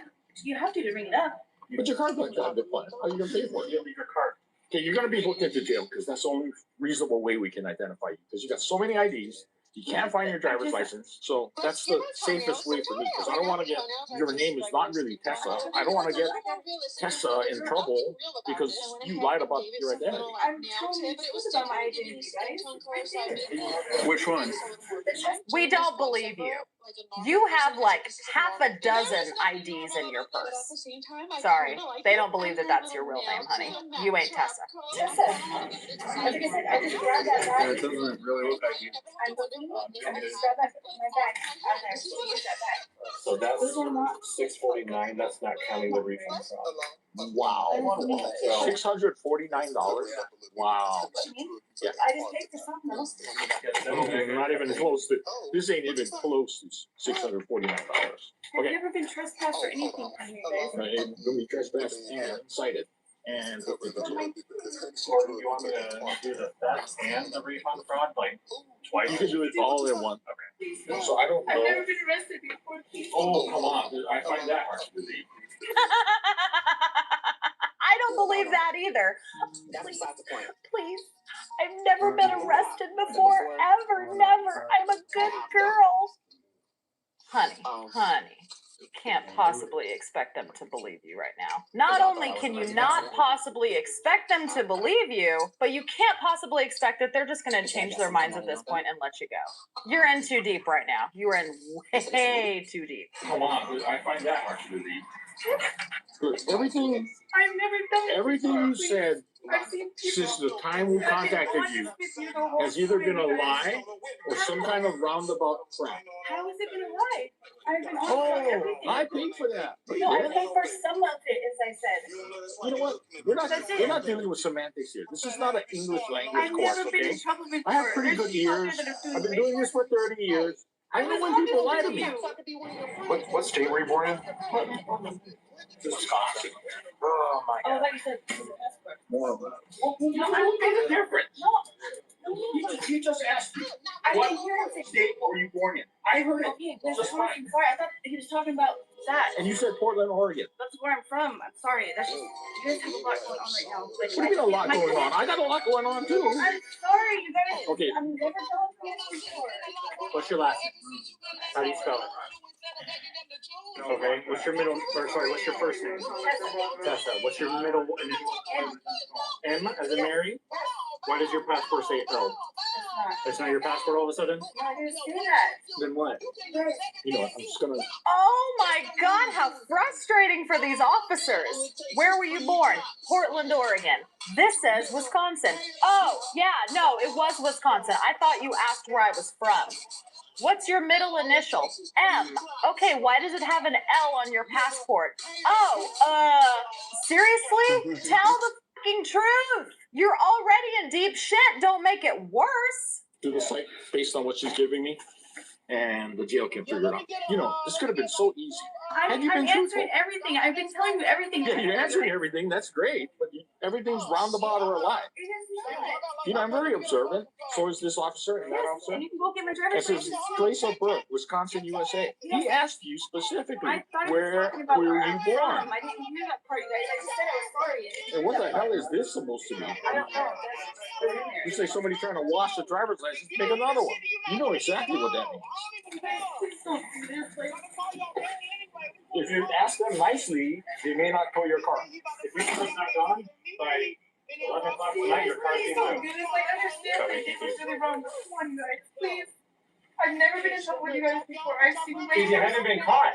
I just Don't moved cry. up here. Your tears are not going to change the outcome. It's not going to I make you feel understand any what I less did was about wrong, what's you going guys, on. but please give me a chance. My job is to make sure you are held accountable. I'm doing I my will part. hold myself accountable for it, sir. I really I will. don't trust you to hold yourself accountable. You hold yourself accountable yesterday. I didn't get caught yesterday. I know you did. That's why My you waited to get car caught by us. didn't go through, you guys, and I walked away from the car. You have lost head on, so we're putting you in the database like you are trespassing Walmart or like. Doesn't matter if it's Yelp where you had an event, doesn't matter where it's Tacoma, doesn't matter Federal Way, any Walmart, you are not welcome on the property. It is trespassing. All I can say is I moved my driver's license, guys. I don't know what else to say. Why? I don't understand what The other officer just went out to your car. We already looked for your ID in there. I don't know what you're trying to get out of this. You're under arrest. I get We need to that. identify you. That's it. You're not. We're not about to be. Okay, you know what? We're sorry we inconvenienced you. No, you guys We aren't. need your. I understand what I did was wrong. And that's why you're going to get booked today, because they're going to take your fingerprints at jail, and then they'll actually identify you. So if you have any other warrants or anything like that, you can probably expect to sit there and serve that time for those warrants. If you have any felony warrants, what they'll do is they'll transport you to King County Jail and have you sit there. If you have any outer state warrants, they'll extradite you back to that state, and you can serve your time there. No. Okay, that's just what I'm telling you is going to happen. Okay, but I don't have that. Okay, then you don't have to worry about it. Then you're just going to serve your time for today's incident. What is that? What is that much time? Because I have. I cannot tell you. It's on the court system. And if I have to get that, what? It's on the courts. So once you go to jail, you're gonna have your hearing. The judge is going to determine all the facts, whether they give you bail or no bail, and then they'll go from there. So I can just take him down to court, say we haven't been able to identify her. She's gonna get charged. Did you do false reporting as well? I did not, because we can't confirm that. So once the jail calls me and says, hey, after we processed her, this is who she really is, then we do it. Okay, good. And then I can always amend the citation. I will do anything to get this right. I said I know I did wrong, and I won't ever come back to school. I promise. You do, you go to jail for that too.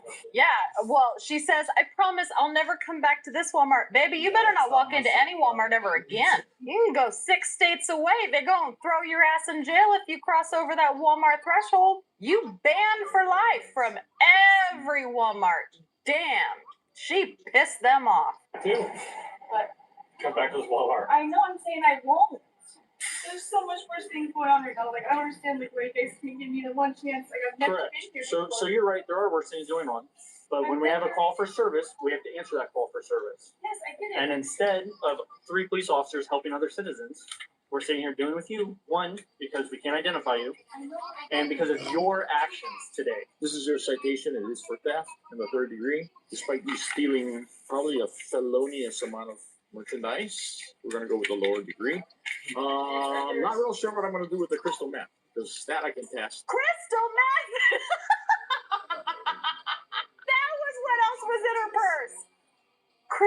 She had crystal meth in her purse too. Now I find it even harder to believe that she's never been in trouble with the law. Oh, she bit off more than she could chew. Way more than she could chew. And they're even being kind to her, giving her a lower degree of theft. It looks like they're not going for grand larceny because they only totaled like $649. And they know damn well she's probably stolen way over the grand larceny threshold. They're still giving her a lower threshold to keep it at a misdemeanor. I mean, they're probably thinking all this shit is going to stack up against her anyway. She's got freaking crystal meth in her bag as well. And she's been giving the officers a false identity. She's in some deep shit regardless. Damn. Because that I can test, and he may sustain a charge because of that. For that little bit. You know what a little bit is? I am. This is not a little bit. This is actually quite a bit. You know, the Blake decision and all that stuff. I've admitted to everything. I've been cooperating with you guys the whole time. I don't understand And why. you know what? If you That's what he did so hard if about you- this. Like, my kid is at home. if you turn out to be Tessa, I don't know if you could hear, but he said this is not a little bit of crystal meth. She's got a lot of crystal meth. She's probably facing a serious ass charge just of that, and she just disclosed she has a kid at home. There are some days I can't believe that people like this really exist, and they do, and they're everywhere. turn out to be Tessa, I apologize. At this point, I'm not believing you because everything you've told us is counter. Can she go out and look at my car for me? No, she doesn't want to go through your car. Are you kidding me? I need Theft. Fortunately, I think this is a gross misdemeanor. So you got that. The problem is that providing false information to law enforcement is a Class C felony. I did that. I'm not. Okay. It's right Okay. there. Yeah. So as long as you're not worried about that. You can't take any IDs that do not belong to you, except for the Tessa one. So that one's detrimental on the show. Yeah. But that's who she's claiming to be. I'll take a picture of that. Tessa Lauren. That may be your sister. No, Your maiden middle when I name? was married, I had last name. No, it's Maurice is a French name, you guys. It's not like that. Like, I don't know how to explain it. So when I say People Maurice, change their last names, not their middle names. it's a hyphen. Last name. It's not. Oh boy. Why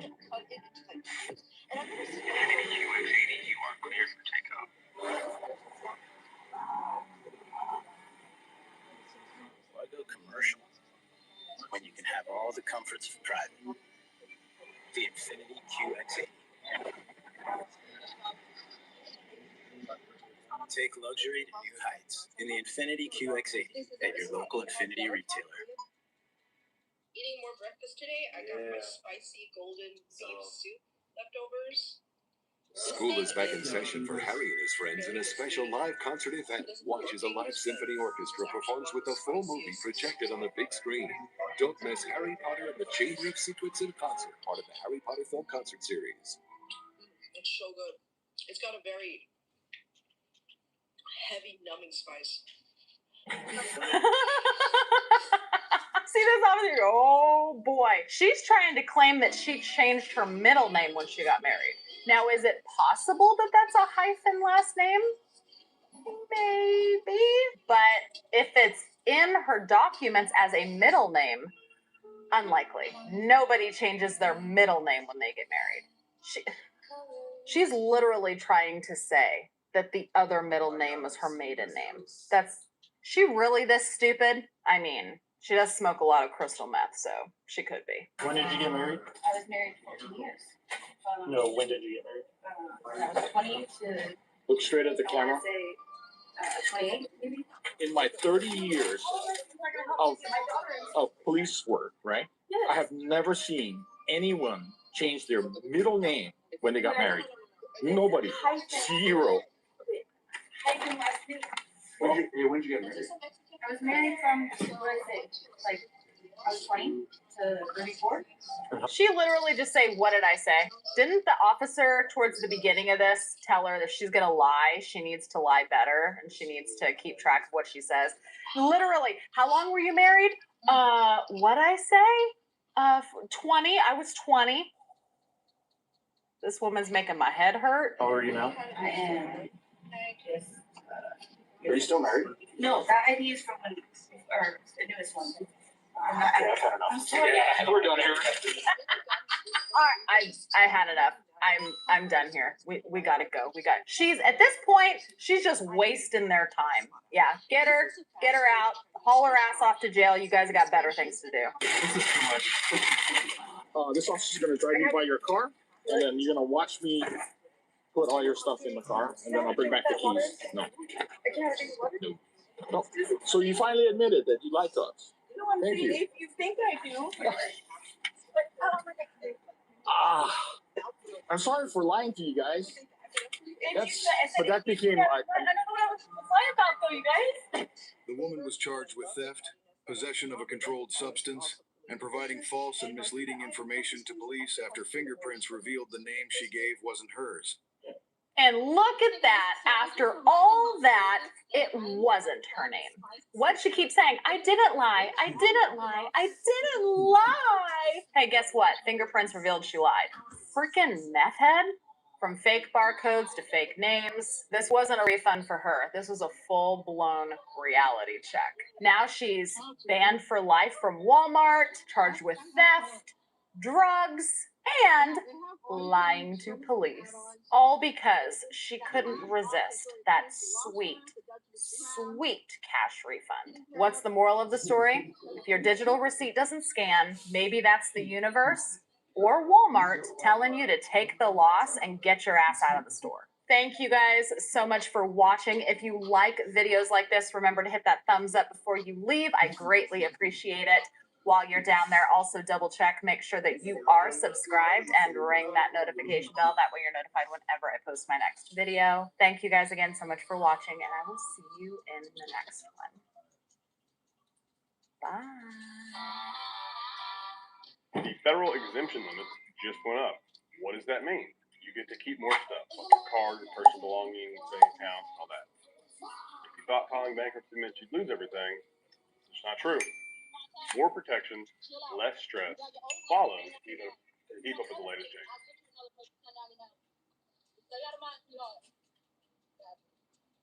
Making it $10.99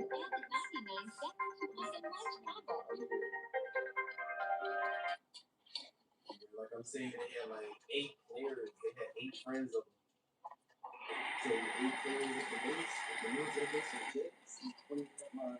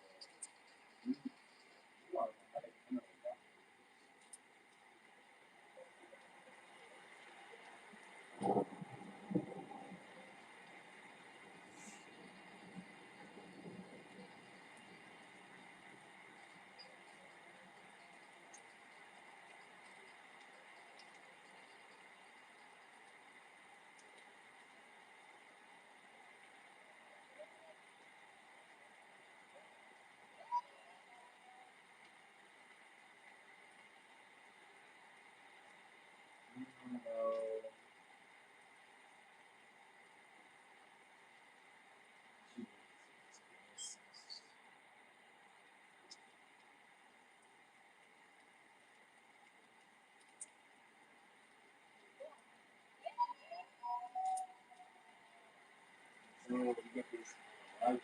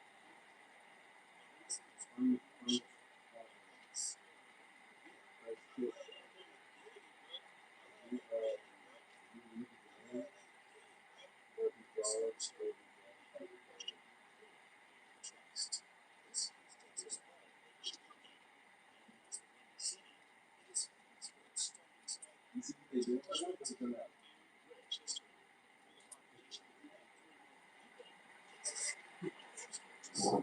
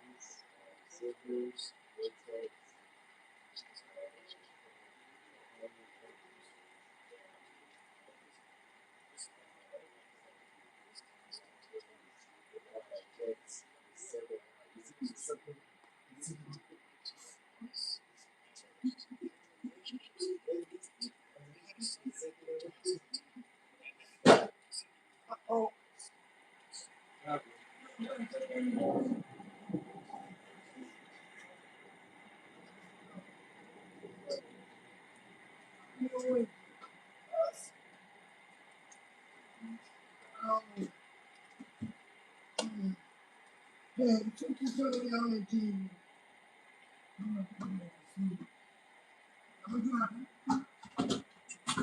Uh-oh. Oh, we got on the table. I was knocked out. I was exhausted. This is a soda.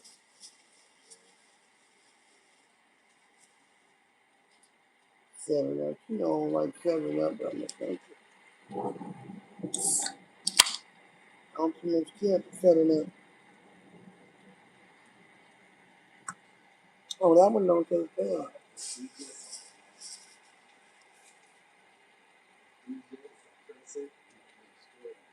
Come on, we need to go over here.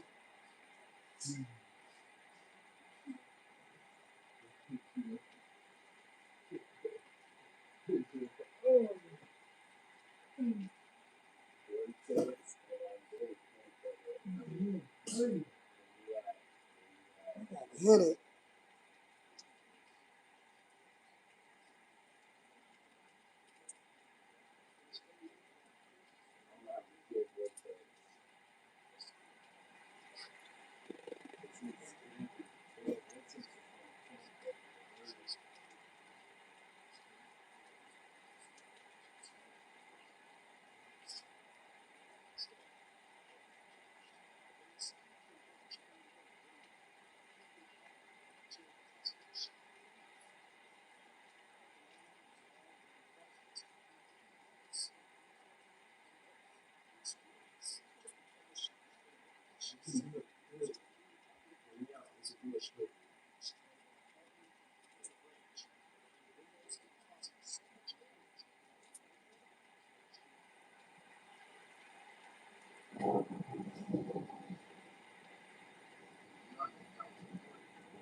Ooh.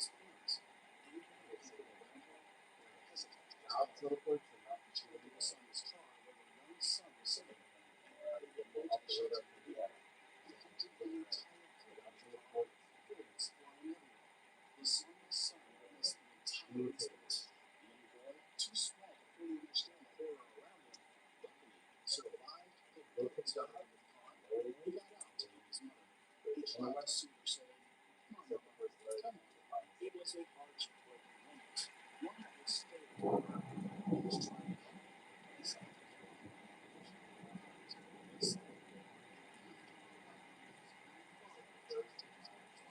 the sound of gunfire tragedy started to walk upon the way.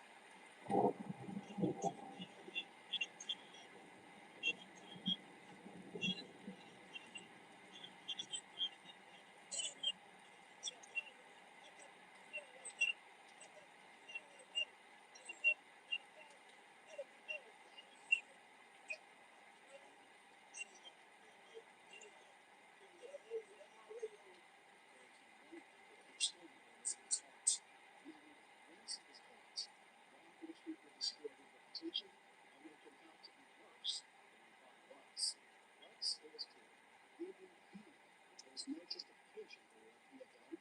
Back at the scene, the son and her family members were rushed to the hospital in critical condition. The bullets had struck her 11 times. Shots of violence.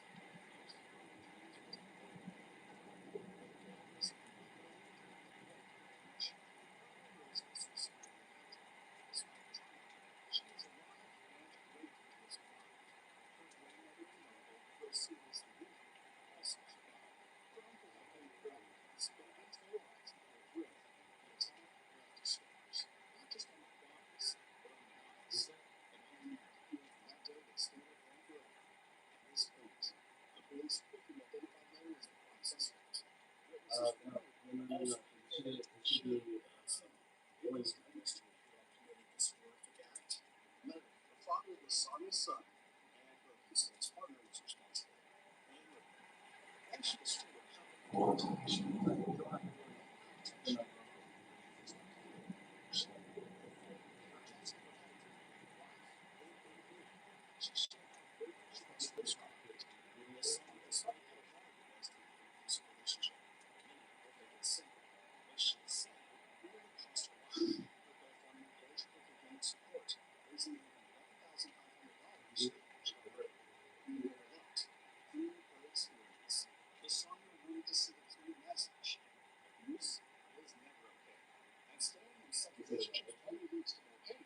while she was fortunate to survive.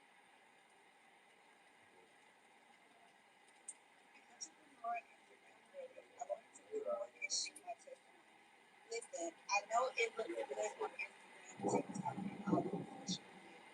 You see the nice cars, you see the all of the and everybody building these multi-million dollar businesses.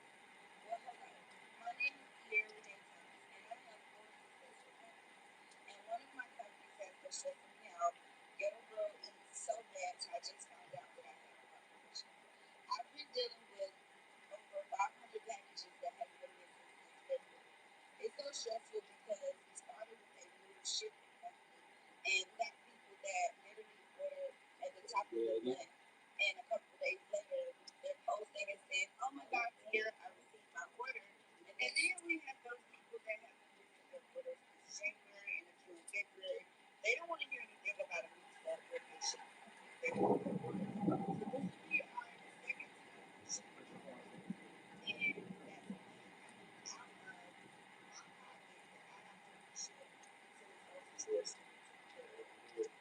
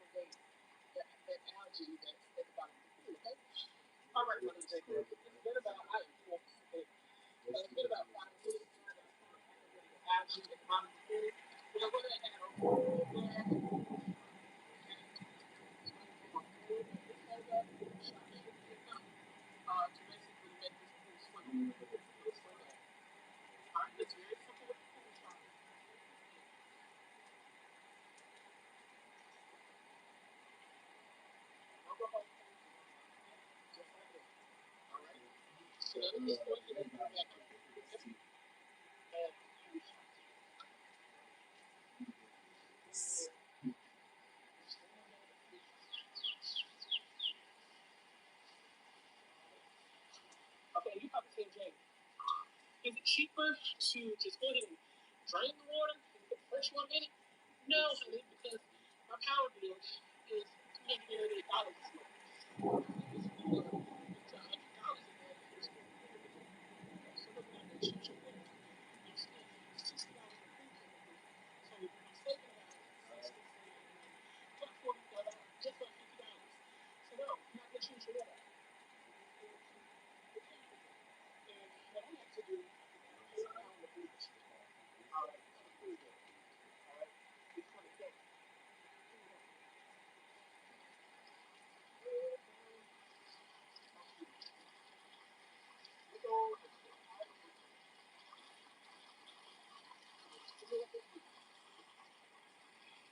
Maybe better just to put fresh water in it. That's just disgusting.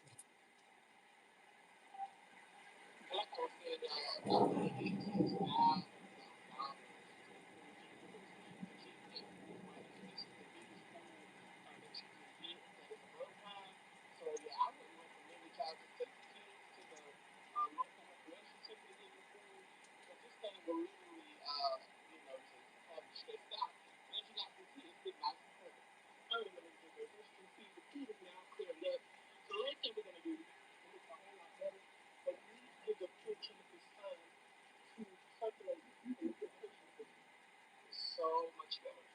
All right, we'll see you on the next one. Bye. Instagram support, this is CTI. Your most custom Instagram feed is full of a bunch of thirst trap and Insta hosts and people sucking on every share. I'm so sorry to do it now, but here's Instagram. We're not liable for what you do. I thought a loyal Instagram user for years of discovering the content on the small tool from A, and now your app is wearing my edge and please take this. I'm not just for it. I just want to have to why? Because obviously this is about war people. Above my pay grade.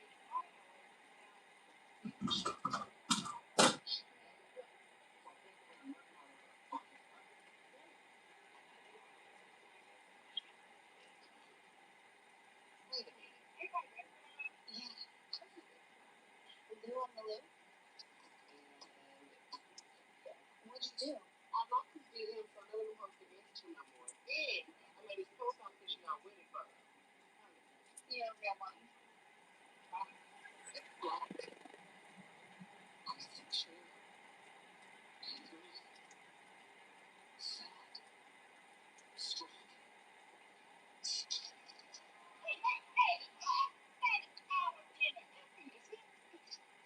It has my name on it.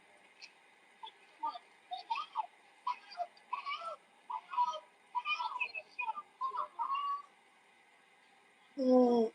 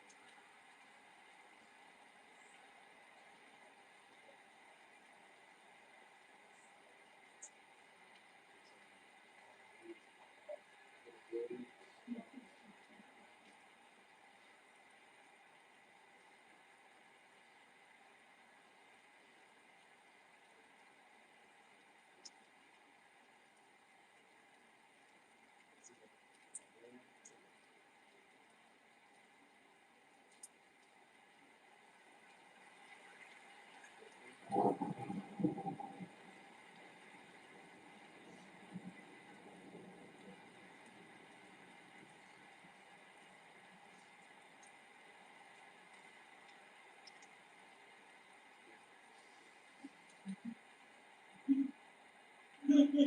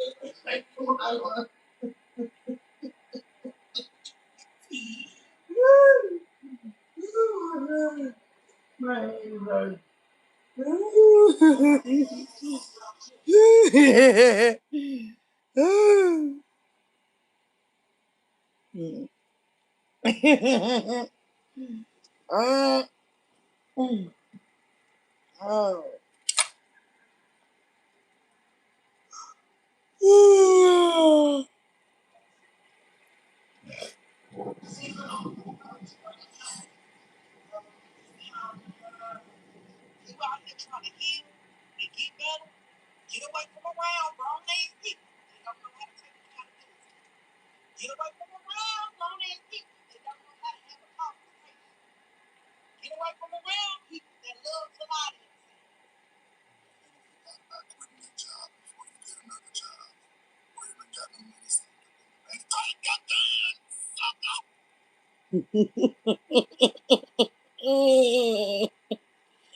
You just be saying stuff because you can't quit. I remember times I said, I used to say, if I'm quitting this job, I ain't got no money in the bank. I have no job lined up. We just be saying stuff. We can't leave.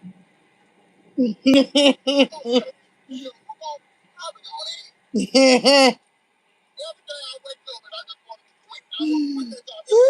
The boss fuck. Oh my God. Y'all don't be all up.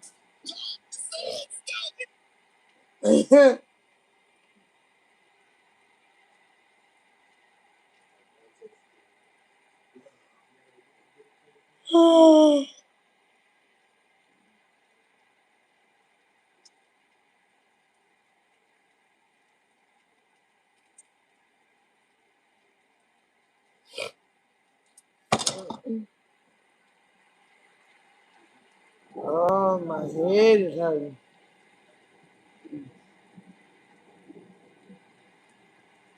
My damn head hurts so bad. Oh.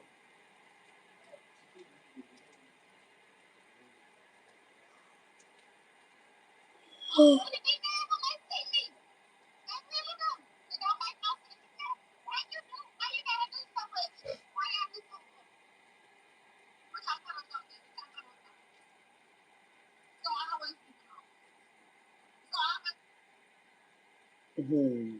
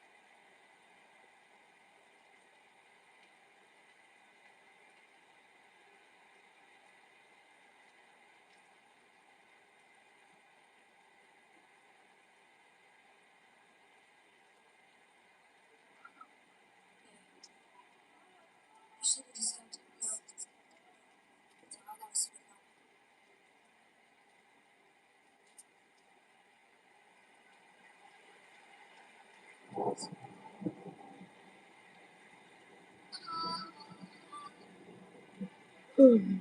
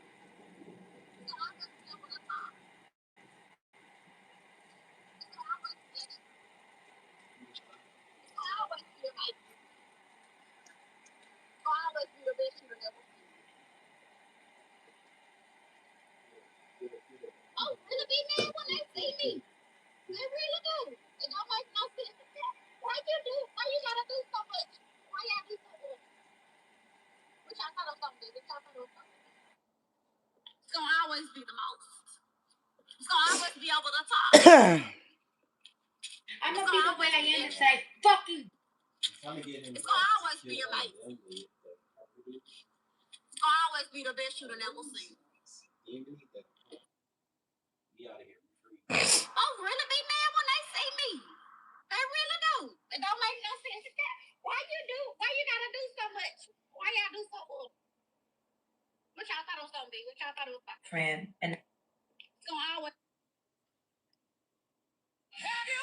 see how it is that we can assist and support the effort of not being stuck. Okay? Yes, ma'am. Tam, you got something you want to add? Well, I was waiting on you to get back to the topic. You did the housekeeping, and then so I just was waiting on that. But if you want me to, I have a few things. Go ahead. I feel like set goals, clear goals is one, and consistent effort is another one. I feel like those are things driven to succeed. Okay. Yeah. Absolutely. You have to be clear. Because without clarity, and keep it coming, keep it coming, friend. Hey,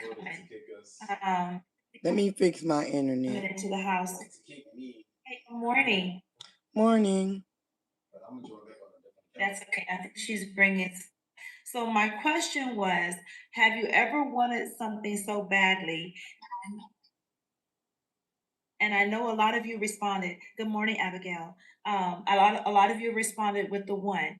Okay, now I want you to put two in the chat if you've kind of learned how to stay with it. Okay, if you've kind of learned how to stay with it. So the first question was, have you ever wanted something so badly? And we put a one. Now, if you learn to stay with that, I want you to put two. Okay. If you've learned to stay with it, I want you to put two. Okay. All right. And don't be bashful. Okay. Because my shameless plug is this. When you hold that stuff in, you don't bring it from down deep from your chest and out your mouth, then it stays stuck there. Okay. If you don't bring it from the darkness into the light, it stays stuck there. If you don't bring it from the back to the front, it stays stuck there. And that's what we don't want to do. We don't want to be stuck. So the best thing to do is to vocalize it, right? Or to put it in the chat. Okay? Vocalize it or put it in the chat. This is helping you not to be stuck, not to allow those things that are holding you like vice grips, right? Holding you back, delaying, and sometimes denying you. All right, we're moving forward.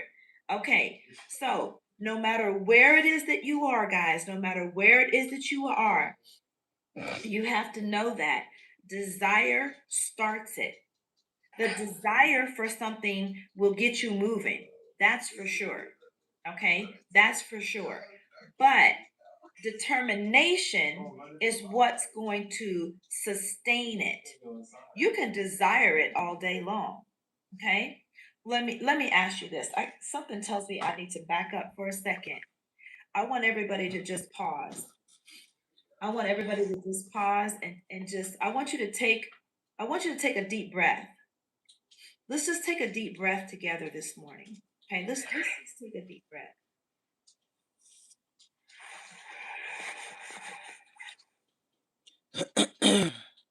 I want everybody to take themselves off mute. Everybody on the panel, take yourselves off mute because we're the example that people are watching right now. So if we can't take a deep breath, they're not going to take a deep breath. I want everybody to take a deep breath. Everybody, and I want to hear it. Let's just take a deep breath. For the person that breathed that real quick, I want you to slow it down just a little bit, friend. I want you to slow. Okay, one last time. Follow my hands, y'all. Let's breathe in.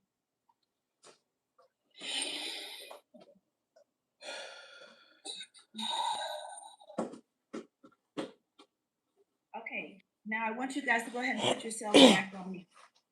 Okay. Some of us, we need to do that a little bit more. Okay. If you know, based on what I'm saying right now, that your breath intake and exhale was really fast, that's speaking more volumes than the effort itself. And I'm moved to just remind you that sometimes you have to take a deep breath just to slow it down, slow the pace of life down, slow the pace of your thoughts down. That's all I got for you on that, but it's very important. Here's something I needed to back up for. I want each of you in the chat and in the panel right now, I want you to just look outward wherever it is that you are. Wherever it is that you are, wherever, look out and lock in and put in the chat what is the first thing that you see. Look forward, put in the chat what is the first thing that you see. Whether it was a coffee cup, a pen, a pencil, a pot, a crayon, a marker, a piece of paper, a mirror. What was the first thing that you seen? You seen your son. Thank you, Miss Lady. Thank you. Okay. There's a lot of other people in here. What is the first thing that you seen? Trust the process, y'all. Tell us, what's the first thing that you seen? You seen your phone. Okay, thank you, Tam. Thank you for that. So Miss Lady seen her phone, seen her son. Tam seen her phone. Kate, what did you guys see? Put it in the chat. You seen the live? Okay, Kate, what did you see? What did you see?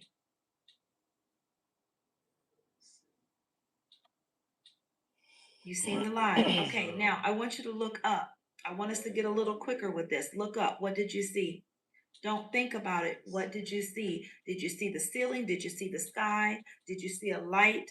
What did you see? You seen books? You seen a ceiling fan? Okay. You seen the ceiling? Okay. Now I want you to look to your left. I want you to look to your left and tell us in the chat, what did you see? We're looking to the left. To the left. What did you see? You seen a door. You seen a coffee cup. Okay, good. Now I want you guys to look to your right. Tell me, what do you see? Look to the right.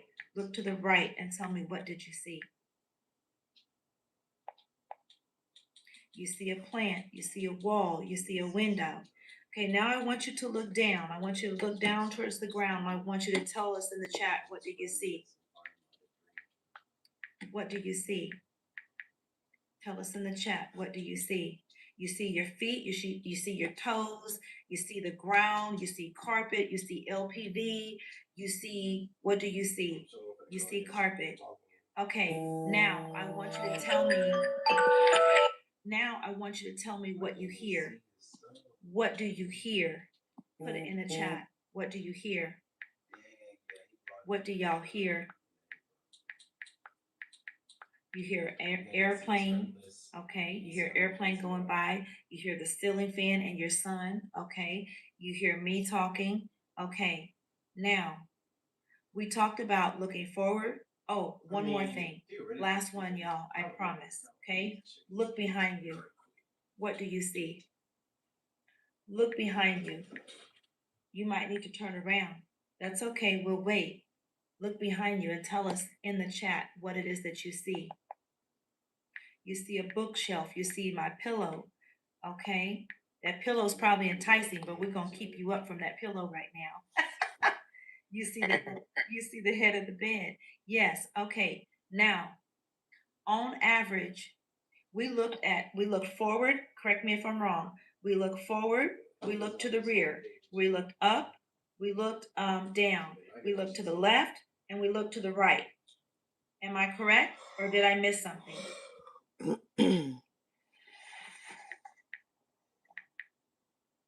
We look forward, we look to the rear, we look up, we look down, we look left, we look right. On average, each of you put in about 3 things per. What's 3 times 6? 18. 18. You know what that is? Listen, that's 18 blessings that y'all didn't think about this morning.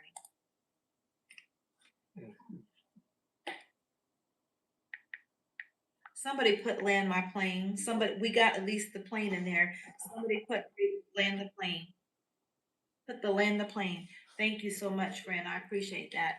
Somebody needed to be reminded of that. And I think we all do in general. That when we wake up in the morning, we're thinking, woe is me.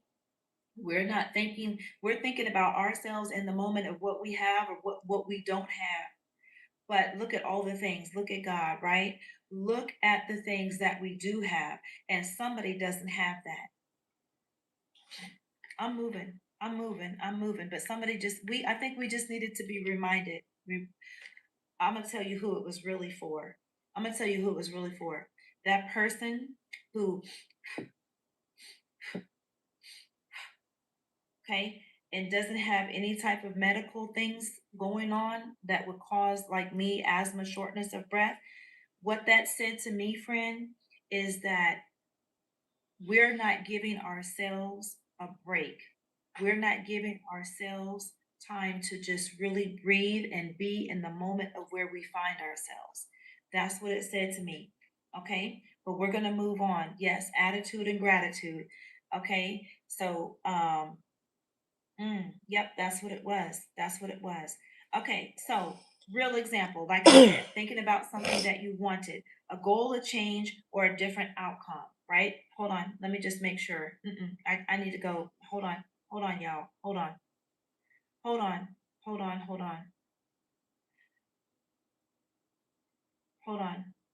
Because I know what happened. I got distracted by that which I needed to say. Okay, so I'm not where I need to be. Let me get back into my outline. Okay, yep, I did that.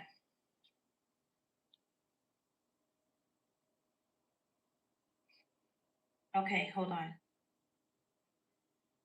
Yes. So the last thing I was talking about was no matter where it is that you are, determination starts it, or desire starts it, but determination sustains it. That's what I was talking about. Okay, now misconception. People think wanting something enough is the end all be all. They think that wanting something enough is the end all be all, but it's not. Okay, it's not. Again, desire, the feeling, they feel desire, and then they assume that it means that you'll follow through. You feel desire. Prime example, has anybody wanted a house, a car, a new job, um, a new job, increase in pay? Has anybody wanted any of those things? Yes, you want a house. Right. So here's the thing. People think that wanting it is enough.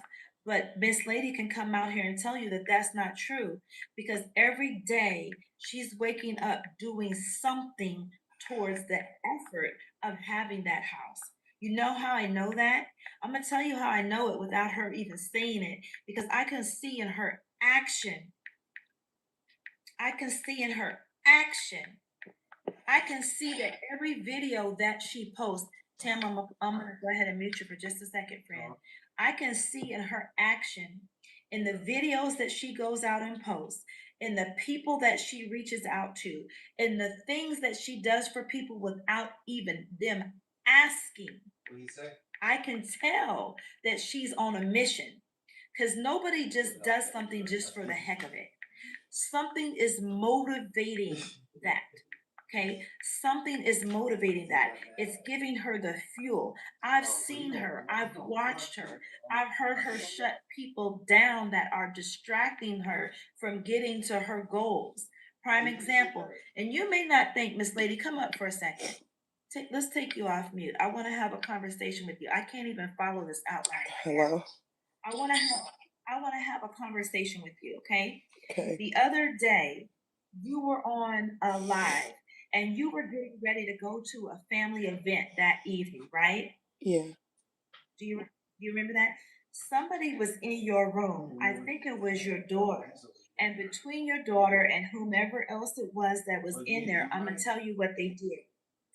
They started pulling at you. They started pulling at you, not in a mean way. I'm not saying that. I'm just saying that they started pulling at you in a way that was taking your attention away from your life. Am I right or wrong? It was my cousin. Yep. Mm-hmm. Yeah.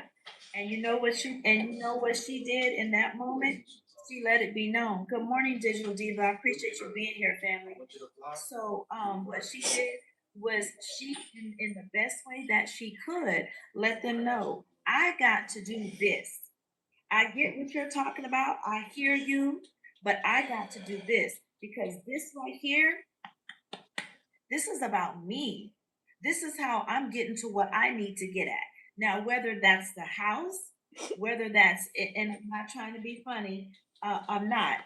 Whether that's the house, whether that's sustaining another day where it is that she is, whether that's another day, week, month of food that's on the table, she's coming out here on business. When she makes those saucy videos that I love. I don't know what y'all think about it, but I love it because I think that when people show different facets of themselves, I think that's amazing. Right. And I can't wait for her and I to have a one-on-one so she can show me how I can go ahead and streamline some of my own content so I can come up and show y'all a different side of me as well. But it allows those creative juices to flow. But that's what I want to say. She knew how to shut it down. And that's something that we have to do too. We need to learn how to shut things down sometimes that aren't bringing us value. And it's not that we're being mean because some of the same things that we're trying to do are bringing value to the people that's distracting us and they don't even realize it yet. Yes. Ooh, wee. It Am I was right or hard. wrong? It was very hard to do, but I did it because I felt like she didn't make me a priority. It was like she was here. She came for my birthday, which my birthday is tomorrow. She came to spend my birthday with me, but she didn't spend a minute with me. Like, and the whole entire time she was here, she was rushing me from what mission that God has me on this mission for a reason. And I have to do what he tells me to do, regardless to what you think I should do. And the places and the things that she wanted to do is not what I do in my life anymore. Like, I don't go gambling and drinking and all those things anymore. And this is what she wants to do. And so I just had to tell her, like, you didn't make me important when you made it here. You decided to stay somewhere else. So I'm going to make this my priority because this is important to me. And if you can't understand that, I love you, but you can go ahead and go. And it may have hurt her feelings, but you know what? You hurt mine. Because you came to spend time with me for my birthday, but really you came for another reason. It wasn't for me. It's always for somebody else. So this time I put myself first. And you had said the other day about God told you to tell somebody something about a house and that you don't know what it is, but he's about to bless somebody and you just had to get it off your chest, right? Well, I got the phone call yesterday, so I go today. I can't hardly sleep. My head hurts, but I can't sleep because I'm excited because I've been waiting 4 years, almost 5 years. Oh, and I'm just so grateful. And I just thank you so much. I don't want to hold this thing. Say that last part one more time. I don't want to hold up. My time is over, but I just wanted to say thank you. You're welcome. You know, you are so welcome, friend. I love you. I love you. I love you too. I really do. Don't be doing that. My heart is so full, Miss Carla. Just like you said, God gonna bless somebody. I heard myself on the radio. And they said, this is a new up and coming artist and she's taking the world by storm. And they played my song. And it was so exciting. I'm so grateful. Thank you for being in my life, each and every one of you. I do appreciate you guys so much. You don't realize how much y'all have enriched my life. Thank you. You are so welcome, friend. That sent chills. You are an amazing person, and you deserve it. You deserve it, and I'm proud of you, and I'm happy for you, as I'm sure we all are. Okay? Yes, ma'am. You all. So again, it's about being driven, y'all. It's about being driven. You got to be driven, and when you're driven, sometimes you got to put people on pause. It doesn't mean forever. I'm new here, but I feel that there is. You feel that because it is, and you'll see it. You'll see it. You'll see it more and more. Yes, she is a sweetheart. She is a smart, amazing. Oh, she is just so amazing, so giving. And I think all of us are in our own way. Okay, all of us are in our own way. But it was that drive that, it just made me think about it, driven to succeed. She had those moments. Kay, she went out there and did that video. Not only did she do that doggone video, y'all, and just so you know, Kay, I have that in my cart. I have it in my cart. And when my little shenanigans subsides, I'm getting it. Okay? I'm getting it. I'm telling you right now. Had you not put it there, I would not have known about it. Had you not stepped out on faith, I would not have known about it. Have you not done that video, 430 eyes would not have been on it. Not only that, Kay, but more is coming. More is coming. More is coming. More is coming. Not only did she do that, y'all, what did she do? She contacted the company. I don't care how she did it and whose advice it was. It was her action that took the advice of somebody else and did it. And I'm going to tell you, Kay, I know one day you're going to get a brand deal. Ooh, Jesus. Okay. Oh my God. Okay. Okay. Okay. Okay. Okay. Okay, say something. I need to hear your voice, baby. Hey, I'm here. A brand deal is coming. It's coming. And you don't even know. You don't know what you started. Mm-hmm. Mm-hmm. She gonna have us all up in here crying again, y'all. I just feel like y'all don't really know. I have never been disobedient in my life. I have never been disobedient in my life, and it's almost scary the way things are coming in. It really is. And it's scary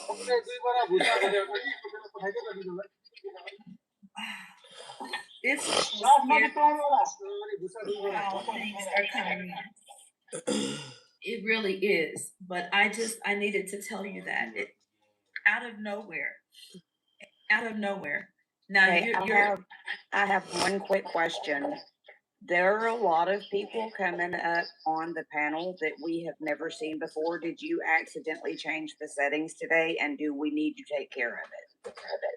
No, I didn't change the settings. Kind of, sort of, yes. So what TikTok did was it sent me a message. So being obedient to God, or the universe, whatever it is that you believe in, is one thing. Being obedient to TikTok is another. Okay. So what happened was TikTok sent me a message and suggested that we invite people to come up. They don't have to talk. They don't have to talk, but that's what it is. So I'm trying these tools out so I can tell you about them. Okay. I just wanted to make sure. Yep, you got it, friend.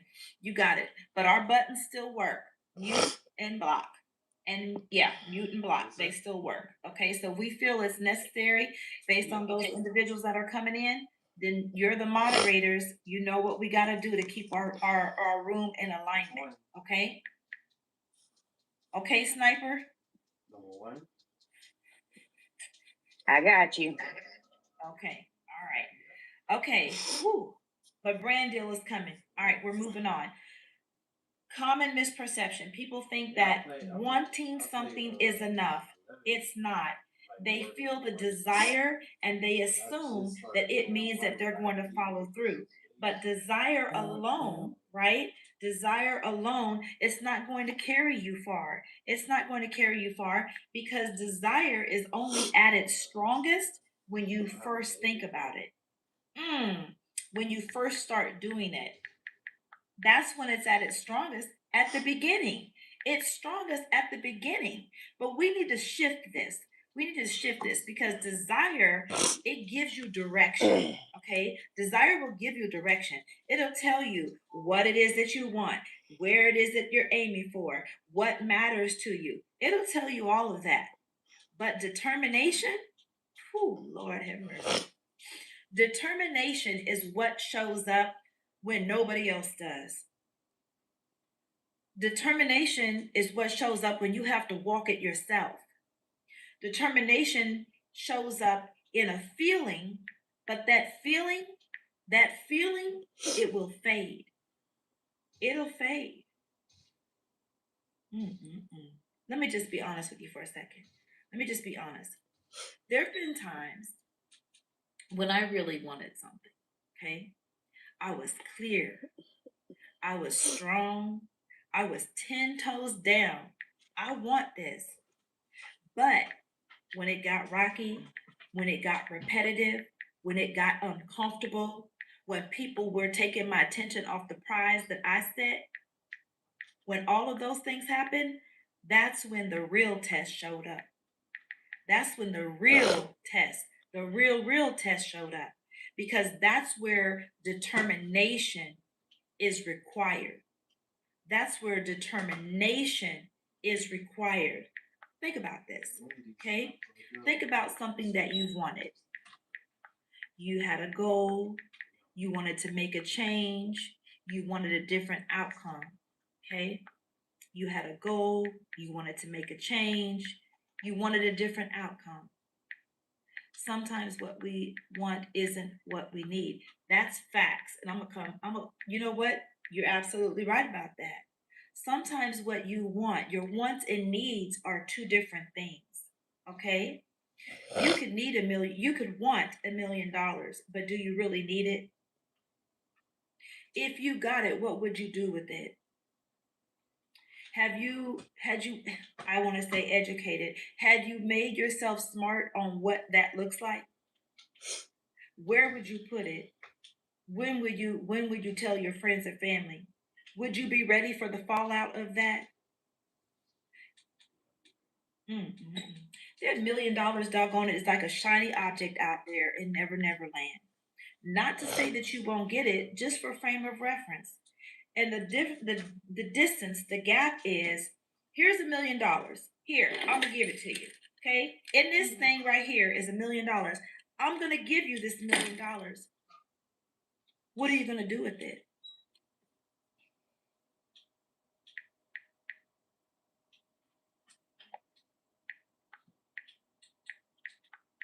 What are you gonna do with it? You have it. What are you gonna do with it? You know what I think that silence is?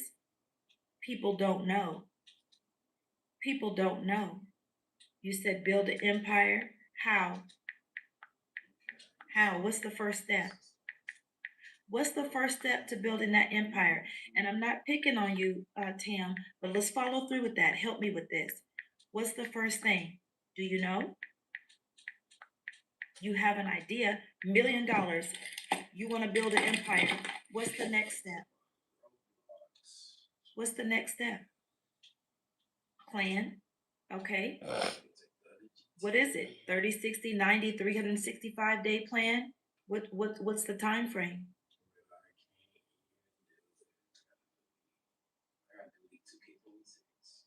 Tam's coming up with some. And the money will only go so far. The hard work is what's going to pay off in the end. I've learned when you've been given stuff or handed stuff, you don't work as hard as you would or appreciate it as much. You do. Okay, then let's go ahead and run with it. Or appreciate it as much as you would if you had worked harder for it. I'm like, at this point, I really just need to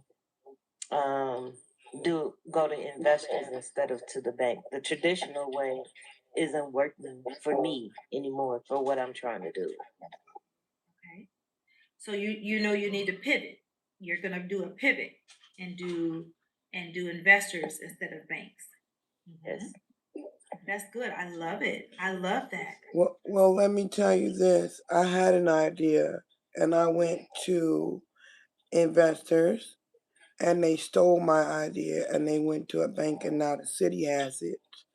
I was starting a tiny house community and I had the whole plans and everything. It took me 10 years to get the plans in order, and I took it last year to get some backing, and it was stolen from underneath me.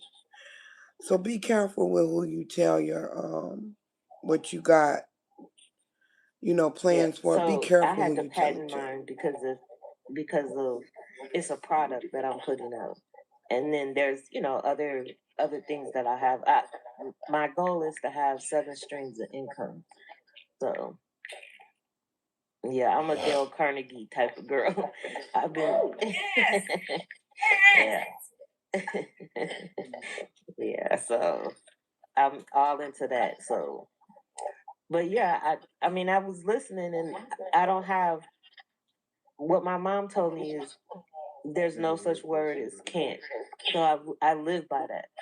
So if you can't do it this way, then or you it's not moving this way, then you pivot like you said, and then you do it. You go around because there's always ways to do things. And one of my African friends, he said that he said, "Oh, it's always a way to do something." Or the term more than one way to skin a cat. Can't because they didn't try, but can because can tried and did. Come back to that. Miss Lady, when you did that, did you put anything in place between you and the persons that you were courted with in terms of like an NDA or something like that? Did you do that? I didn't know to do that. I just had the idea and I felt it was a need for it because I feed the homeless on Sundays. And I was doing that with donations. And so I was thinking, maybe I could have a place for them to go.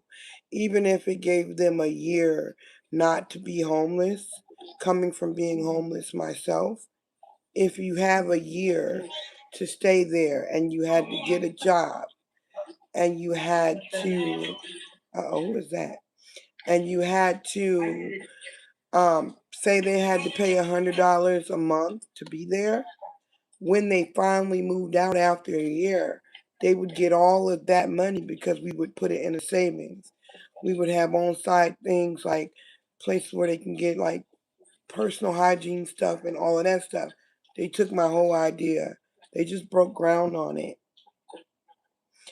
They just stole it right from under me because I was trying to get the right permits, the right places, the right things to go, and it was just stolen from me. Yeah. Okay. So the key to that though is thank you so much. The key to that though, Tam, and everybody else in here, Kate, y'all know, Miss Lady, you may know too, that I've been sending. Why I sent Miss Didi off of our page today, off of our discussion, is because I sent her a non-disclosure agreement. Okay, so that when she sends me her ebook, there is safety in that.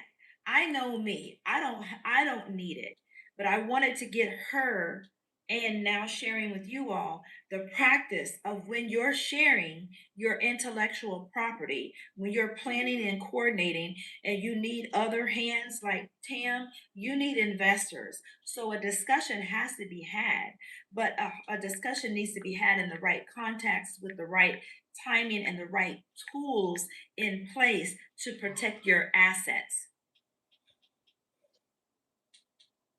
Okay, that's what I needed to share. Yeah, I was gonna say, there's, to add to piggyback off what you just said, there's a whole compliance thing.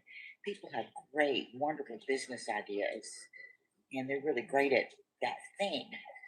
But the underbelly of all that is compliance to protect yourself. And people do not know what that is. They think they have this great idea. Like when my song was stolen because somebody asked me to play it, and then the girl stole God is Working on Me. Something where we're going to call in. Okay, I know God is working on me from me, and now she's made millions off of my song. person, but I'm going to need them to come into the room again, and they will, and I'll see it, and that's when I'm going to ask the question for them to come and piggyback off of what Kate will bring to the table, with her being a tax strategist. This is a part of what she wants to talk Hey, about, nephew, informing welcome. businesses and giving them ideas of ways that they could go. Kate, let me just do this. I know I'm putting you on the spot. You weren't expecting this, but sometimes we have to go with the flow of the conversation. Okay. I want you to share with them the things that you did with us about what you want to do and the tools that you're going to start working on in the background or you're working on right now that kind of help businesses, new and upcoming businesses, know which direction How it you is doing that they today, should nephew? go. You want to speak to that for a second? I think I might need to Typically, restart the whenever I'm live. working with What you somebody think, with nephew? strategy, is you're dealing with an economy that constantly shifts, so helping your business shift to accommodate that economic upturn or downturn. And You to be think able I to need to restart survive so those the shifts. live won't be so long? You can't be so stuck in one thing. And part of mine is I want you to understand what your compliance is. You need to be aware of that, and particularly because I do bookkeeping and tax, it's also you need to have financial controls in place. You don't ever hand your checkbook over to someone just because he's your buddy. You don't do that ever. Don't do it to me. Don't think because you're going out of town you shouldn't do that. Will I cover you? Yes, it's one instance, but you need to have a backup control kind of thing. You don't just do those things. That puts you at risk. Using those situations and scenarios. You just don't. That should not be within your practice. You should have boundaries around those things. So you don't end up with somebody using your account. Those things are so commonplace because people just don't know what they don't know. Having the right computer protection. Some people do not know not to put that. Nephew, make sure you follow my artist page. My artist page is, you want me to tell you what it is? So you can follow me over there and I can make you a moderator? Cause I'm going to be live on my artist page playing my music. And you get excited and you want to share It's it with the MZ world, Lady D and you don't even think for a second, should I _00. I protect myself? It just so happens. I mean, and you know what? With me, can Miss Dee Dee trust me? Absolutely, but everybody's not going to have the level of integrity that I have. Everybody's not going to. You put $1 million in here, guess what? You come back 10 hours, 10 days, 10 months later, that damn $1 million is going to still be there. Trust me when I tell you that. Okay. Mhm. But everybody we know in life, everybody is not that way. So that being said, you need to protect your ideas. Okay. And so in this just brief moment, of listening to the experience that Miss Lady had, and and kind of speaking to Tam and kind of caveating off of what her mom has already shared with her. First of all, there's whatever it is that you want to do, you can do it if you put your mind and your back into it. Okay. You put your mind and your back into it. Okay, they didn't make up that song without reason. Put your back into it. You can do it. Put your back into it. You can do it. Put your back into it. Okay, you can do it. That means just get the hard work in. Get 10 toes down. Get dirty. Get grimy. Get messy. Okay. At the end, that mess, that dirt, that grime, it's gonna come out shiny. Okay, it's going to come out shiny, but you got to be smart. And now that you know, the next time you do something, you put those protections in place so that somebody's not wandering let off me with your restart the idea. live And then stream. you're like, damn.